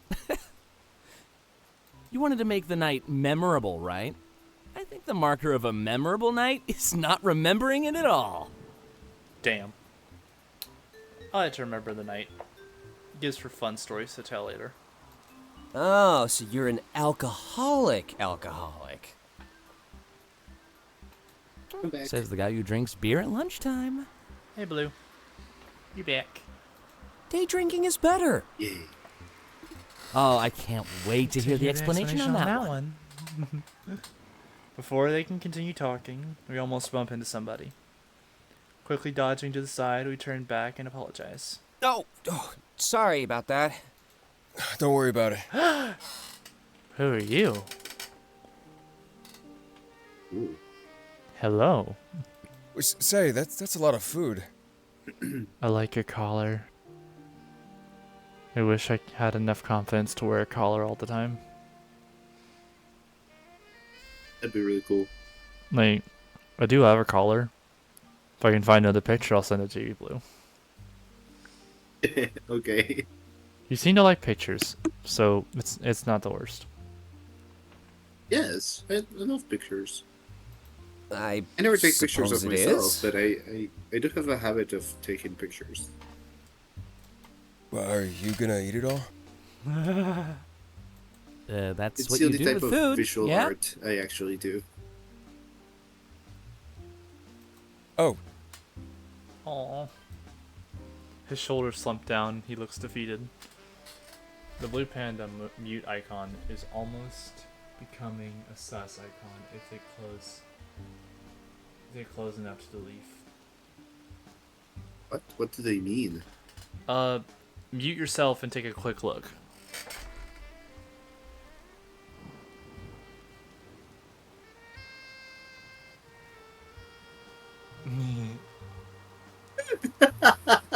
You see? Yeah. Oh no, like that happy trail was not a great idea. I think It's not a leaf. the fact that you're so small on my screen makes it worse. It doesn't look bad when you are the same size as the other as the rest of the guest sizes. Like what? Like who? Like when Burb is in mute, or when GC or Carver's in mute. It doesn't look that bad. No, But I know. At the same time, like it's not meant to be like a explicit. sexy thing. It's not meant to look just- explicit. It just it's accidental. Exactly. Accidentally explicit. Exactly. Like I just thought like, oh, it would be like kinda cool if he had a happy trail. So I told the artist to do one. And everybody keeps telling me that it looks like a dick.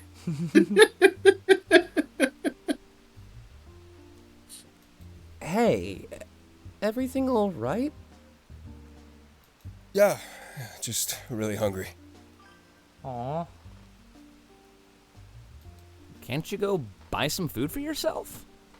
Oh. He slaps his hands on his pants pockets as if looking for something. A clearly comedic gesture, as we can now tell he's carrying nothing with him. I guess I forgot my wallet at home.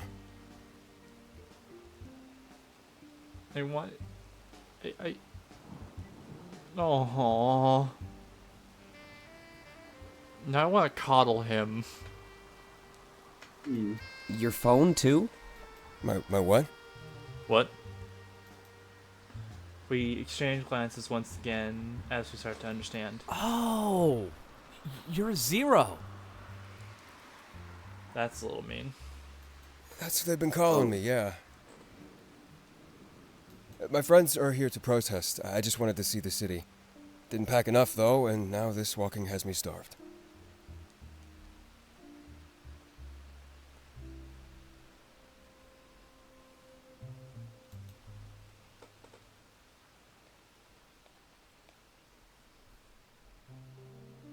Let's see.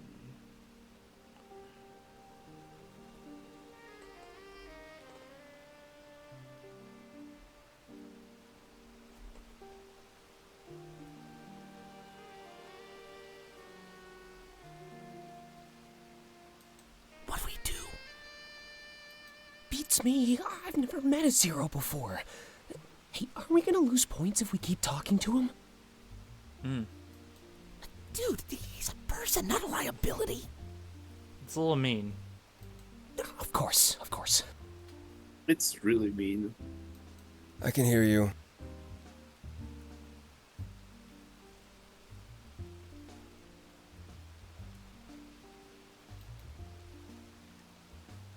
Isaac and Taylor look scared stiff. To break the awkward silence, I grab an apple from Taylor's bag. Holding it out towards Zero, I make it clear that it now belongs to him. No joke? Nah. No bars. No holds. Take the apple. I shake my head and apologize on behalf of Isaac and Taylor. Yeah, I'm really sorry. I'm just not used to seeing, Zeros in the city. You like my collar?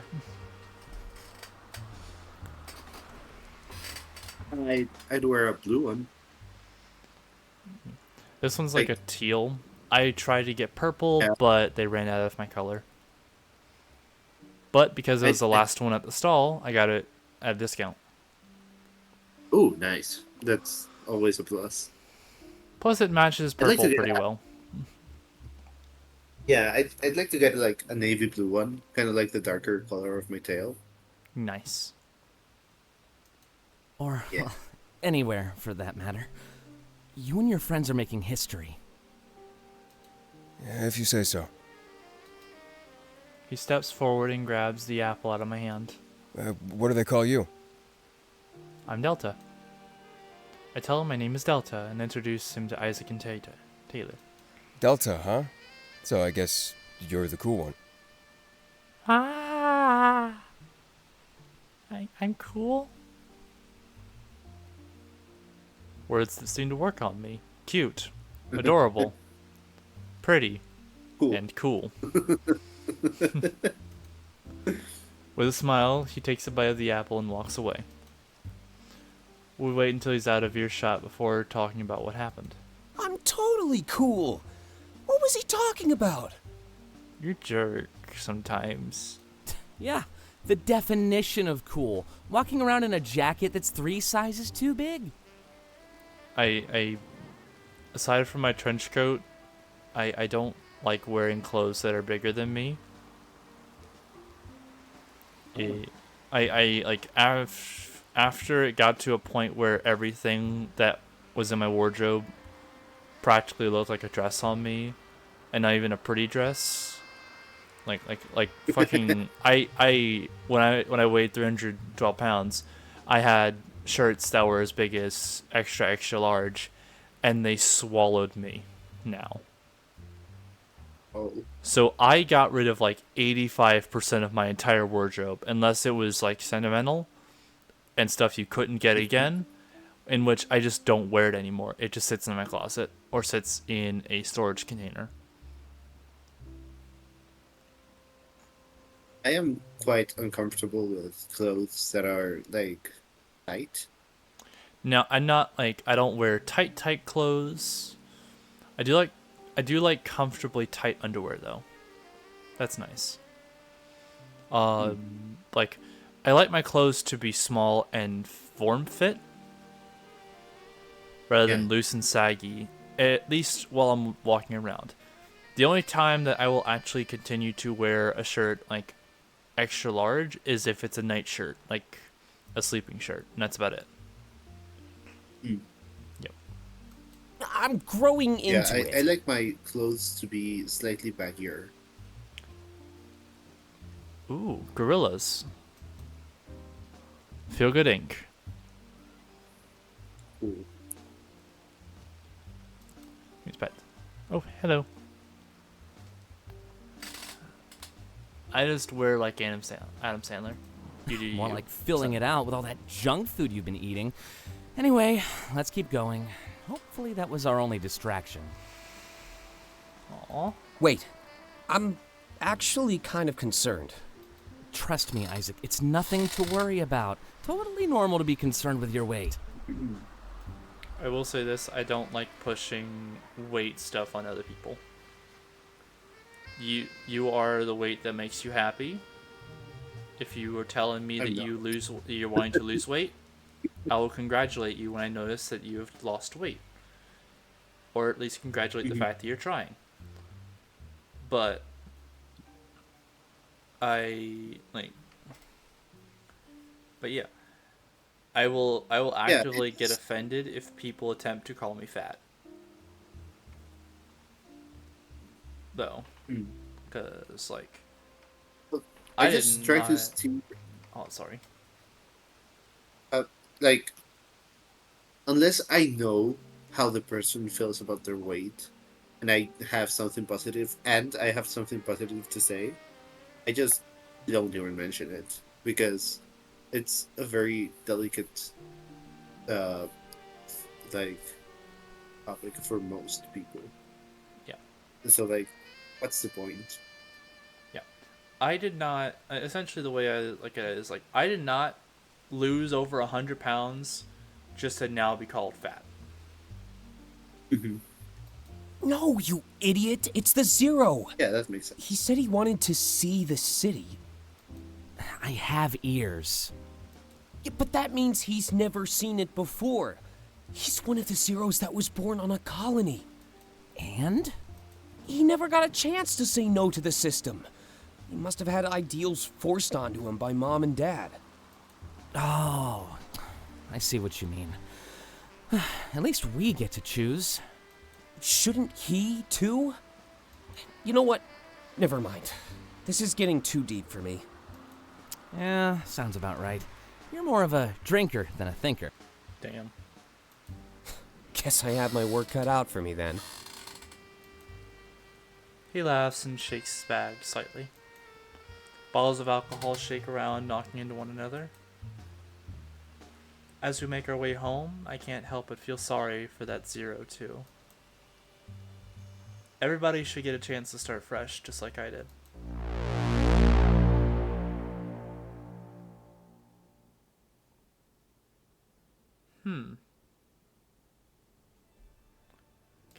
We are making our way through this chapter faster now that we're not stopping for hours to chat. Experience pivotal fragment.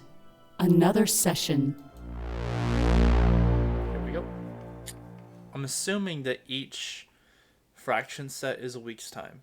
Everybody deserves a chance to start fresh, even you.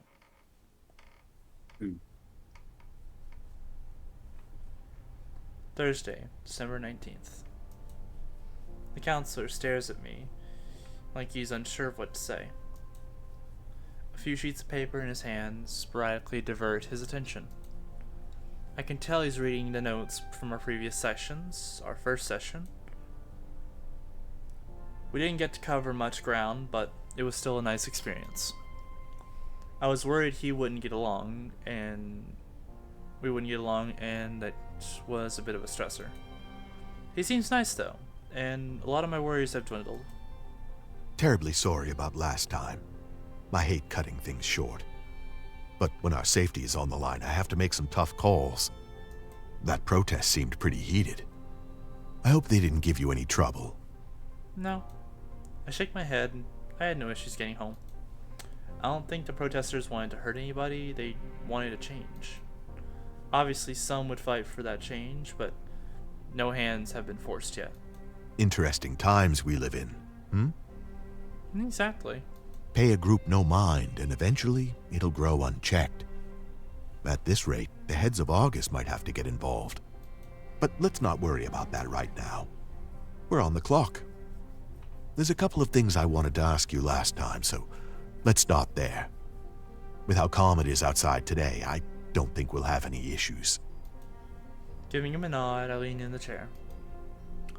I really didn't need to be here, but I didn't want to lose points either. It seemed like we were in a stalemate until he cleared me as a patient. I only saw my last counselor for so long because it was part of my normal. With a big life change like this, I wanted to leave some of that stuff behind. If he can deem me mentally fit, then I won't have to see him anymore. That could be easy or hard, and it differs from doctor to doctor. But with how we're getting along, I think you can tell that I'm doing okay. As I said many times before, my lack of a vision has never held me back. This one is actually a bit atypical, but I'll ask it anyway. As we've already established, you're a bit of a unique case. So, if you had the option to experience a vision, would you? I know you say you're fine without one, but this is a different angle. If I could offer you a vision of your future, would you take it? Keep in mind that you might not like what you see. Not at all. I think that me and you discussed this beforehand earlier. Though the idea of seeing your future and what it's going to be like sounds tempting, I prefer not knowing. Because if it's something bad, you're going to be terrified of what the future holds. If it's something really good, you're going to spend the rest of your life stressed about how it's going to happen, how you're going to make it happen. So it's better to not think about the future and just to live in the moment. Yeah. I don't think, I don't know. It would require, an extraordinary amount of evidence for me to actually believe that, one of those visions was true, right? Yeah. because it's like, oh, I have a vision that I'm going to become a hedge fund manager and I'm going to be ultra rich. Hedge It's fund like, executive manager. yeah, and it's like, okay, good for you, I guess. I hope you can do it, but I wouldn't believe it, right? Like, even if I got like the vision itself, it's like, I don't think that's true. So, I'm fine without Komorebi. All right, I'll take your word for it. You're a really interesting person, you know. I like that. Most people like you crave Komorebi. To be like everybody else. I've never found any merit in that, though. Trying to be like other people only makes you forget who you are. There's a certain beauty in embracing what makes you special. There used to be a time when you couldn't do that. At least not without being judged by your peers. Even a few generations ago, psychics were a laughingstock. But then Komorebi came along and turned the tables for everybody. My point is that society moves on to a new fad almost every other day. Trying to stay current, trying to fit in, is generally a bad idea. Be yourself, Delta. Your time in the spotlight will come eventually. I nod, unsure of where he's going with this. He makes me do that a lot, doesn't he? Regardless of your thoughts right now, in the future you may feel pressured to fit in. I try and give my patients lessons that they can use for the rest of their lives. So even if I end up clearing you as a patient, you'll be just a tad wiser. You know, when he puts it that way, it sounds kind of cool. I may not need a therapist, but maybe I shouldn't think of him as one. He's like a mentor, an older, wiser person to teach me valuable lessons. As I was saying, Komorebi changed the way we see almost everything. We look back on history and see prophets all the time, but we never believed them. Seers, soothsayers, fortune tellers, we see them littered throughout our past. But now it's impossible to justify our skepticism. In fact, it now seems unreasonable to deny. Who's to say that Komorebi wasn't gifted to special people in the past? These people throughout the ages could have just been the first to receive it.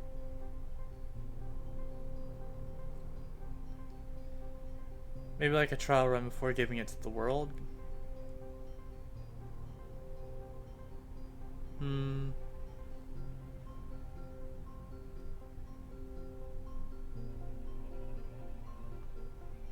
Go with curse. Yeah.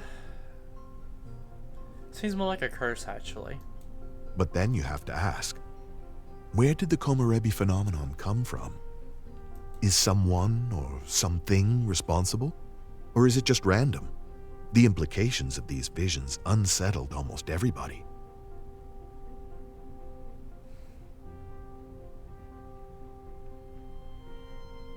Interesting to know that you think of it as a curse, though. A lot of people without visions think that they weren't worthy of Komorebi. Like it's something gifted to people who meet certain conditions. Like an achievement in a video game. But I regardless mean, of it where can it be a came from, curse, we have and to live only with it. certain people get it. You seem because to be of it. doing pretty good in a world like this, though. You may not fit in, but like I said, you don't need to. He smiles softly and places his papers on the stand beside him. I'm a bit of an outlier myself, you know. There's a reason why I counsel people like you, Delta.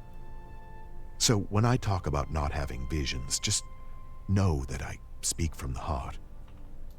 A lot of things you feel over your lifetime, I already have. Doubts, fears, depression. There's a lot that could come your way. If I can make it easier on you, then I consider all of this a success. Whoa. He's never experienced Komorebi either? I also find it interesting that he's starting to open up to me. Till just recently, it seemed like he was reciting a self-help book. You might not experience these things for years to come. But unfortunately, we all have a crisis or two throughout our lives. When yours comes, I hope that you'll look back on these talks with an open mind. Feels a little harsh to tell me that my life will be difficult in the future. But I guess that's a universal fact. Nobody sails through life without issue. And that's true. Nobody actually sails through life without any issues or shortcomings. We all have bad days, bad breaks. We all have different people that don't approve of who we are. And even if you do fit exactly into the mold that someone gives to you, there's no guarantee that that will actually be enough. You know? Yep. So. Yeah. Like, everybody has something that makes them suffer. Doesn't matter who it is. And some might seem trivial to some people with some perspectives, but the suffering is always real. And that doesn't make it any less. Yeah.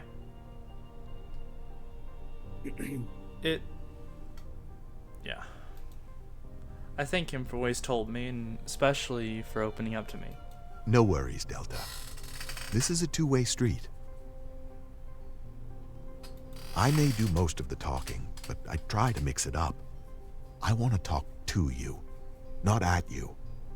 It's more personal that way. For example, now you know that I'm just like you. My advice may have seemed generic, but it came from experience, and that, as they say, is the best teacher. So I think we'll mix together well. Let's talk about that during our next session, though. We're almost off the clock.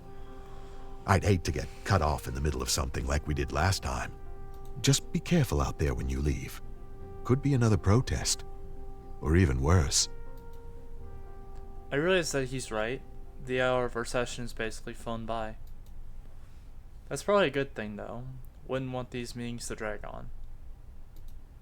After thanking for his time, I gather my thoughts before I head out. Argus. Oh, it's in the gather thoughts section. Interact with each word to learn more about it. Let's go with... Upon interacting with both, your experience will continue. Okay. I'll experience a protest first. While the system is presented as mandatory, some people still dodge it. They have no score, no identity, and live outside of the city in self-sustaining colonies. They're known as Zeros. While originally a small group, they have since grown quite large. But as they grow, so does the size and scope of our cities. The Argus Corporation has slowly but surely encroached on Zero territory. They're running out of space, and the integrity of their communities is more and more at risk. Some people say that they deserve it, but I don't think it's so black and white. Either way, these protests aren't violent, and they aren't calling for any substantial change. Zeros simply want the ability to enter the city legally and purchase what they need to live. They need this because the loss of space means they can't make enough on their own. And not only that, but many people who live outside the city don't do so by choice. If you abandon the system, you won't be allowed back, or your children, or even their children. Many Zeros suffer for the choices of those who came before them.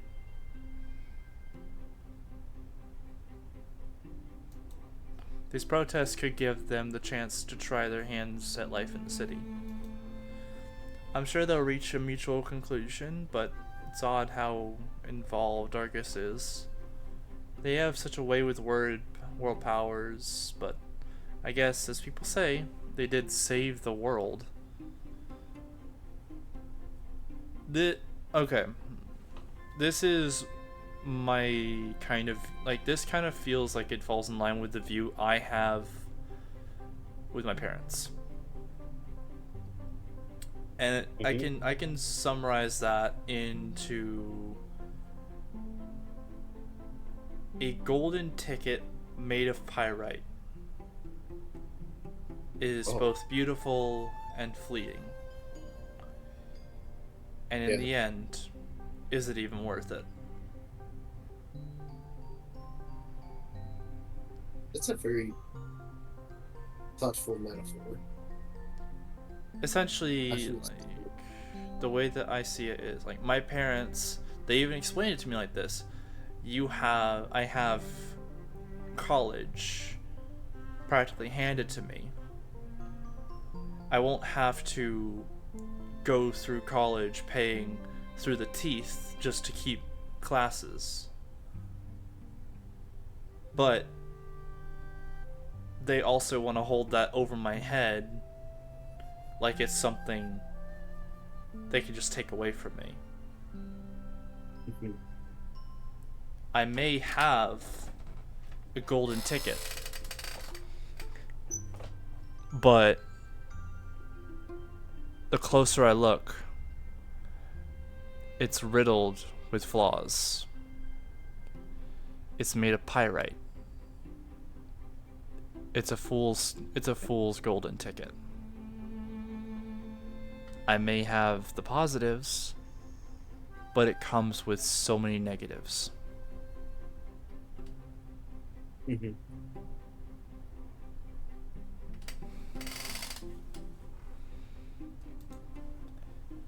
Maybe they're simply collecting what they now believe is their reward. The inner workings of the corporation are shrouded in mystery. Nobody even knows who runs it, but theories are rampant. Currently, it must be in the hands of the founder's child or children. It's been way too long to remain in the hands of just one generation.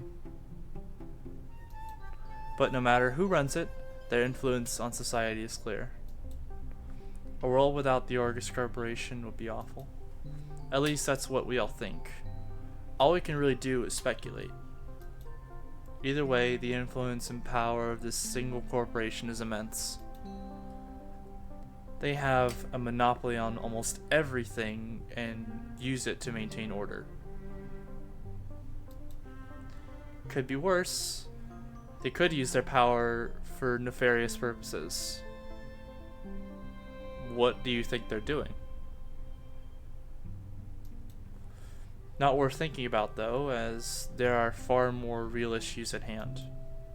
Namely, the protests and the people living outside our city's limits, Zeros. Let's see. Technically the chapter doesn't end until after I complete these two. And if these three open, I'll let you go ahead and get off the night after this fragment piece right Experience pivotal fragment. Okay, Intro- thank you. Because I am actually like, my head is falling down. I don't know how to say it in English. You're kind of drifting a little bit. Nostalgia is like a Yes. broken mirror, recreate the past, and it causes fractions. I throw my head back and take a shot. The alcohol quickly burns my throat. After a couple coughs, I let a noise that signals my satisfaction. I can't help but feel happy, as a warm feeling rises within me. I guess Delta is a lightweight too. Looks like you have some competition, Taylor. Hey, it's not a competition if the victor is clear. $100 says I pass out before they do. So you're drinking to lose. Oh, now this is gonna be interesting. Here, let me get the music. We need a theme song for Taylor's demise. Yay!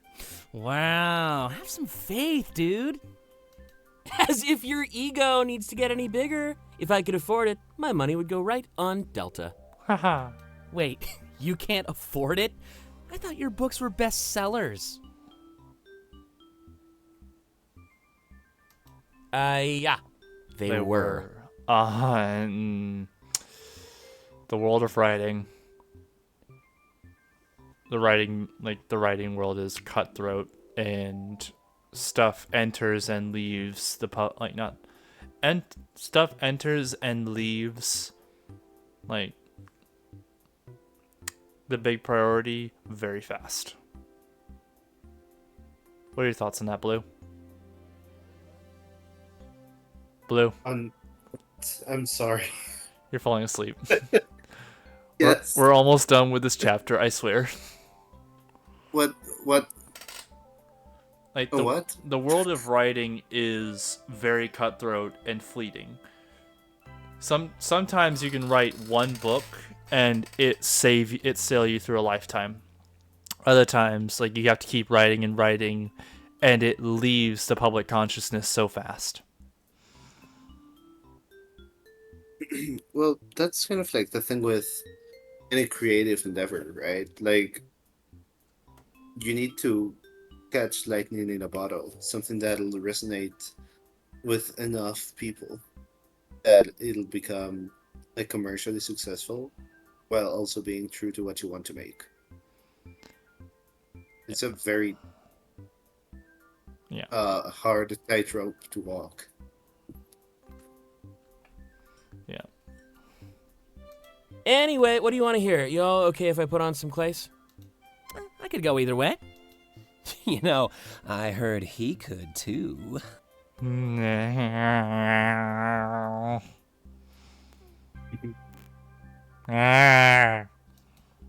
Oh, really? He'd fit in well with us then. Whoa, whoa, whoa, speak for yourself, man. We don't all hit on everyone we see. Yeah, I made sure to warn my friend about that. Meeting a boozed up Taylor is certainly an, experience. Well, I'll take that as a compliment. Click to est. Please don't. Oh. Oh, Otter! sorry. Otter raid. Otter raid. Blue. Do the SO. Yes. Hydrate, you bastard! Hydrate! Badger of Evil. Hold on. Water. Yay! Thank you very much for the raid, you guys. I Thank really appreciate it. Hi, Yes. hi, Otter. Hi, Otter raid. It's very good to see all of you. Everybody. Yes, everybody follow Otter. Yep. Because This they're amazing. everybody, everybody here, go check out Starscrape the Griffin, also known as the Otter. They're very nice being to do art with, chill with. They play a lot of games. Badger, you've been here for hours. But Otter, you haven't been here yet. Like, you've been here in a hot minute. How you been? Did you enjoy your stream? What'd you do today?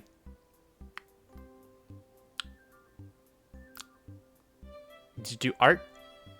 Did you do more art? What are you on, like, day 2,757 of art?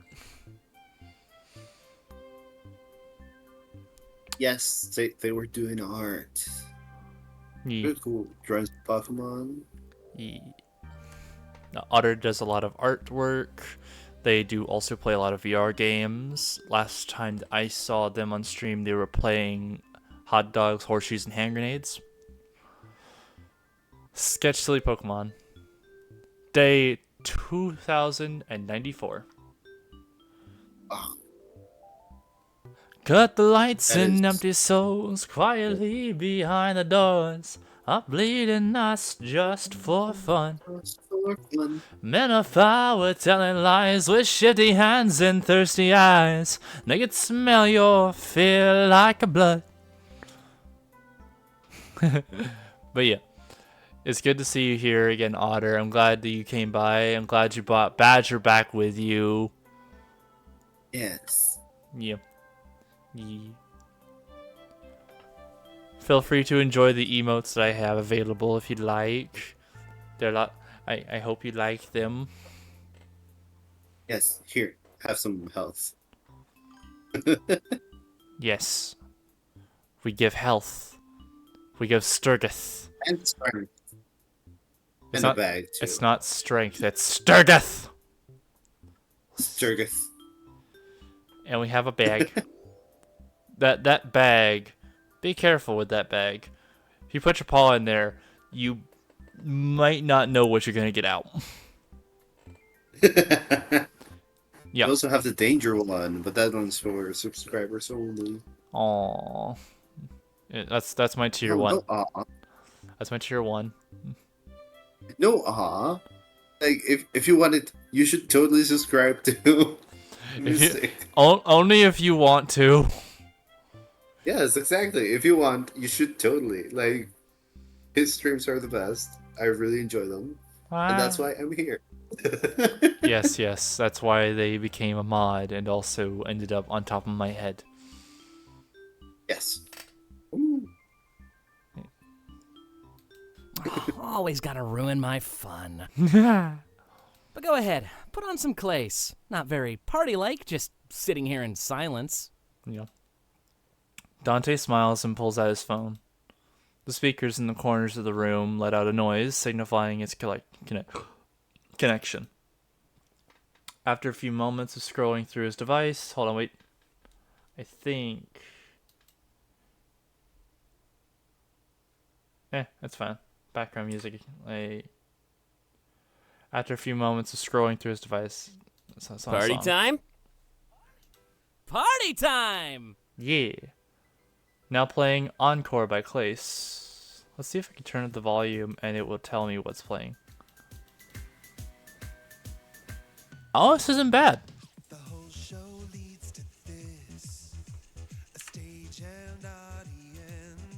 Presses play with a grid on his face and music fills the room. I'm not gonna play it for long because I don't know if it's licensed.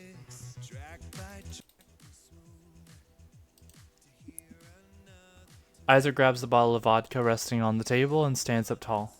And that means more shots! He slides a shot glass across the table in my direction. Dante does the same, but in Taylor's direction. Oh no. They really do want to test our tolerance. Ah. Prepare for trouble! He throws the bottle in the air. Make it double! Jesse! James. Let's see, what was the full chant? To protect the world from devastation, to unite all people within our nation. What was the full chant? I need to hold on. Let me pull out the full chant so I can say it. Not only did I almost never watched Pokemon, I also watched it in Spanish, so I have no clue what the chant is. He throws the bottle in the air and catches it with a flourish. Okay, so full Team Rocket chant. Prepare for trouble. And make it double. To protect the world from devastation. To unite all peoples within our nation. To denounce the evils of truth and love. That one's Jesse's line. Oh, oops. Hold on. Restart. I can do a decent Jesse. I can do a different. I can do some Jesse. Stay embrace it. Okay. Prepare for trouble. And to make it double. To protect the world from devastation. To unite all the peoples within our nation. To denounce the evils of truth and love. To extend our reach to the stars above. Jesse! James. Team Rocket blasts off at the speed of light. Surrender now or prepare for a fight. Meowtha! That's right! Oh my gosh. Ha! I genuinely almost never saw Pokemon. Like, I've only seen that in edits. He walks over to me and fills up both shot glasses with vodka. A moment later, he does the same to Taylor, topping us up. I tell him I'll do it as long as him and Dante do it too. You have yourself a deal. 4 for you, 4 for us. Oh no. You really want us to pass out, huh? Don't think your friend would like being stood up. We'll pace ourselves, don't worry. Remember, we're not leaving for 3 more hours. So you're saying drink up? I'm surprised you haven't already. As if that was a direct challenge, Taylor and I both take our shots. Then, in one swift motion, we slide the glasses over to Isaac and Dante. Filling them up almost immediately, Isaac then strikes a thinking pose. We should have a toast. Aw. To what? Taylor's inebriation is becoming clear as he wobbles slightly. If the earlier wager were official, I get... Oh, misread. If the earlier wager were official, I guess he'd be winning. I live by many rules, but one has never let me down.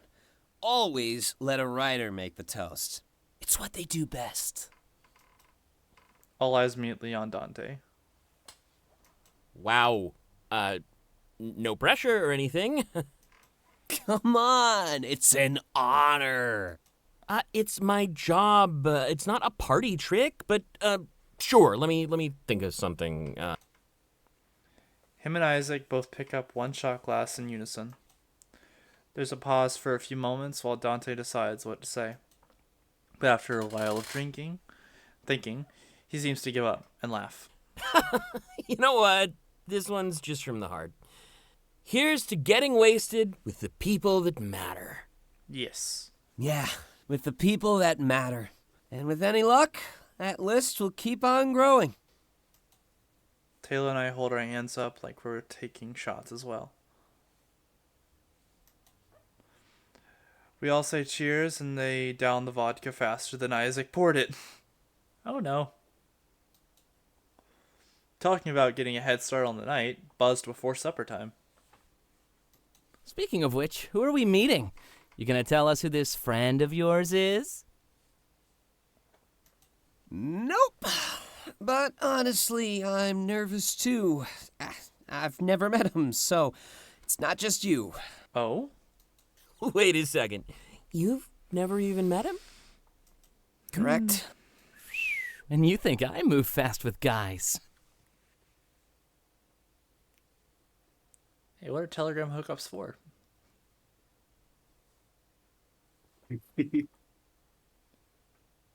Yeah. Hey, it's not like he's a stranger, man. He's just never been in town until today. But we've been friends online for a while now. Trust me, he's good. No need to worry. Well, if you say so. Anyone who gives me free booze is good in my books. I just thought you met him before with how much you've been saying. Nope. Just the anxiety making me ramble. Hence all the liquid courage we just ingested. Might want to switch to rum, though. Vodka's running dry. Oh no. He shakes the bottle with an embarrassed laugh. We've already gone through the whole bottle? Wow. Isaac must have a weird definition of pacing. Rum? I'm down. Nice. I'll go grab the cola. I think it's time to start mixing. Those straight shots are really starting to creep up on me. With dramatic flair, he acts like he's passing out. Then a moment later, his head rests on my shoulder. I laugh and exchange awkward glances with everyone else. Or maybe you could get it for me, Delta. I fear I've gotten a bit lightheaded over here. Bunny? I have no problem doing a favor for a friend, so I agree. But a temptation rises within me to mess with him before I get up. Looking down at him, I think of what message I'd like to send. Shove him off your shoulder. I'm gonna wrap an arm around him. Yeah. I wrap an arm around him and give him a tight squeeze. The others look a bit surprised, but Taylor sounds incredibly happy. I'd tell you not to let go, but I really wanted that cola. Ah, yes, the master of He's romance. so giddy about it too. Yeah, but look at his face. I love it. A lifetime of practice. A few chuckles fill the room as I stand up and walk towards the fridge. The cola is easy to find, even amongst the booze-filled appliance. When I make it back to the table, I notice that Dante is holding the rum. Oh no. Man, I'm gonna miss this. Huh? He sighs as he shakes the bottle, swirling the liquid inside. Well, we can always buy more. It's cheap stuff. No, not that. I meant all of this. In general. Huh? Sitting down with your best friends, getting drunk during the day, downing shot after shot like our bodies aren't starting to hate us. Oh, you mean youth. Oh. Yeah, but at least we made the most of it. Couldn't have asked for a better group of friends. Dude, I feel exactly the same way. I can't even imagine what life would be like without all of you. Just the thought of it is enough to keep me up at night. And it does. Oh? Finally confessing your feelings for all of us? Aw. Dude, no way. It's just, we're so close now, but are we still in touch in any of your visions? I shrug, since it's pretty obvious that I've never had a vision. But the rest of them exchange worried glances with one another. They didn't have anything to say. They didn't have anything to say. They didn't have to say anything. I know exactly what they're thinking. Oh. Exactly. I can't get it off my mind. I think of you all as my family, but in my vision, you're not even an afterthought. By now, Dante has fixed all of us on some rum and cola. The mood in the room took a turn for the worse, and I stare at my glass. Not sure how I fit into this conversation. I'm definitely still the odd one out. Hey, we're together now, and that's what matters. If you're constantly worried about the future, you'll never enjoy the present. We could drift apart, yeah, but no point in just moping around until it happens. Exactly. Like I said before, I like not knowing the future. Because though it would be nice to know that some things would go well, the idea that people I care about might not be in my future and I have to see and know that for certain makes me feel upset. The idea makes me sad. So that's why I prefer not knowing, and I just like to live in the present. Isaac looks up from his glass with a smile. Remember what you said about foresight in the group chat? If we know we might stop being friends, then we need to make the most of it. And I don't know about you, but I think tonight is the perfect night for that. You know what? You're right. But why do we have to drift apart? Who says we can't be friends forever? Fate, and quite literally. Well then, screw fate. I won't let anything take you away from me. I don't know if we're equipped to fight fate, man. And if well-wishing were a weapon, the world would be much better off. Let's just create some memories that we can revisit whenever we want. Even when we're no longer together. Isaac's mood is almost instantly reverses. And he holds up his glass. Now there's a toast. We touch our glasses together and take a large swig. And shame on you, Taylor. Using my own words against me? Guess it's true what they say, though. Your own advice is always better when it comes from somebody else. We're all creatures of self-doubt, man. Can't escape that. But don't worry, Isaac. I'm not going anywhere. I'm not sure if we can beat fate. But I promise to put up one hell of a fight. Yeah. That seemed like the perfect end to our discussion. Moving on to more casual topics, we slowly sip our drinks. But this is the first time I've seen the more negative effects of Komorebi. A group of people realizing they might not be friends forever. There's something so liberating yet terrifying about that. It almost seemed like a rite of passage into maturity.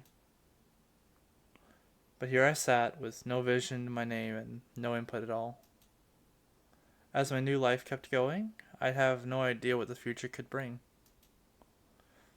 And that I thought alone was almost as liberating and as terrifying as the alternative.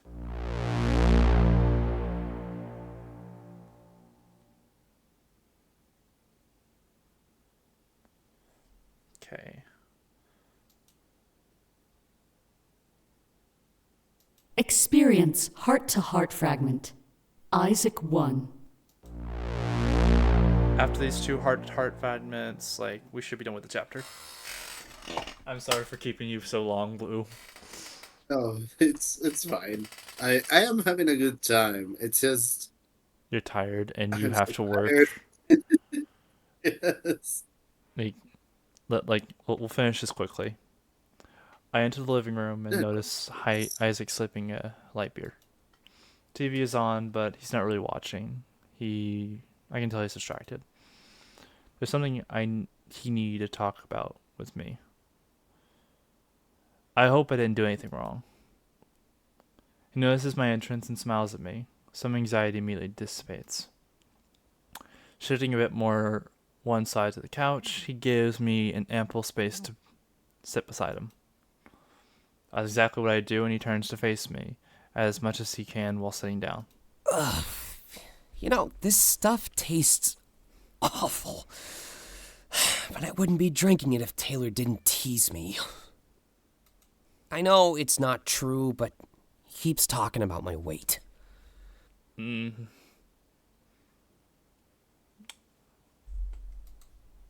Takes another sip of the beer. We did buy tons of junk food for this weekend, though. If I take it easy during the week, I can definitely binge on Friday. Might as well take action before something becomes a problem, right? Odd thing to say while drinking a beer at 2 p.m. True. Sometimes we just replace one problem with another. But don't worry. I care too much about work to do something like that. I only drink on days off, and I always make sure to pace myself.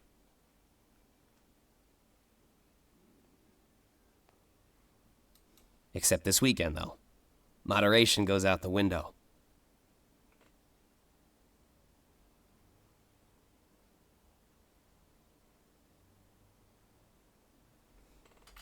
Haven't been to a nightclub in ages. I'm actually kind of nervous. You're cool. You're gonna fit in fine. You think I'm cool, huh?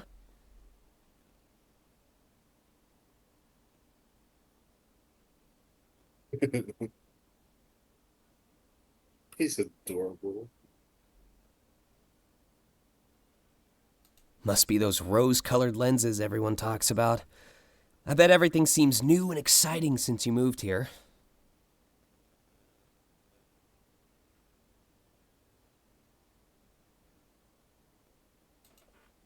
He takes one final chug, then crushes the can in his hands. There's a bit of an awkward silence after he does this, but I'm not sure why. I ask him why he wanted to meet here and ask him if I did something wrong. Oh, no. Not at all.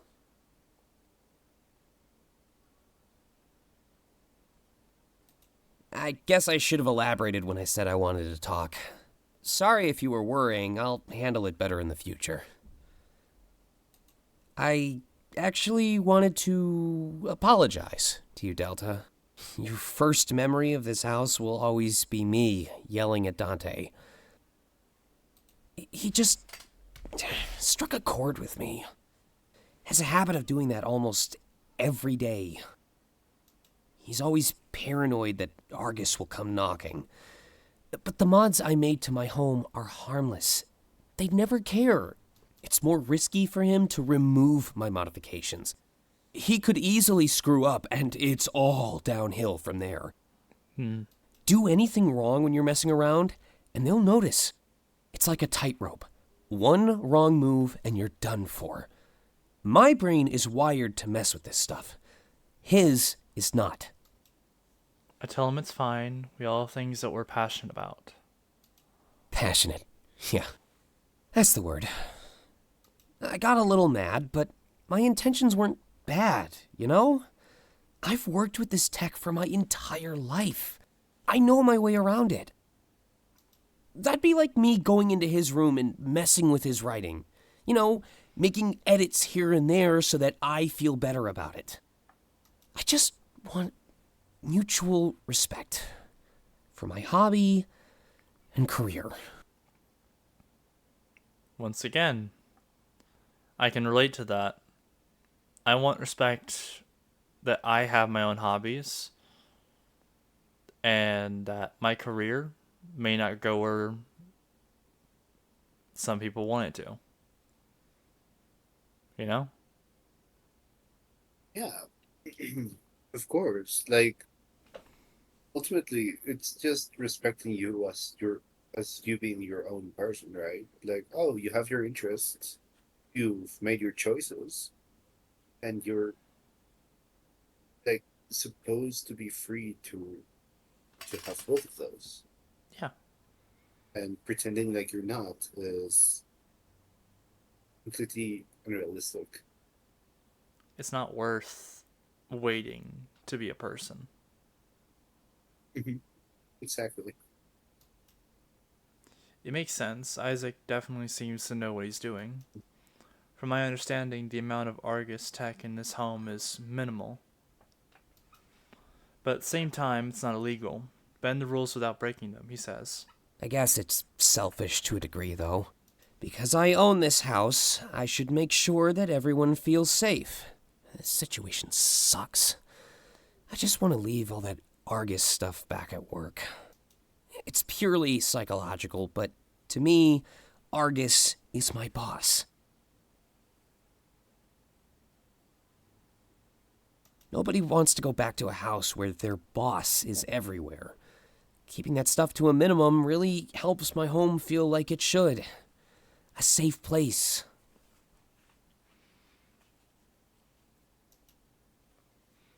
He shrugs.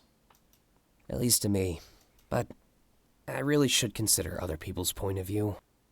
I'll just end up like Argus if I expect everyone else to live how I want. Speaking of which, there's something else I wanted to talk about. I mean, it's the real reason I asked you to meet me here today. The apology wasn't the real reason? Interesting. All this talk about how I want things to be, let's change that. There's something I've been meaning to ask you, Delta. And I wish I had more beer for this. More courage. He blushes and rubs the back of his head. Pretty sure I know where he's going with this. At least all signs support my current hypothesis. I just feel like we should get this out of the way as soon as possible. The feeling of tension in the air is starting to damage my calm. But let's face it, you chose to move here. To live with me. Did you mean anything by that, Delta? Oh, no. This was a lot easier in my head. Really, I'm just curious if you were interested in me. Oh, no. I hope this isn't catching you by surprise. We've been friends online for a while, after all. And moving in here is a pretty big gesture. He inches a bit closer to me, and he seems much more calm. I guess now that it's out in the open, his anxiety is disappearing. It's never easy to bring up the kind of thing he just brought up. I'm curious if the gesture was supposed to mean anything. Kiss him. Yes. Either way, I'm fine. I just couldn't stop myself from wondering. But if we do go out, expect me to be incredibly awkward. Oh. This does seem a bit sudden, but also natural. There's always been chemistry between us, and now we live together. It crossed my mind a few times, but it's clearly racing through his. No matter what, though, Friends until the end.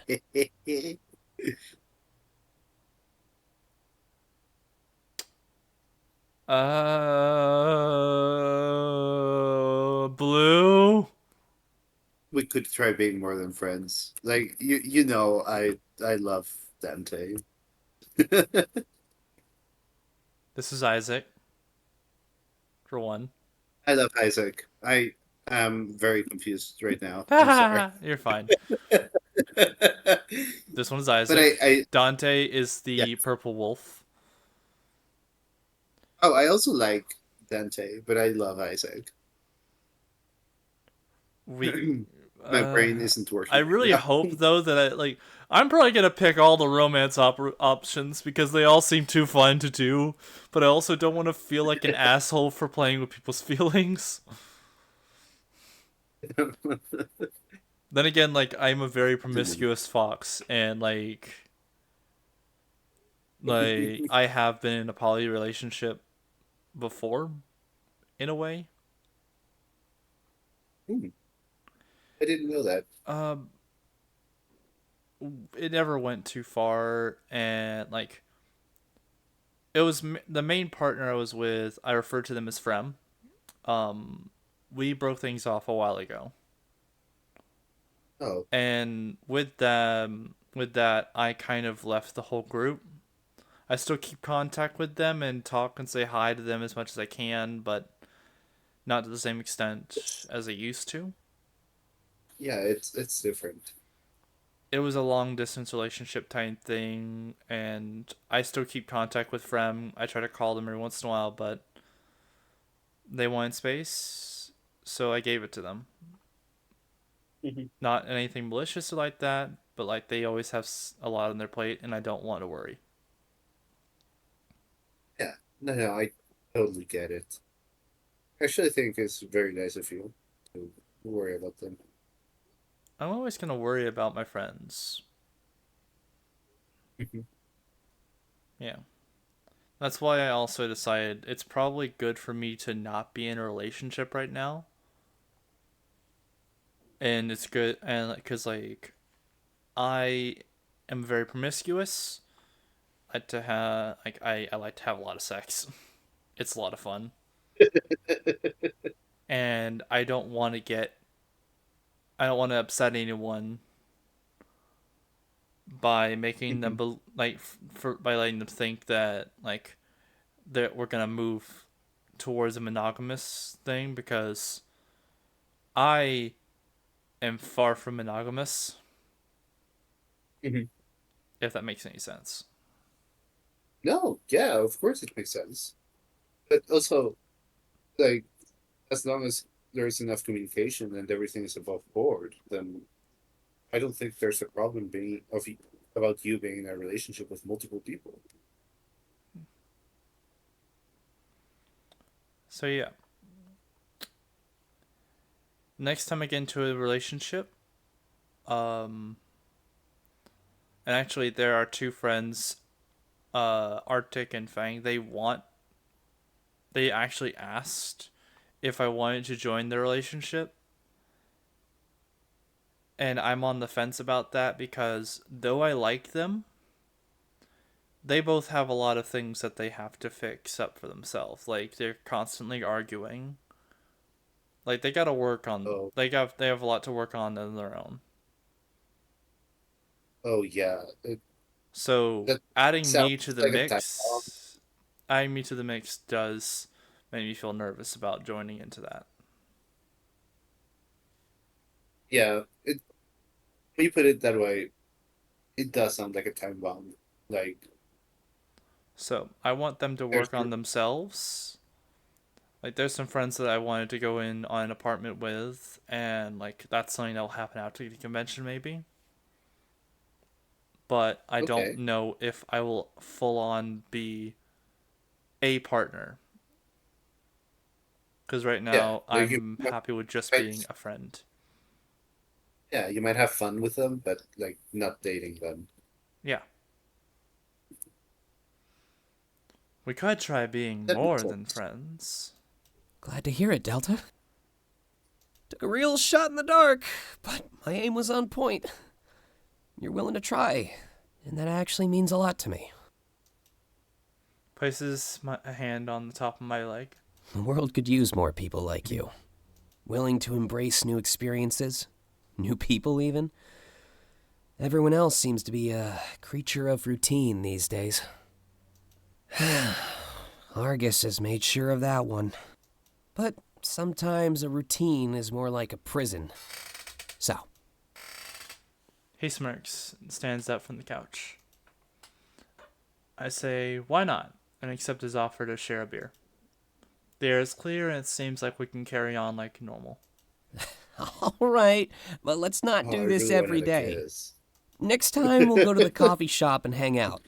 You know, it can be our first date, or whatever.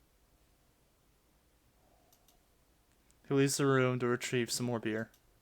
I feel like our bond has become stronger because of what just happened. Not only did I learn about him, but we made his situation more clear. This is another milestone in my life.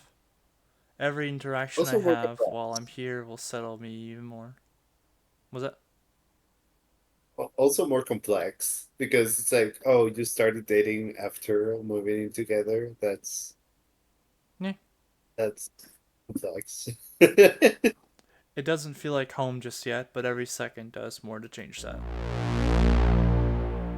I do hope that agreeing to be dating someone does not keep me out of the other dating circles.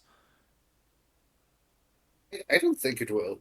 This doesn't strike me as a type of game that would do that. Experience heart-to-heart fragment. Dante 1. This is the last one for this chapter, and I'll let you go to sleep. I promise. I am sorry for holding you up for so long. No, it's fine. Like, if I really wanted, I would just leave. But you obviously like staying here, and I'm happy for that. Yes, of course. I love spending time with my friends. You're a very dear friend of mine. Thank yous. Thank yous. I enter Dante's room, bringing him back his lost wallet. He was too busy to pick it up at the coffee shop, and I was out running errands. Isaac did warn me about him, though, always having his head in the clouds. Hey, Delta. Thanks for following through. There's no way I had time to do that myself. Wow. According to my agent, I have 12 months left to finish this book.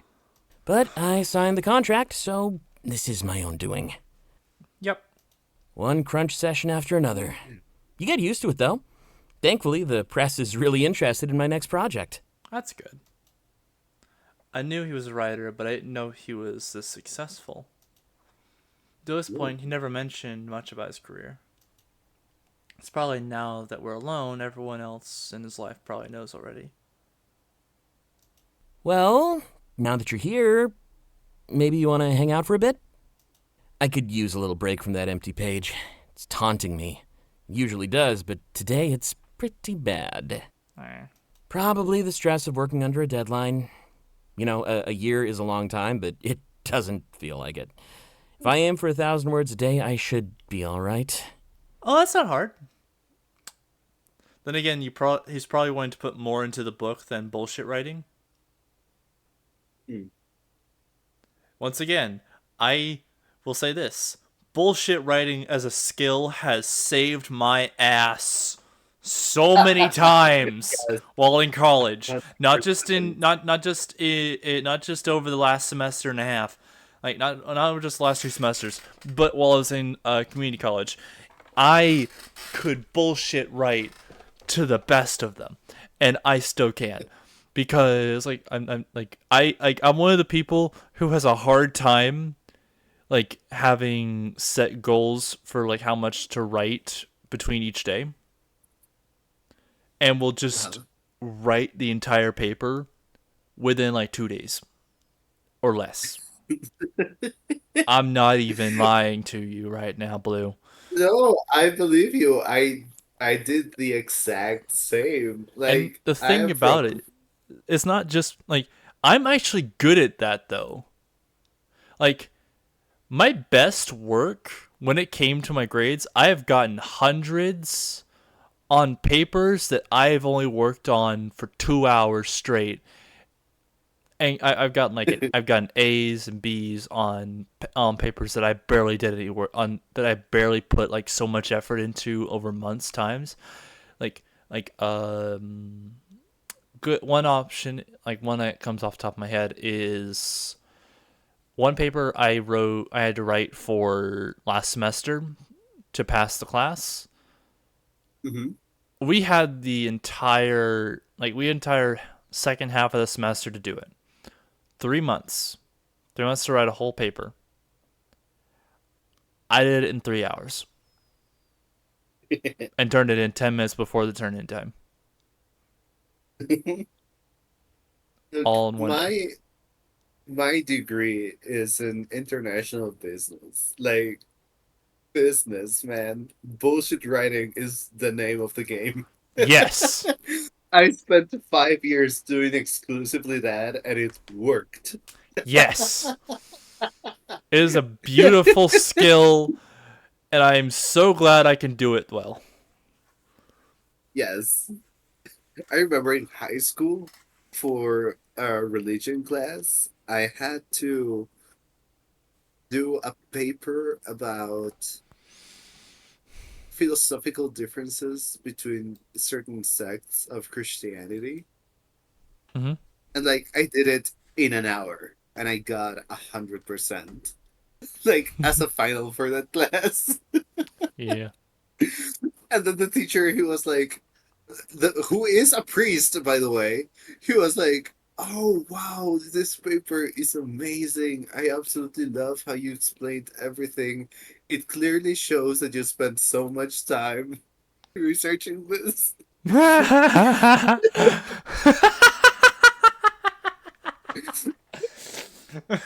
I was like, "Yes, I spent so much time. You wouldn't guess the amount of time I spent researching this."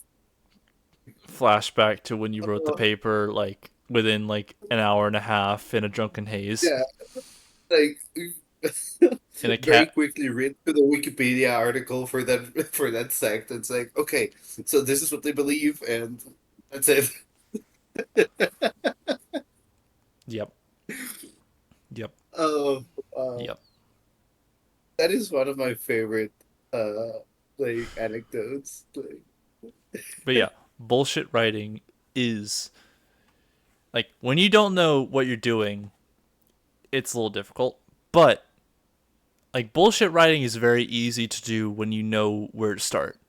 Like grab your resources, skim through them like a fucking monster. And then just start Frankensteining shit up the wazoo. Adding little bits of interjection in between to spice up the wording. Yes.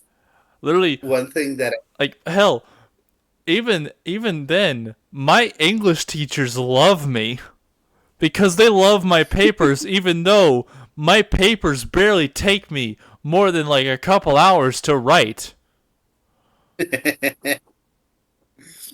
one thing that really helped me is that, well, I'm Costa Rican. The language we speak here is Spanish.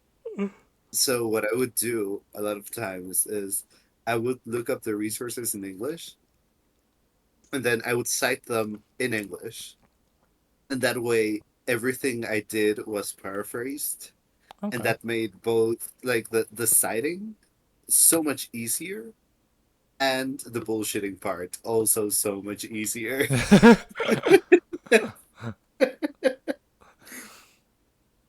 Once again, two by silly beans chilling in a stream, talking about the fact that we managed to bullshit through religious dirt.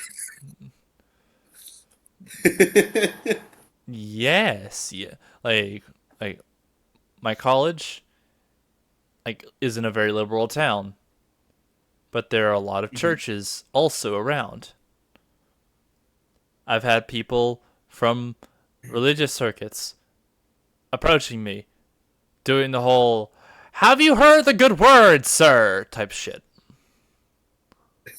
And I loathe it. I hate it. Please stop. I'm tired. I am tired of it. I'm glad you like it. But it's not for me. Please keep it on your side of the fence and not mine. Okay? Yeah, totally. Like, I don't mind talking about it because I genuinely find it interesting, like from a social science point of From view. a logical standpoint, it is a fun topic. It is when you start badgering it down my throat and try to yell at me to believe your stuff when I start having an issue with it. I was raised Catholic, I was raised Christian. and so And of course, like I've told you, I've kind of half rambled about the fact that my parents steal from me, berate me, get mad at me for liking furries and femboy stuffs, and like being in that. And if I'm not, but as well, on top of all that, they get mad at me because they're like, "Why don't you read your Bible?" And it's like, guess what? You want to hear some? You want to hear a secret? You want to hear a little secret deaky deaky? I read the Bible. It sucked. I read through the whole damn thing, and I hated every minute of it because it was so preachy and stupid. yeah, I read the thing. I read it. I don't like being forced to read it. I have read it as light literature before, and I don't want to do it if you're forcing me to. yeah, totally. Sorry. Hey, Inu. Oh, That's one of the. I believe it's one of the founders. Yeah, Inu, how you doing? Sorry you had to come in as I start scream ranting into the microphone. Now we'll say this. If you are in a religion, organized or other, I'm glad for you. Don't shove it down my throat. Yeah. I am no longer Catholic, mainly because I don't believe in organized religion. I am between agnostic and atheist. I'd like to keep it that way. Like, agnostic. Like, I don't think anybody knows what's going on. But I do believe in a lot of like the things that like a lot of religions preach, right? Like about being a good person, right? And You don't have actually to see be that religious to believe that. exactly. And like I actually did read the Bible, and I was like, oh, like a lot of what Jesus says, like I agree with it. I don't agree with organized religion or most Christianities, but like the actual words make sense.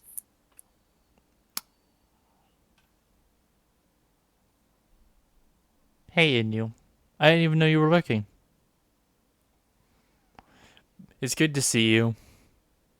Also, I hope you I hope you haven't minded the fact that occasionally me and Blue go on tangents. But yeah, It's part of the charm. it's part of the fun. But yeah, Yes. going like quickly get the sun and then we can get back to the story and let you go to sleep. I have been approached by all manners of Christian religious Judeo-Christian. Judeo-Christian. That's what I was looking for. That's the word. I have been approached by every flavor: Mormons, Judaism, Catholicism. I've been approached by all of them, and I want them to stop. Yes. like it is really annoying when they won't stop trying to convince you. Because I'm glad you like it. I'm glad it's something you like to sit and enjoy for yourself. But I don't care. Past light reading and knowing the facts that come from it, or rather, what most believe to be the facts that come from it, I don't care. Yeah. I I stopped would caring a like long very time much- ago. Yeah, I would like very much to get myself some copies of like the Quran, the Torah, the Vedas. Just to from have it Hinduism. as like reading on your shelf. But it's not something that I want to live hard fast by. Because yeah, it like- is not who I am. Mhm. Yeah, I would like to get them to read them to know more about like the religion and the culture. But again, like as a social science thing, not as a actually interested in believing this. Yeah. I don't care to be shoved into it again. My mother's trying to. My father Oh, is helping my mother try to. My sister. She is slowed down to where I don't have to go to church every Sunday with her anymore. oh, that's good. She doesn't force me to come along. On holidays, she asks that I do so. Like a holiday where it's her and the parents and maybe my brothers. We all go to my sister's church, and I half listen and Yeah. draw in the pew because I could not give less of a shit. Yeah. Literally. My birthday was the 21st of April. You remember this. On the 20th Yes. was Easter Sunday. They had me go with them to church on Easter Sunday, wearing something nice. I like nice pastel colors, but I also don't really care for. I don't care for, like Looking nice for church. looking nice for church. I don't care for the collared shirts. Okay. Hell, at some point, I would like to be able to wear a dress just to mess with them. I am a That's the femboy best after all. gender That's the best type of gender expression to spite people. Yes. I am a he, they. I exist in the center. I will yas bitch the hell out of you. It's also like in my experience, it's also very hard when you have to sit down and listen to somebody say like Hydrate, you bigoted bastard! things Hydrate! about you without them realizing they're talking about you. Yeah. Oh yeah, Inu. Let's see. For all that have not noticed yet, there is a new redeem. It does require 50,000 points. If you get to 50,000 points and redeem it, you get a free sub. Oh. That's what it does. Yes. And I did put it under the name. You fucked up. Yes. The reason why I put it under only that saw the name name. I is only saw the name and I thought it was going to be like an annoying soundbite. well, I mean, it says it in the description, so if you click on it, you would be able to find it. Yes. So it's not really a surprise. Plus, if I didn't put it in the description, I would forget.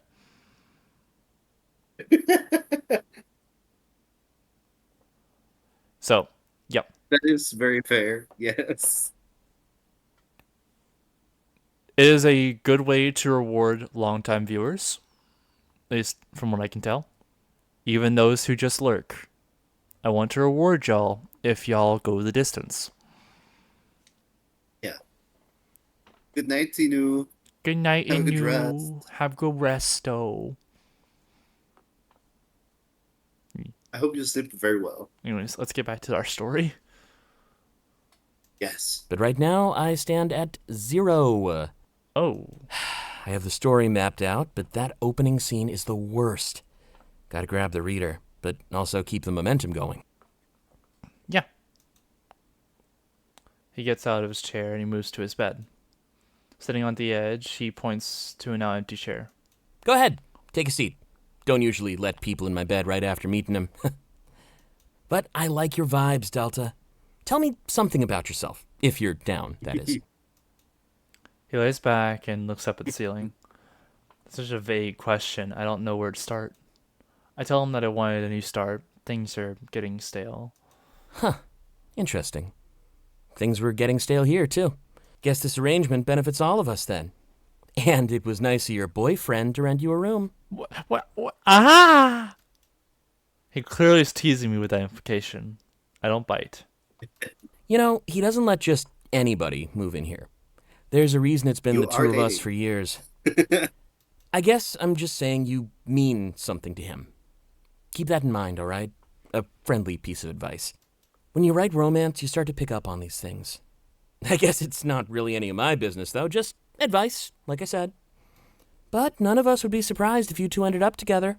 Aw. I nod and thank you for the advice. Just don't mess with those mods he makes. I got off super easy when you arrived, trust me. It's so bad, I just tell myself to take his insults as compliments. The people we hate are usually the ones we love the most. He wouldn't crack down on us if he didn't want us to grow. Aw. He sure likes talking about Isaac, huh? Very much so. I try to change the subject and shift it more towards Dante. Curious what takes over his mind. So, I ask him about his next book. I wish I could talk about it, but I can't. I'm under a strict NDA and a bunch of pesky red tape. In fact, I think I've already said way more than I should. Ah. Fair. I ask him to tell me more about himself then. I don't know about that one, Delta. I'm a writer, so I know a lame story when I see one. Wow. Basically, grew up in a library. All I did was read books day after day. Picked up the skills to write my own, and here we are. A few book deals later, and I live under crushing stress. Sounds about right. I'm also a writer, and I understand. I don't have any writing deals like that. I mainly write small poems, and it's mostly for myself. Ooh, Like, I'd like to see that. I've tried to write poems. I've tried to write some music. It's stuff I keep to myself that I probably won't ever publish unless the opportunity comes along. Okay. Yeah. If you ever feel like sharing, I would very much like to read those. If you look up on Reddit, under an old account of mine, I no longer have access to anymore because bullshit reasoning.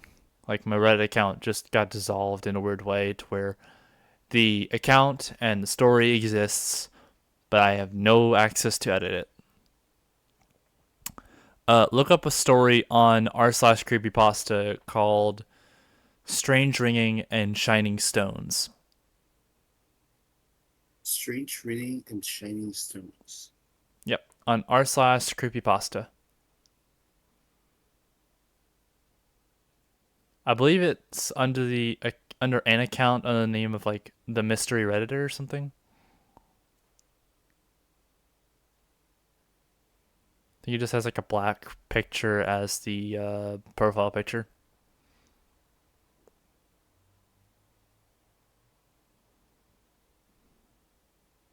Oh. Did you find it? What did you say the subreddit was? No. Huh? What?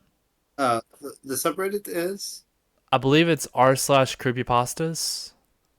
If not r/creepypastas, maybe it's r/clancypasta.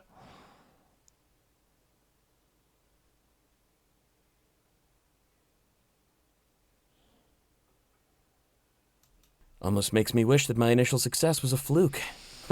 We all have foresight, except for where we need it the most. Fair enough. I think that's all you'll get out of me right now, though. Maybe we should grab a drink sometime, chat a bit more? definitely. It's I mean, strange if you're ringing down for that. and Strange ringing and shining stones.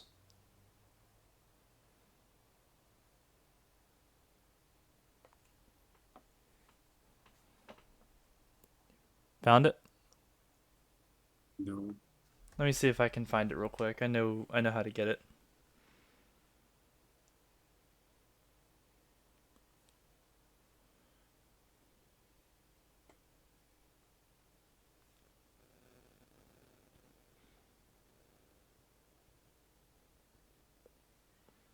Actually, wait a second. History.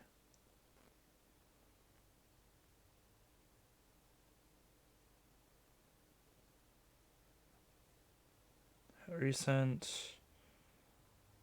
Upvoted.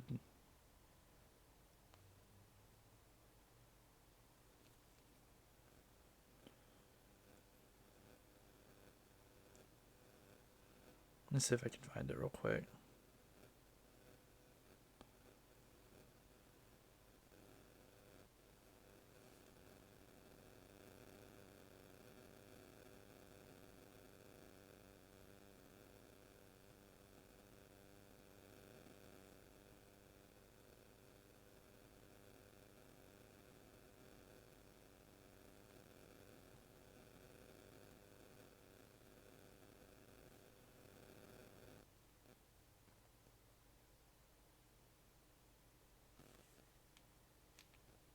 Finding anything like that. I'll see if I can find it. I know how to get to it. Posts.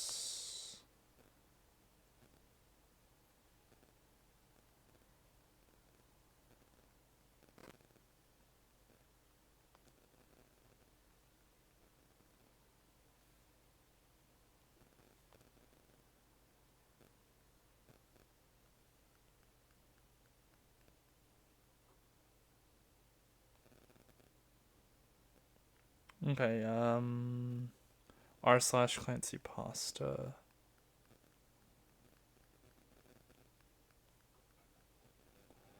No, not mean to go to r/Classy Porn Stars.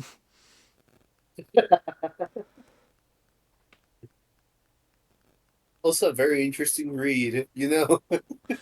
Yeah, I guess fair enough. Let me see. Oh?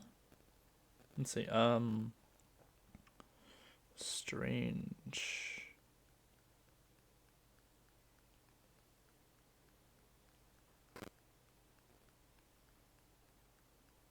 You've been streaming for 6 hours and 3/4. Yes. That's crazy. Found it. Ooh. Okay, so Mystery Redditor 774 is my current Reddit account. This was my old account under the name mysterious_maker17. I posted this story exactly 6 years ago.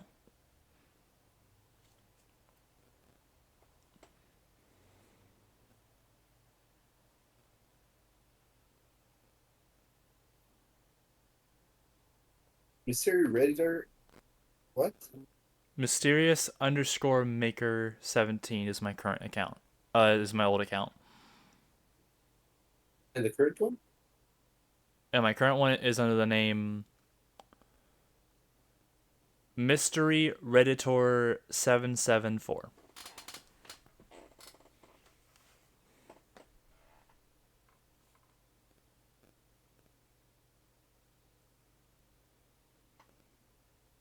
At some point, I lost access to my old Reddit account and couldn't get it back. So I made a new account and attempted to attach to the old, but I still couldn't do anything about it. So that story just kind of exists on its own now. I'll send you a link to the story, that way you can find it too. Yes, please. Copy link.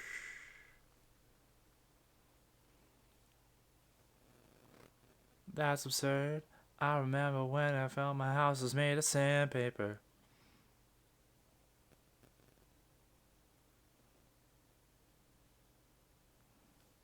there's the old story.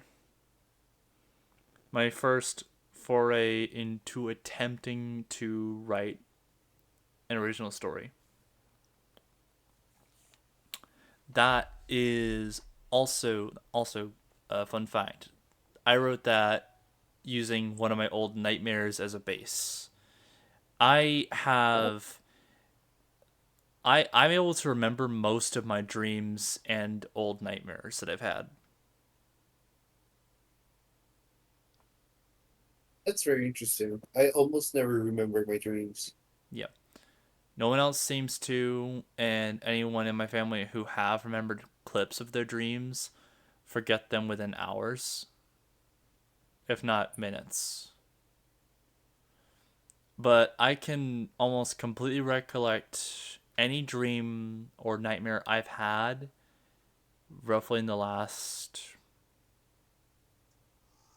since at least from the age of 7.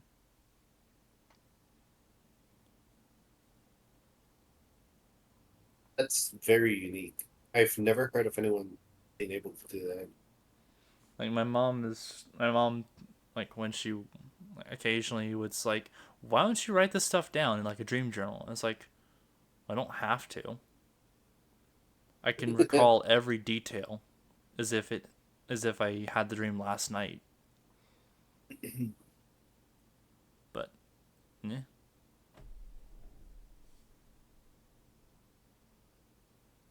But yeah, I use the base of the story, like of Nightmares as that. Anyways, I mean, if you're down for that, I'd suggest the club, but that night is going to be a drunken I'm blur. totally gonna read If it, we're talking about next week, however, my probably schedule tomorrow. is wide open. what's up? Say again. I'm definitely gonna read it tomorrow. I hope you like it. Yeah.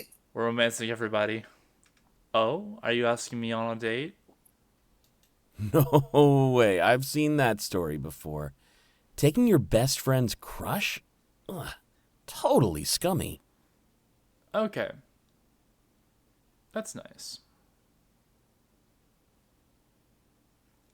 So either A, the story is it's reacting to who I chose to riz up beforehand, or this was something that was going to happen regardless, where it's like, oh, someone who lives in the apartment with him, I'm not going to touch that with a 10-foot pole because I would rather not cause rocks to be thrown.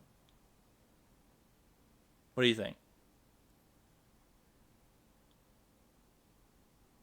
Unless you'd be open to a group arrangement. I don't Kidding. know. Kinda. Not many It stories would go be that easier route. if Could you- be interesting, though. If you had a save state from before you made the decision, I could have made Would- one, but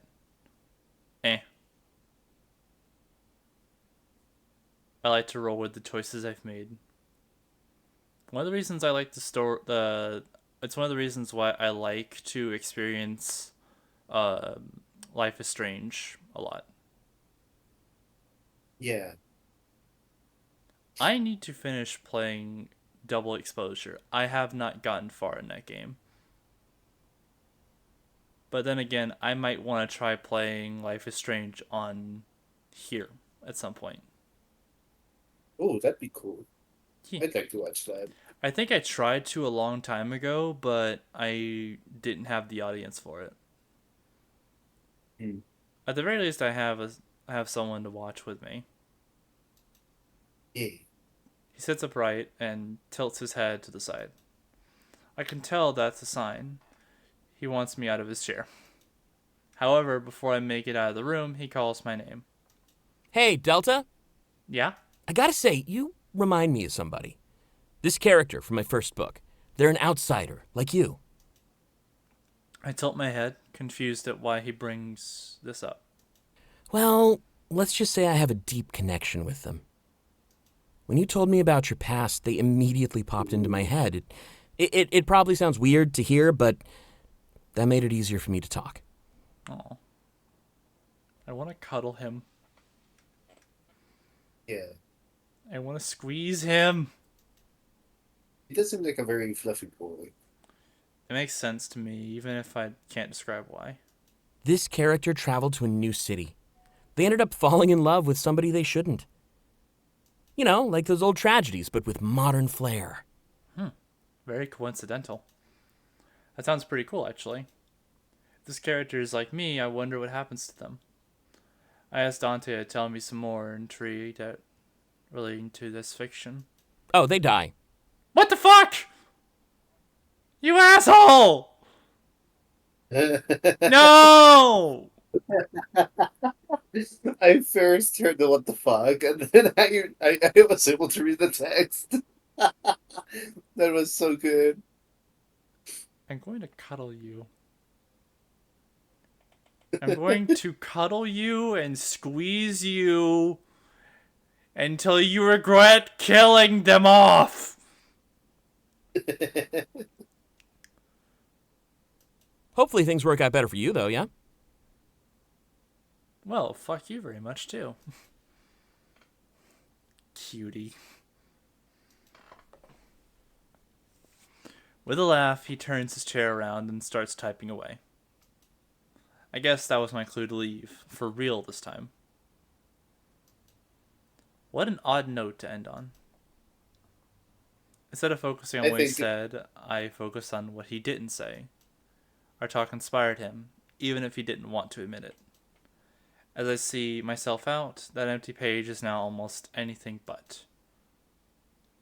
Hopefully this new story has a bit of a happy ending. I think it is a scripted thing. Now, like, after we finish the encounter, I think it was a scripted thing. I don't... Yeah, this will become available in future fragments. Experience culmination fragment. The nightclub outing? No. Okay, so yeah, that completes the... Experience supplemental fragment. A weird feeling. I'm assuming the supplementals are different paths you can take within specific clips. Let's go ahead and take a look in the journal. View which journal entry? Journal 1. Probably.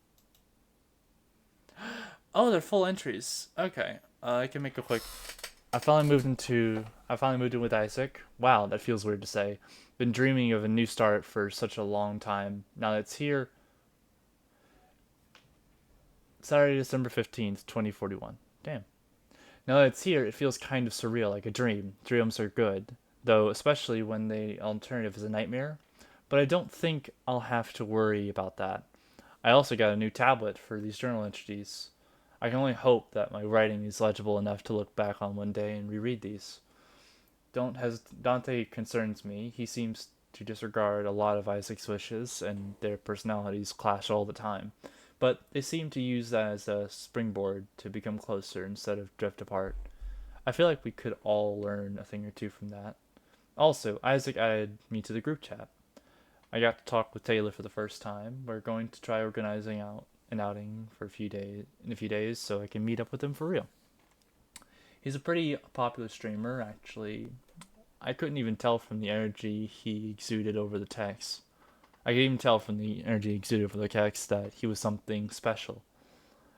I don't throw the term born entertainer around often, but he's a born entertainer. I could tell he's a bit concerned about his public image, though. He kept telling Isaac and Dante not to fight, since he didn't want any scandals on his shoulders. That's a ticking time bomb, though. I've only been here for 1 day, and I can already tell they fight on a daily. Whenever I write about these people, I feel happy. Definitely made the right choice. View which journal entry? I'll probably read the rest of these on my own. That way, Panda's not stuck here for like an extra 10-15 minutes just listening to me read, even though I don't think that they would mind. Yeah, I wouldn't mind. But you have to go to sleep. Yes. So yeah, I'll read the rest of them. I'll read the rest of them later. I think I'm gonna go. I think it's time for me to raid out and find somewhere to go to sleep. Like find myself time to sleep. Thank you very much for having me. I really appreciate you inviting me here. Okay, I have since you're an heading amazing time. out and I'm gonna be heading out now as well, let me at least raid out first before we head off the Discord. Is that all right with you? Let's go Yeah, yeah, ahead and save on the file. of course. Okay, I guess Well, that's. blessings on. Thank you all for coming. Thank you for staying. Thank you for watching the show. We've loved seeing you all appear and have your own little insights. Yes, and we really, really appreciate all of you who decided to be here, to lurk, to talk. It's very, very nice of you to support Mystic. And like, I enjoy every moment that I can talk with my friends. And this community here is quickly becoming a massive group of friends for me. And I'm very happy to hear that and see that. Now, Yeah. let's find a friend that we can raid out into. I wonder if Glass is still going. Yes, he is. What is he playing right now? And I believe he is playing Fortnite. Yes. How long has he Still been playing going, Fortnite. though?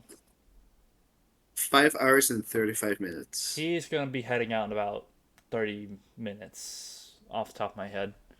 He usually doesn't stream more than like 6 or 7 hours, and I don't think it'd be very wise to rate him this fast. Like this close to the end of his time. Let's see, who else do I have on the browser? Careful. We're good. Okay. Okay. Ooh. I know exactly who to raid into. Okay. We're going to raid into a very dear friend of mine, also known as Radium Dezu. At the moment, they are playing music. If you like any of the music that I play and sing along to here, you will definitely love going over to where they are. Let me go ahead and just get a quick preview going. Let me see.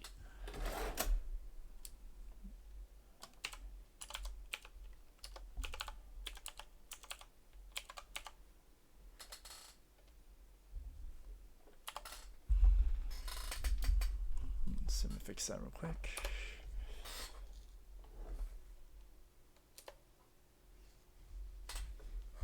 Let me find. Okay.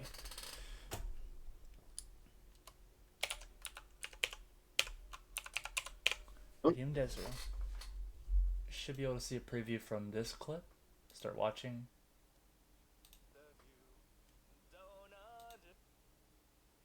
He has a very lovely voice. And I think you will very much love to be here. He has been going for about 1 hour and 45 minutes, and he usually goes for at least another 2 hours afterwards. So it's perfect. Now, like, he has a bit of a bigger community, but he's also probably one of the kindest people I've met, aside from the Borb and the Burt and the blue one above me at the moment. He is a very kind dear. If you like the ridiculousness that happens here with our sexual content of just not giving a fuck when it comes to talking, then you'll like his because he's also a very silly deer. Please be respectful though. He's an 18 plus streamer, but stay within TOS. We don't need him going out too. Like I don't want to be going out of this way too early, and I don't want to push someone else out way too early either. He's a very awesome person, and I hope you enjoy. Let's see. Let me go ahead and hit the raid button. cannot. This is very interesting. I cannot trigger a raid on your channel, even as a mod. I didn't know that. I may have to add that as a mod permission. I thought that was automatic though. Give me. I'll fix that later.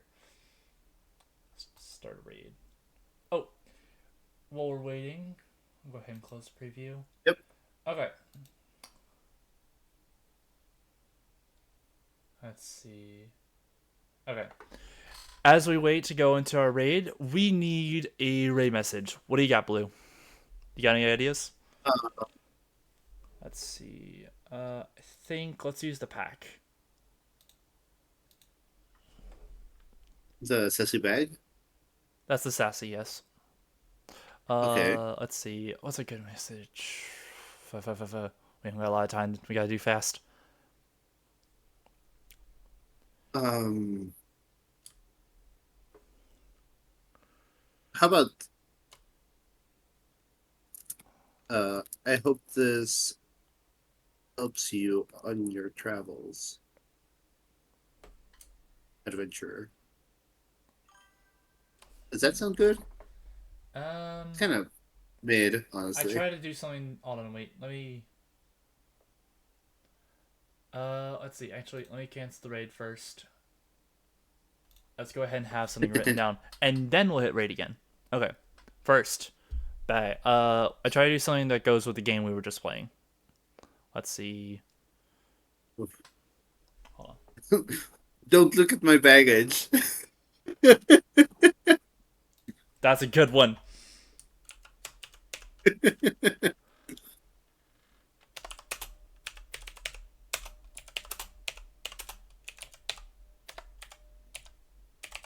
Let me get it. I got it. Don't look at my baggage. Exclamation mark. And danger. Back at the front. Danger at the danger. Danger at the back. Okay. Okay. If you don't have access to the danger one, then feel free to use any other emote that you do have access. It's As we've stated, if you don't have access to my emotes, feel free to use whatever emotes you may have access to. Something that fits perfectly. Now, let's go say hi to a deer. also feel free to subscribe so you do have access to the danger emote. Always remember that you can do that. Yes, we know. Okay, I'll go ahead and put that into the chat. Now let me do it again. Slash.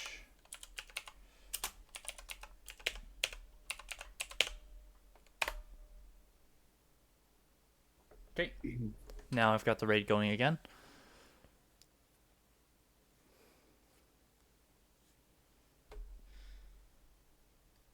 Okay.